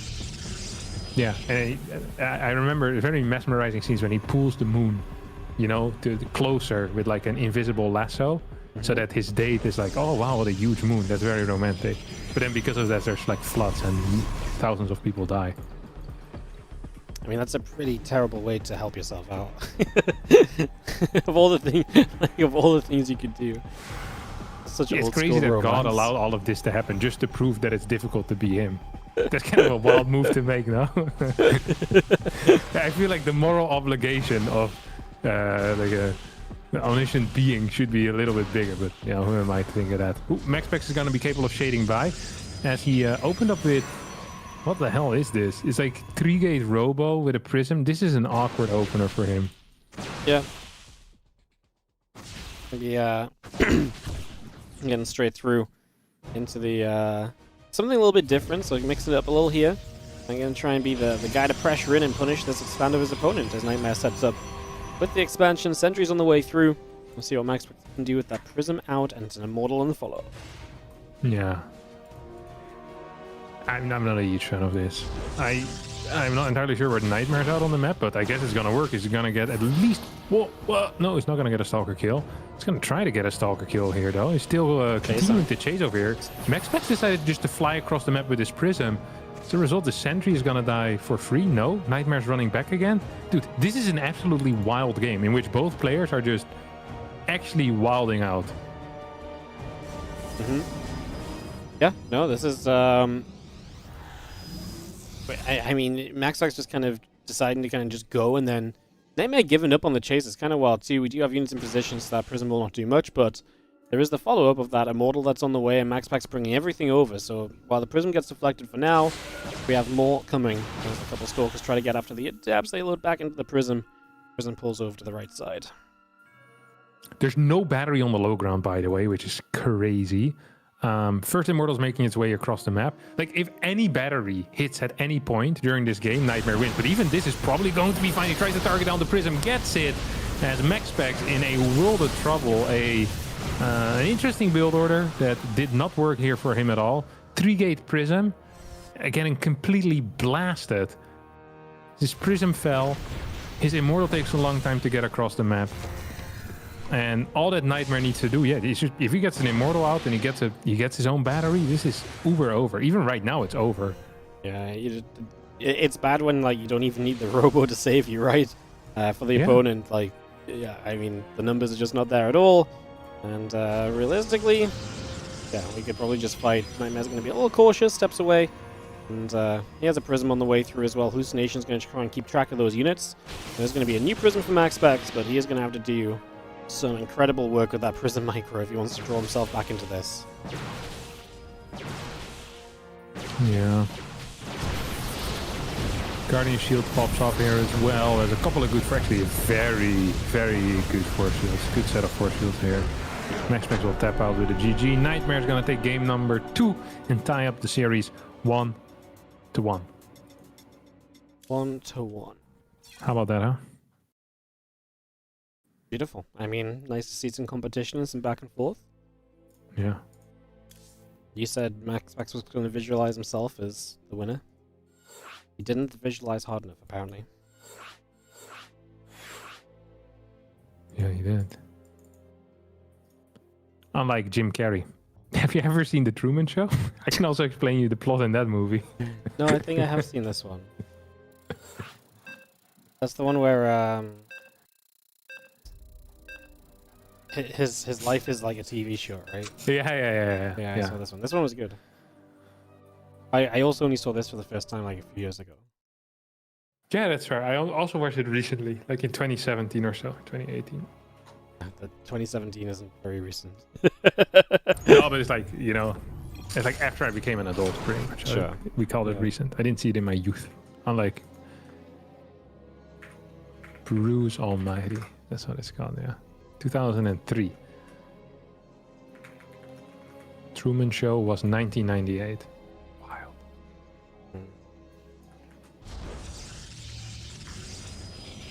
Alright. Well, we got to a tied up series. It's 1-1, Nightmare and MaxPax. And yeah, MaxPax really kind of stepping out of his comfort zone, right? With the previous build is not what he oftentimes goes for. And kind of got sorted down straight away, so Nightmare steps back up in the series. I think it's still good MaxPax mixes it up a bit, though, right? Giving himself that bit of unpredictability can definitely, I think, just open the matchup up so much for his opponents in terms of what to expect, and that can definitely be a big positive.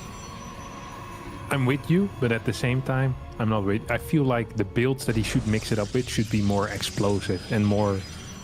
Well, I liked it when he proxy roboed a little bit, like when he first started changing it up.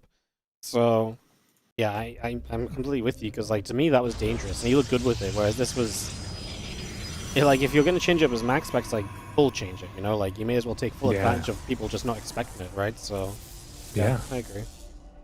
Ooh, I think Nightmare's gonna fake proxy again here. Like, no one is actually believing this, are they? Like, what's he gonna do? Proxy a robo? Well, he could actually, but no, in the middle of the map. Oh wow, he is. That's a proxy Stargate. That's a crazy location for a proxy Stargate, though, isn't it? Yeah.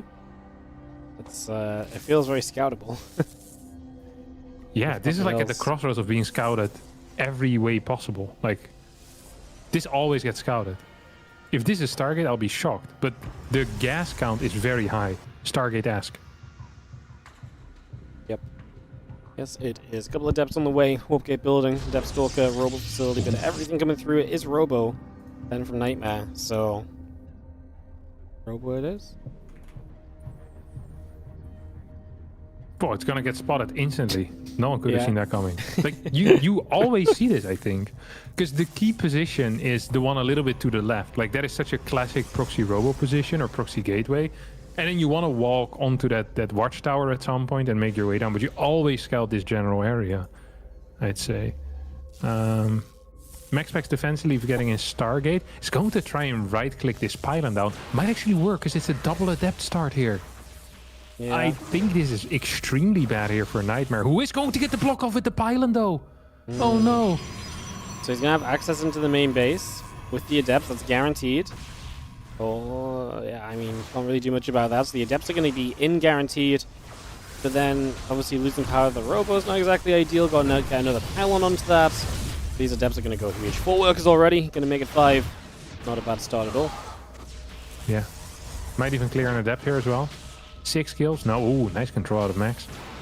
Accidentally, Nightmare there targeted the wrong thing as well. Next is on the way for Maxi Paxi, who's also building an Oracle.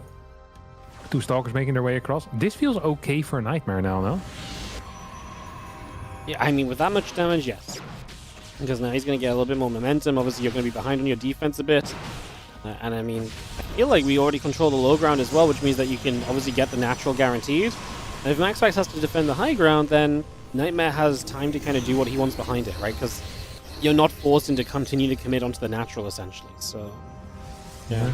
Oracle going to go for probes, but 2 Stalkers will get damage on it. Oracle shoved back again. Yeah, 3 Stalkers versus 2. Oh, the alarm goes off. Beautiful. 3 Stalkers versus 2. This feels really bad for Nightmare. For MaxPax, sorry. Yeah. If the Prism comes out, you get what? A Guardian Shield, 3 more Stalkers. Don't you just win? Probably. I mean, it's going to be difficult to defend, right? 1 Void Ray is not going to make the world of difference just yet, so yeah, I think it's going to be very tough, especially with that Prism Micro that's available as well, right? It's only going to complicate things further. Oh, going to even jump past the defenses. MaxPax not in a comfortable enough position to, you know, put a battery up in the main base this time around, so he's going to have to kind of defend over to the right if he can, because that's still close to the battery maybe from the low ground, but he's just going to pull the probes and try and do his thing. Prism is going to micro nicely so far. A lot of work is going down. Nightmare having a great start of this. Sentry gets brought down to the low ground as well. A couple of sentries jumping down there. The Prism still there to micro. That first Void Ray going to go down just as the second one arrives. So we're never going to see 2 Voids at the same time. And we do not get damage onto the Prism. GG gets called and Nightmare turns around this game. As the Adepts getting in really did just shift everything into his favor. Wow. What a game. What a block with the pylon. That move saved the game for Nightmare. I mean, because how convincingly he won when your Robo was depowered for a significant period of time at first. Yeah. He needed something, and that pylon block allowing the Adepts to do their thing really was it. This would be a huge upset, by the way. Yeah, in a best of 5, I think so too. Like, if you tell me Nightmare beats MaxPax PvP best of 3 right now, I'm like, I believe that, because I do think MaxPax does have tendencies to lose some PvPs at the moment, but best of 5 beating MaxPax is kind of nuts. Yes. They've played 1, 2, 3, 4, like about 30 series against one another, and Nightmare won 4 times. A single best of 5 was won by him before. I remember that best of 5, and then MaxPax came straight back and slapped him away the next time they met. This was in 2021, you're correct. Oh no, Nightmare be... Oh, maybe it was a best of 3 I'm thinking of, actually. Best of 3, you're thinking of WardiTV Festival Main Event Group Stage Group C. Yep, and then Max Pack slapped him back in the League Cup. Yeah. Yeah. You know what I just found out, by the way? Is that Nightmare is the most popular name on Aligulak. There's like 10 different Nightmares. It has to be the most popular gamer name. Yeah, I guess it makes sense, right? Yeah. Yes, it makes sense. A question from the chat party. What are they competing for? Pride. Monday Cup championship, you know. Nightmare's never been a Monday Cup champion. And if he gets that, he would be the 10th player to ever win a Monday Cup. Wow. Whereas Max Pax is looking for his 12th. There's some money as well, but I think really everyone's really about getting themselves on the stat sheet. Yeah. Yes. Understandably so. Yeah. All right.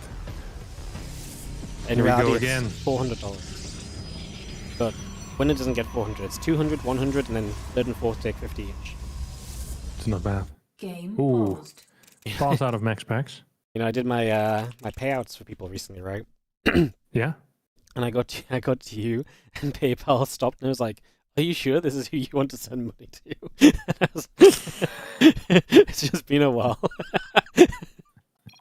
Game Hey, that's not freaking funny. What the hell? That's super rude. PayPal just roasted me. Yeah. Bananas. Madness. Yeah. Yeah. Monday Cup every Monday, apart from next Monday, where I'll be on Friday.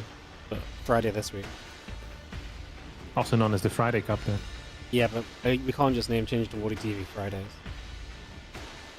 No, you couldn't. That would indeed be impossible. The technology simply is not there yet. Once again, a pretty bad position for the pylon. If you get the scout towards the right side out of Max Packs, it's going to get spotted 100% of the time. So I'm not a huge fan of that, because it's like right in an entrance. But also Hallucination is most likely going to scout it. So theoretically, if Max Packs were to ever play Hallucination, he would see that it's fake. But I love this this mind gamey, the mind gamey side of Nightmare here. Fake proxy pylon, real proxy pylon, fake proxy pylon, real proxy pylon. I mean, the pylon's always real. Like it's not a hallucination, but the follow up with it. This is what we call a fake proxy pylon, because you're not really proxying something with it, except just the pylon. Any more words to go in that sentence? No, but there will be people that has a real pylon with a terrible name. Like I explained it for them. No, I Seems to be a lot of new players these last few days in StarCraft. It's because of the PTR. I noticed it immediately. Yeah. Yeah, the questions become significantly lower level in my chats because of the people getting interested again. It's like, oh, PTR, Yeah, come back. new patch. That's all. Imagine what StarCraft 3 would do. It probably would get more people involved, no? You know, if StarCraft 3 showed up, then I'd be very happy. Yeah. I think it'd be quite nice for us, actually. I think it'd be an overall positive. Yeah, I think because the thing is as well, you'd at least get a little bit of StarCraft 3 before people start talking about how StarCraft 2 is better. So that period would be nice as well. Yep. Oh! He canceled the battery. This adept is gonna finish up. It's gonna get 2 kills. You smell it? Oh my god, he's gonna get null. Jesus, what a terrible call. I was gonna say I don't smell anything. Yeah. Open your nose. Oh, Nightmare with a proxy pylon. Wanted to maybe go for a... Was that like a 6-8 Stalker attack or something?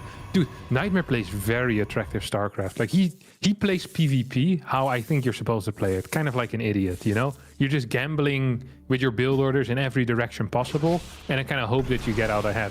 MaxPax is playing like the most solid StarCraft that he can think of, right? He just wants to survive and get into macro games. And Nightmare here is the role of the jester. He's here to ruin stuff. That's not what the jester does. The jester makes jokes, doesn't he? Yeah. Yeah. No. You get my point. I He's here get to it. ruin it. Yeah, he's gonna ruin it.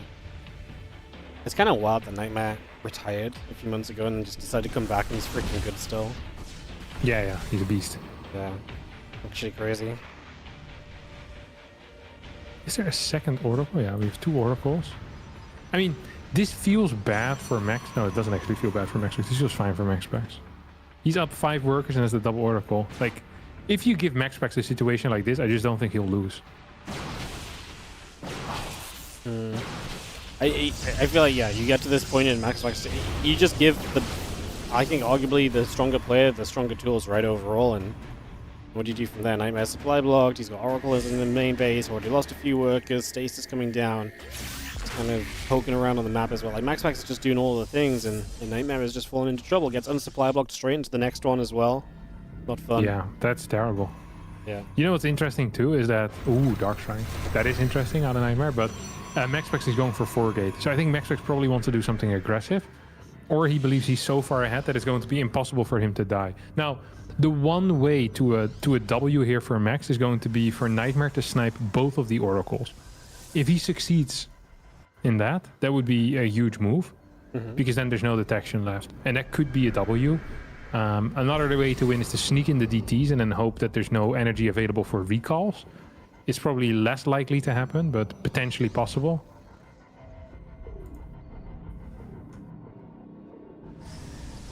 We'll see if we could somehow get rid of those Oracles and then Dark Shrine comes up. That could be amazing as well, but MaxPax has been pretty cautious with them. He's even bringing an Oracle back home as well, so he's got good preparation against DTs. It's still a little annoying if you only have Oracles against DTs, but having 2 definitely helps. Nightmare going to get a little bit of heads up as to maybe where they might be positioned, so you can try and run the DTs in, but the DTs also have to come from across the map as well, so it's not going to be a nearby warp in. It's not going to be hitting immediately. Well, there is a nearby warp in. Oh, I didn't see the orange on the orange map. My bad. Yeah, it happens. Nightmare. Although I'm not even sure how much closer that is if you add in like the warp in There's a time. slow warp, yeah. Yeah, it's not super close either. You need to walk to the natural. This move out timing for MaxPax is probably the worst imaginable. Of course, he doesn't know that, but we can see it. So these DTs are going to run by.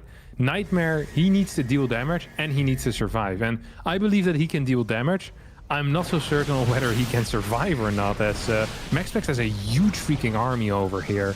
So many units. I do believe MaxPax might have spotted these DTs, as we have 1 Oracle flying back home already. A couple of probes here are going to end up falling. DT defensively being used as well. Nightmare's going to survive and gets the first few kills. We have 6 probes already going down to start things off with. There's a couple more in the main base, as the Oracle has decided to return back home.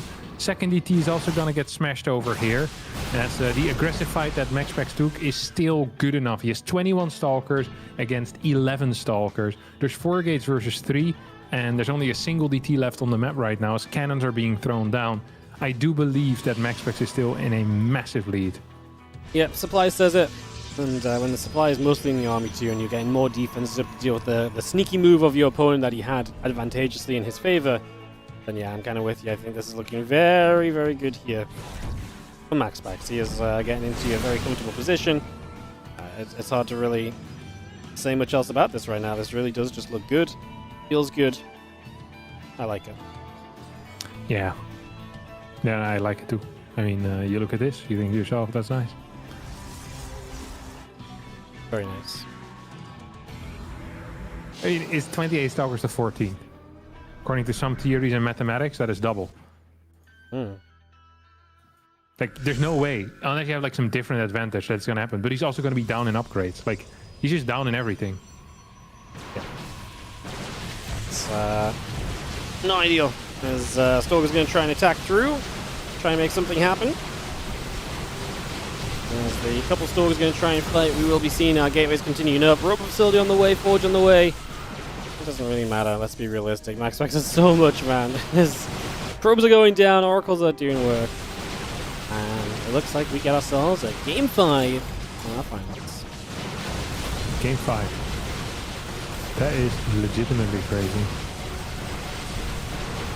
Legitimately crazy. So far we've seen MaxPax die to proxy robo, die while building a robo himself, and then win twice in the macro games, which weren't really macro games because he was so far ahead already. We shouldn't even count them. I really do wonder what Nightmare's like takeaway is going to be here. Does he fake another proxy pylon? Does he go for a real proxy robo? No, what are we doing here, Wardy? On this planet, on this football called Planet Earth. I mean, you got to do something, right? Because I feel like if you let MaxPax play standard and he just gets Oracle Stalker, very good. Very good for him, right? So I think we got to kind of go a little bit more kind of towards the craziest side, or play something that mixes the game up, or punishes that kind of setup from max packs somehow, some way. I think anything else is just not going to be it. Yeah, it's tough, man. Yeah, it is. Yeah, I don't really know what we do to... Yeah, I don't know, it's tough. I mean, that's the problem, right? You have to come up with these answers mid-series as well. It's not easy playing against max packs. It ain't easy.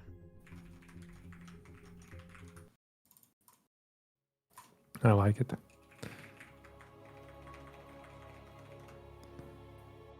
Are you planning on casting the Monday Night Weekly tonight as well? No. Why not? It's not the Monday Night Weekly, it's the KSR Cup. Oh, why do they keep changing it? Because it's run by different people. Because the Monday Night Weekly is not on tonight, so they put the KSR Cup up instead, I think. It's impossible to keep track of stuff, man. It's not that big. I don't cast Monday evenings anyway. I just... Why not? Because it... So, if it... Say it started now, and I could finish my cup and go straight into it, great. Right? But, like, a lot of the time I would have, like, 1.5 hour downtime, and then you have to go through, like, the first round of the cup, and it just takes ages to get to. So it feels like you have, like, 3 hours of downtime before you get to real games again. And then everyone else is streaming it as well, and not just that, but, like... Then also you're, like... So you're competing with everyone else, and... It also takes ages, because they also always run silly formats on those ones in the evenings. Like silly formats. double elim and stuff. It takes like 5 hours. It's a bit long. That's true. It is very long.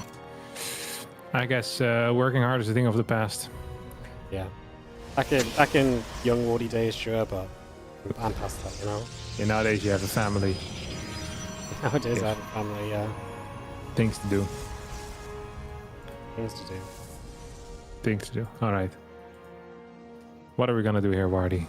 It's once again going to be a proxy, by the way. I can smell it. He actually popped out on the wrong side with the of the cyber core. So his path towards a proxy pylon, if he wants to put it far on the map, is gonna be tougher. So it almost has to be either be a fake or very close to home. Once more, such a weird position, no? Yeah, I would say so. Dude, I don't know what that is. It's crazy. Yeah, me neither. I love it though. I give it 3 stars. 3 stars. 3 stars. It's not bad. Like this always gets spotted, I think. Unless max spec scouts towards the right, but you'd always scout towards the left. Maybe that's the Ooh. No way. Okay, this pylon is genius.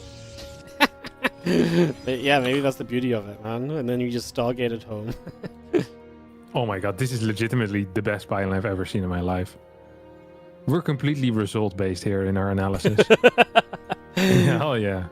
Hey, look, there's no point believing in something till it's proven itself, you know? Yeah, that's true. You know, you don't go in... That's crazy. This is also how I analyze my performances in the casino. In the casino? Yeah. Oh, another win on red, boys. No way, wow. That's crazy. Yeah, it is beautiful. MaxMax actually is not finding it. It's gonna go, what is this? Adept, Stalker, Stalker, Stargate. So very standard opener. Both players actually opening up with kind of a fast Stargate. And Nightmare here has, I think, properly managed to fake out his opponent. Like, if you're MaxPax here and you see this, you're probably thinking Proxy Robo. So you cut workers. You want batteries everywhere. That's what I would want, at least. As long as that Oracle does not get spotted, he's going to be fine. But now the Nexus did get seen by the Adept. That would confuse me if I'm Max. What does that mean? I mean, I feel the whole game is kind of all over the place right now. I mean, there's the difficulty of trying to figure out what's going on when you don't quite know what's going on. We are going to see Oracle and the Adepts getting in, though, right? Oh, only one Adept, though. So this is much more manageable. The Oracle's super low. It does get out alive. Well, that was dangerous, but we escaped for the most part. 3 kills. It is 25 workers to 24. Second Oracle on the way for Max Packs. We're just sticking with a single Oracle on Nightmare side of things with a slightly faster Twilight Council. I personally prefer the second Oracle. I think it's just more you know, more oomph there. You have the ability to go for these drive-bys. Instead, we see Phoenix out of Nightmare, but Max also is getting a Phoenix, so pretty much a mirror, except for the +1 Oracle on MaxPax's side. Let's see if we can make something happen with those. The first Oracle is going to come in, is going to get a lot of kills here. Oh my god. This is chaos. This is pain. This is 5 worker kills. It's going to be 6 worker kills. Double Adept hits the natural as well. We still have an Oracle that can go in unless this Phoenix starts bumping it in the face. 10 kills, Wardy. Disaster. Disaster. MaxPax looking as we kind of expect him to, which is making the moves to become a winner of the cup today, and he is going to swing in and do a lot of work there. That is going to put you into such a difficult spot to play out of, realistically. I mean, that is very tough. And yeah, I think we're in some trouble. No, I mean, I don't know where we really go from here, but I'm not loving it. I'm not loving it either. Not loving Wait, it. were you on my camera this entire time? Oh, yeah, apparently. I wasn't meant to be.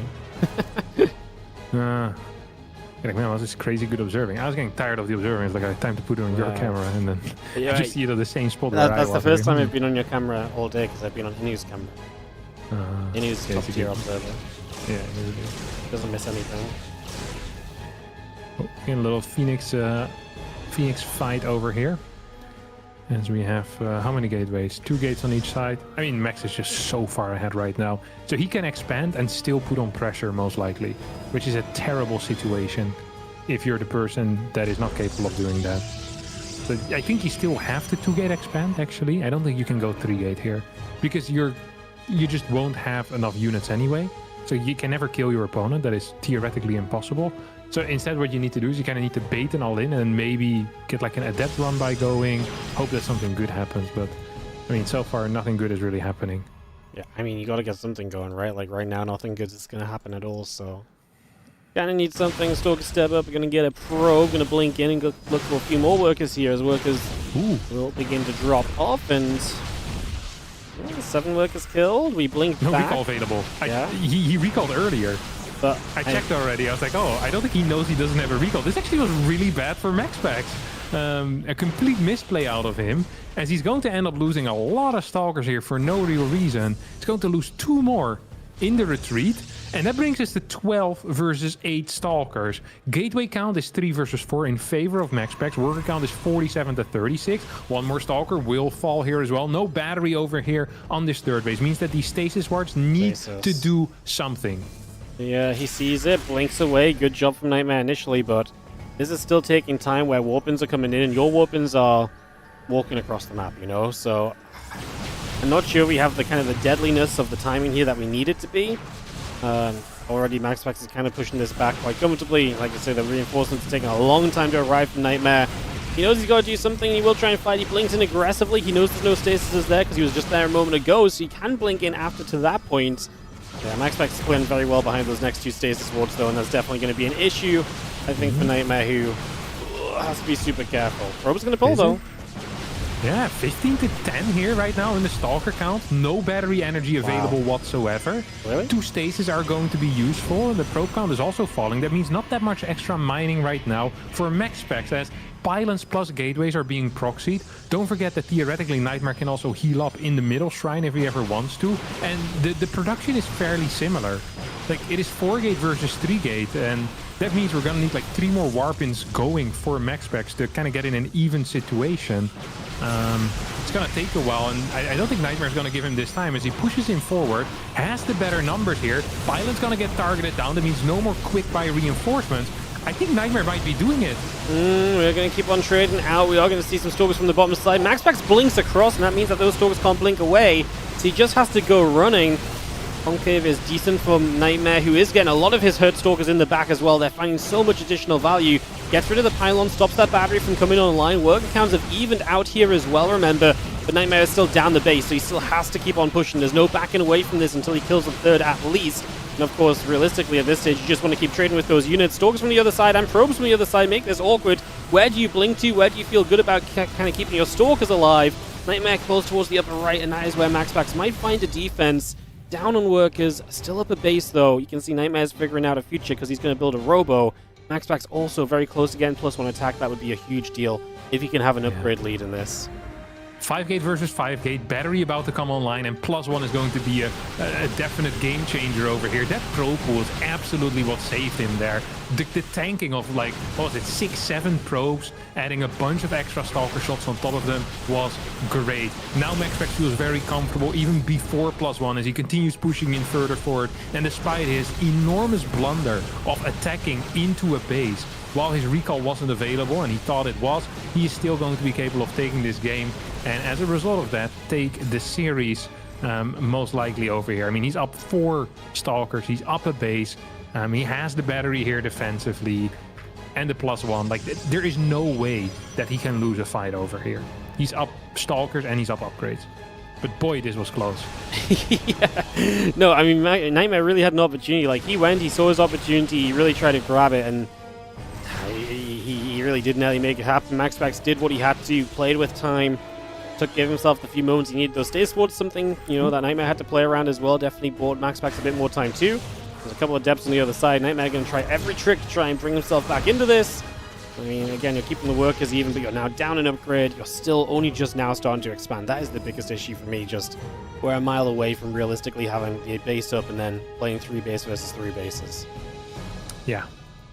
I do wonder how many times the stasis ward hit on the other side, by the way. I didn't actually keep track of that, but the Oracle has 0 energy, so I bet MaxPax continuously tried that stuff. As, yeah, these stalkers are just going to get pushed back. MaxPax way too far ahead right now, and Nightmare will be forced to tap out within a couple of seconds. And this is going to be it for today's WardiTV Monday 53.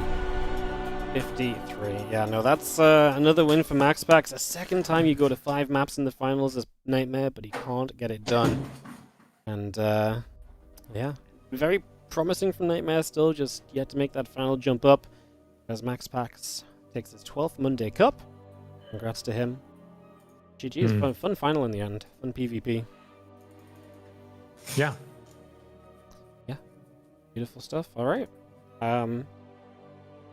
Yeah, I might do a PTR Cup as well tomorrow, by the way. Guess you want to. Tomorrow? Come on, man. Yeah, well, I don't know whether I don't know whether to either cast the Maestros or the game replays. Yes. Yes. Yeah.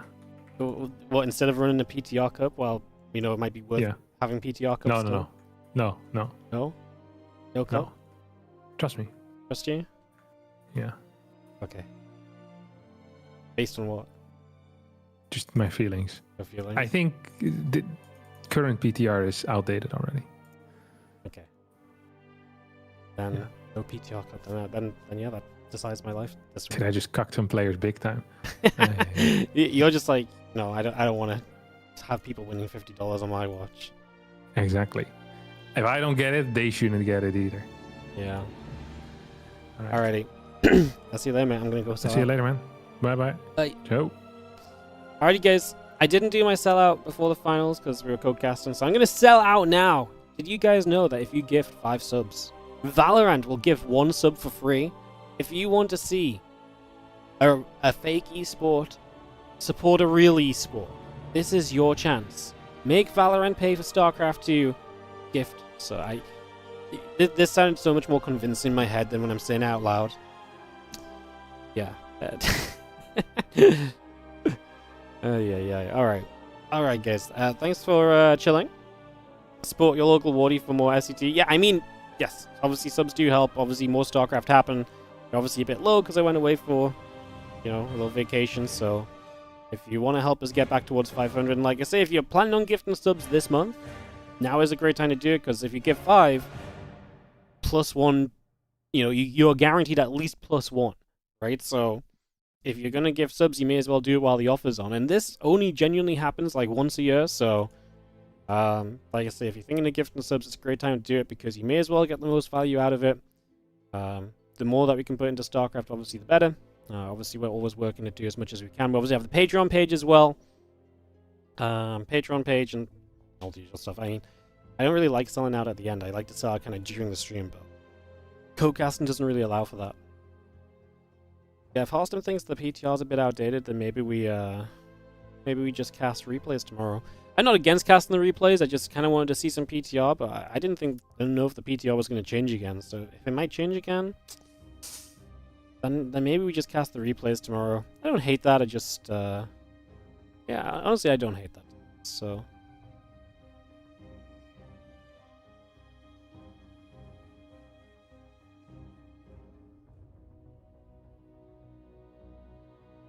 Yeah, no, I think maybe we just cast the replays tomorrow. So this week in general, guys, let me explain what's going on. So Tuesday, tomorrow, we're probably just going to cast the Maestros of the Game replays. Oh, hang on, let me...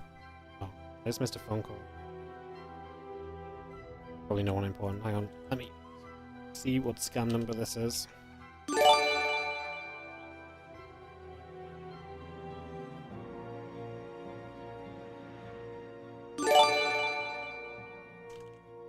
you for the subs. No match on the number. Yo! There you go. See? Codro gifting the 5 subs. And the +1 from Valorant going out to Langostino, Lamech Weird, Vudgod, Sillyput99, Gunta, and Creator SC2 Love. And then Caillou Kangam, thank you so much for also gifting 5 subs and the +1 from Valorant. Oh, we got +2 from Valorant there, no? Oh, we got a bonus one as well. See? Sometimes you get even more than the +1. Thank you so much, Codro, for the 6 gifts total. Thank you so much, Caillou Kangam, for the 7 gifts in total. Those ones went out to Mathis Spell, Moron33, Blink Templar, Dark Matter Synthesis, Merin17, Havani PVN, and Dadmiral. And then we had Growlong on the 5 gifted subs just now as well, going out to Moonseal, Ice Plum, Firmeo, Fly Garlic, and Rico Yosama, plus the one from Valorant that went to Velvet Hammer TV. Thank you so much. Guys, we're a sub away from the hype train. Okay, I'll do you guys a deal. For the entire time the hype train runs, we'll do marbles. Okay? I'm opening it right now. This is the best deal I can make, you guys. The entire time the hype train runs, we'll do marbles. So at the very least, you're gonna get like 1 marble game in, guys. At the very least, we're getting 1 marble game. Because we have 3 minutes until the hype train doesn't even start. I'm loading it. It's loading up right now. I'm going as fast as I can. And if 1 person subs from here, then you actually get at least 8 minutes of marbles. So actually, realistically, not a bad deal. If my marbles even open. This is why my marbles doesn't open. That'd be classic. Anything else to say? Hello, Zergling on the 103-month resub. Thank you so much. Kicking off the hype train. That must be like a level 2 hype train again, though, right? So we had like 15 subs already, or 20? Hell yeah. Yo, what's up, Mr. Toby H? Thank you so much for the 11-month resub on the Prime.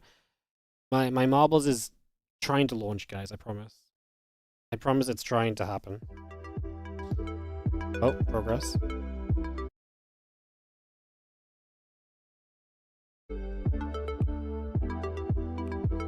Cancel. Continue. Race. What should we race on? Let's do Death Alley. Let's just go straight into a Death Alley. Alright, guys. Exclamation mark play if you want to play. Like I say, the dealio is we will play marbles while the hype train is on. Okay? Exclamation mark play in the chat if you want to get your marble on the raceway. And we're probably, what, like 5 subs away from at least... I reckon if someone else gifted 5 subs, we'd realistically have another 5 minutes of marbles, okay? So that's your deal. This is the level of sellout we're going to, okay? This is the level of sellout that we are reaching already. Plays in the chat. Plays in the chat. We give you guys 30 seconds. Maybe I could do the countdown on 40. Alright, you guys have 40 seconds to type exclamation mark play. All you have to do to play is exclamation mark play in Twitch chat. It doesn't read YouTube chat. Exclamation mark play in Twitch chat, and you can go. Why are you banned, dude 215p? Surely you're not banned. What, from marbles? You're banned from marbles? What? Surely not. Yo, what's up, Barnacle Bob? Thank you so much for the 4-month resub on the Prime. 17 seconds to get your marble on the raceway, guys. This is your moment. Don't miss out. Surely you can't be banned. Did it say you were banned? I'll have to check after. Alright, we're away! Oh, wait, I forgot the command. I forgot the controls. How did I bring the names up? Oh my god, I can't see anything. Ah! There we go. We're away! Ah! Alright, Heedles lands back inside. Oh, we're already losing someone. Who is that? Galactic Man gone. Gavbag gone. Dito gone.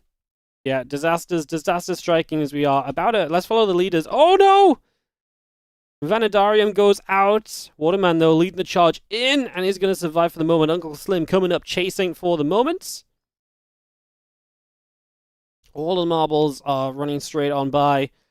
As we are going to see... Oh, DJ Chris Spear up in front. Let's follow our leader through. Does he get bobbed? Oh, he gets slowed down. Doesn't go off the track. At least you're still alive. We've got a new leader, Gungtak, going to lead the charge into the next set of blockers. Fighting their way through. Showtime coming up hot. Look at that. Look at that Protoss power. Look at that. No, nothing to stop him there. DJ Chris Spear coming through as well. All right. Showtime. Oh, God. Oh, no. Oh, pain. Yeah, I saw that one coming. All right. Chris Spear. Oh, chased by Parabites. They go in together, helping each other through this next little section. We are very close to the end part of this track, guys. Parabites going to lead us down. It's a dangerous pathway, Parabites. It's good for the moment. We're going to be okay. Chris Spear taking a slow down. Hello Zergling up in front as well now as well. Geokiller is up there. My Marble still chilling at the back. There's Parabites leading the charge once more. First into that section, first out. Straight down the middle, by the way. Talk about that for some power players. Whoa, Kitty's coming through. More Watermelon's back in front. Hello Zergling! Oh my god, Seaman ahead. Hello Zergling has the speed. Can we get to the finish line? No! Watermelon! Watermelon? Waterman. Sorry, for some reason I'm calling you Watermelon, but you are just a Waterman. No melon, just man. Waterman goes flying off while in the lead. Hello Zergling is leading the charge. Round the corner we go. Oh no, Hello Zergling! No! Parabites drops in for first place. Hello Zergling, are you dead? Yeah, you are dead. You are dead, Hello Zergling. Unlucky. Guys, you have 30 seconds left to keep the hype train going, otherwise this was your one and only marble race. The offer was real. Oh, who's that? Barnacle Bob goes flying. Slowly's going to make it in. Kasumigo is going to go as well. Beautiful. Beautiful stuff. Who's that? Uncle Slim flying out as well. I mean, at this point, you may as well go out with a bang, you know? Oh, Wardy Marble. I think Wardy Marble's going to get bopped. Oh, no. We're good. We're easy. Free real estate for me. Straight through. Fuck Bash a little bit stuck. Belquer. I mean, I don't know what you guys are doing. This is a fast map, and you guys are right at the back. Just don't die. Like, I mean, at this point, it's kind of embarrassing to be the last marble through and then just dying. So, okay, Belquest. That's actually scary because you're slow on top of the boppers. Oh, we just made it through. All right, last marble through. Oh, easily. Even doesn't even come last place. Belquest on last. GG's. Good jobs, guys. Good job. Alrighty. That was your marbles race, my friends. Alright, cool. Thanks so much for watching. Thank you for all the gifted subs at the end. Appreciate it. We are back at 475, the road to 500. And then 700 once more. We're back at it once again. We'll be back, so, like I said, we'll do the Maestros of the Game replays tomorrow, guys. So we'll do the Maestros of the Game replays tomorrow. And then on Wednesday, we'll do Liu Li Cup. Thursday is going to be Team Liquid Map Contest Qualifier. That will be on the PTR if we have the maps on the PTR. Otherwise, it'll just be on the live server. And then Friday is going to be WardiTV Mondays 54, brought forward because of some bits and pieces going on. So, yeah, I'm going to go and sort all that out. Obviously, so the gifted sub bonus does last until October 1st. So basically, I think it's like, is it morning on October 1st? Or I think Wednesday's stream might count towards it still. Have a look. When does it end?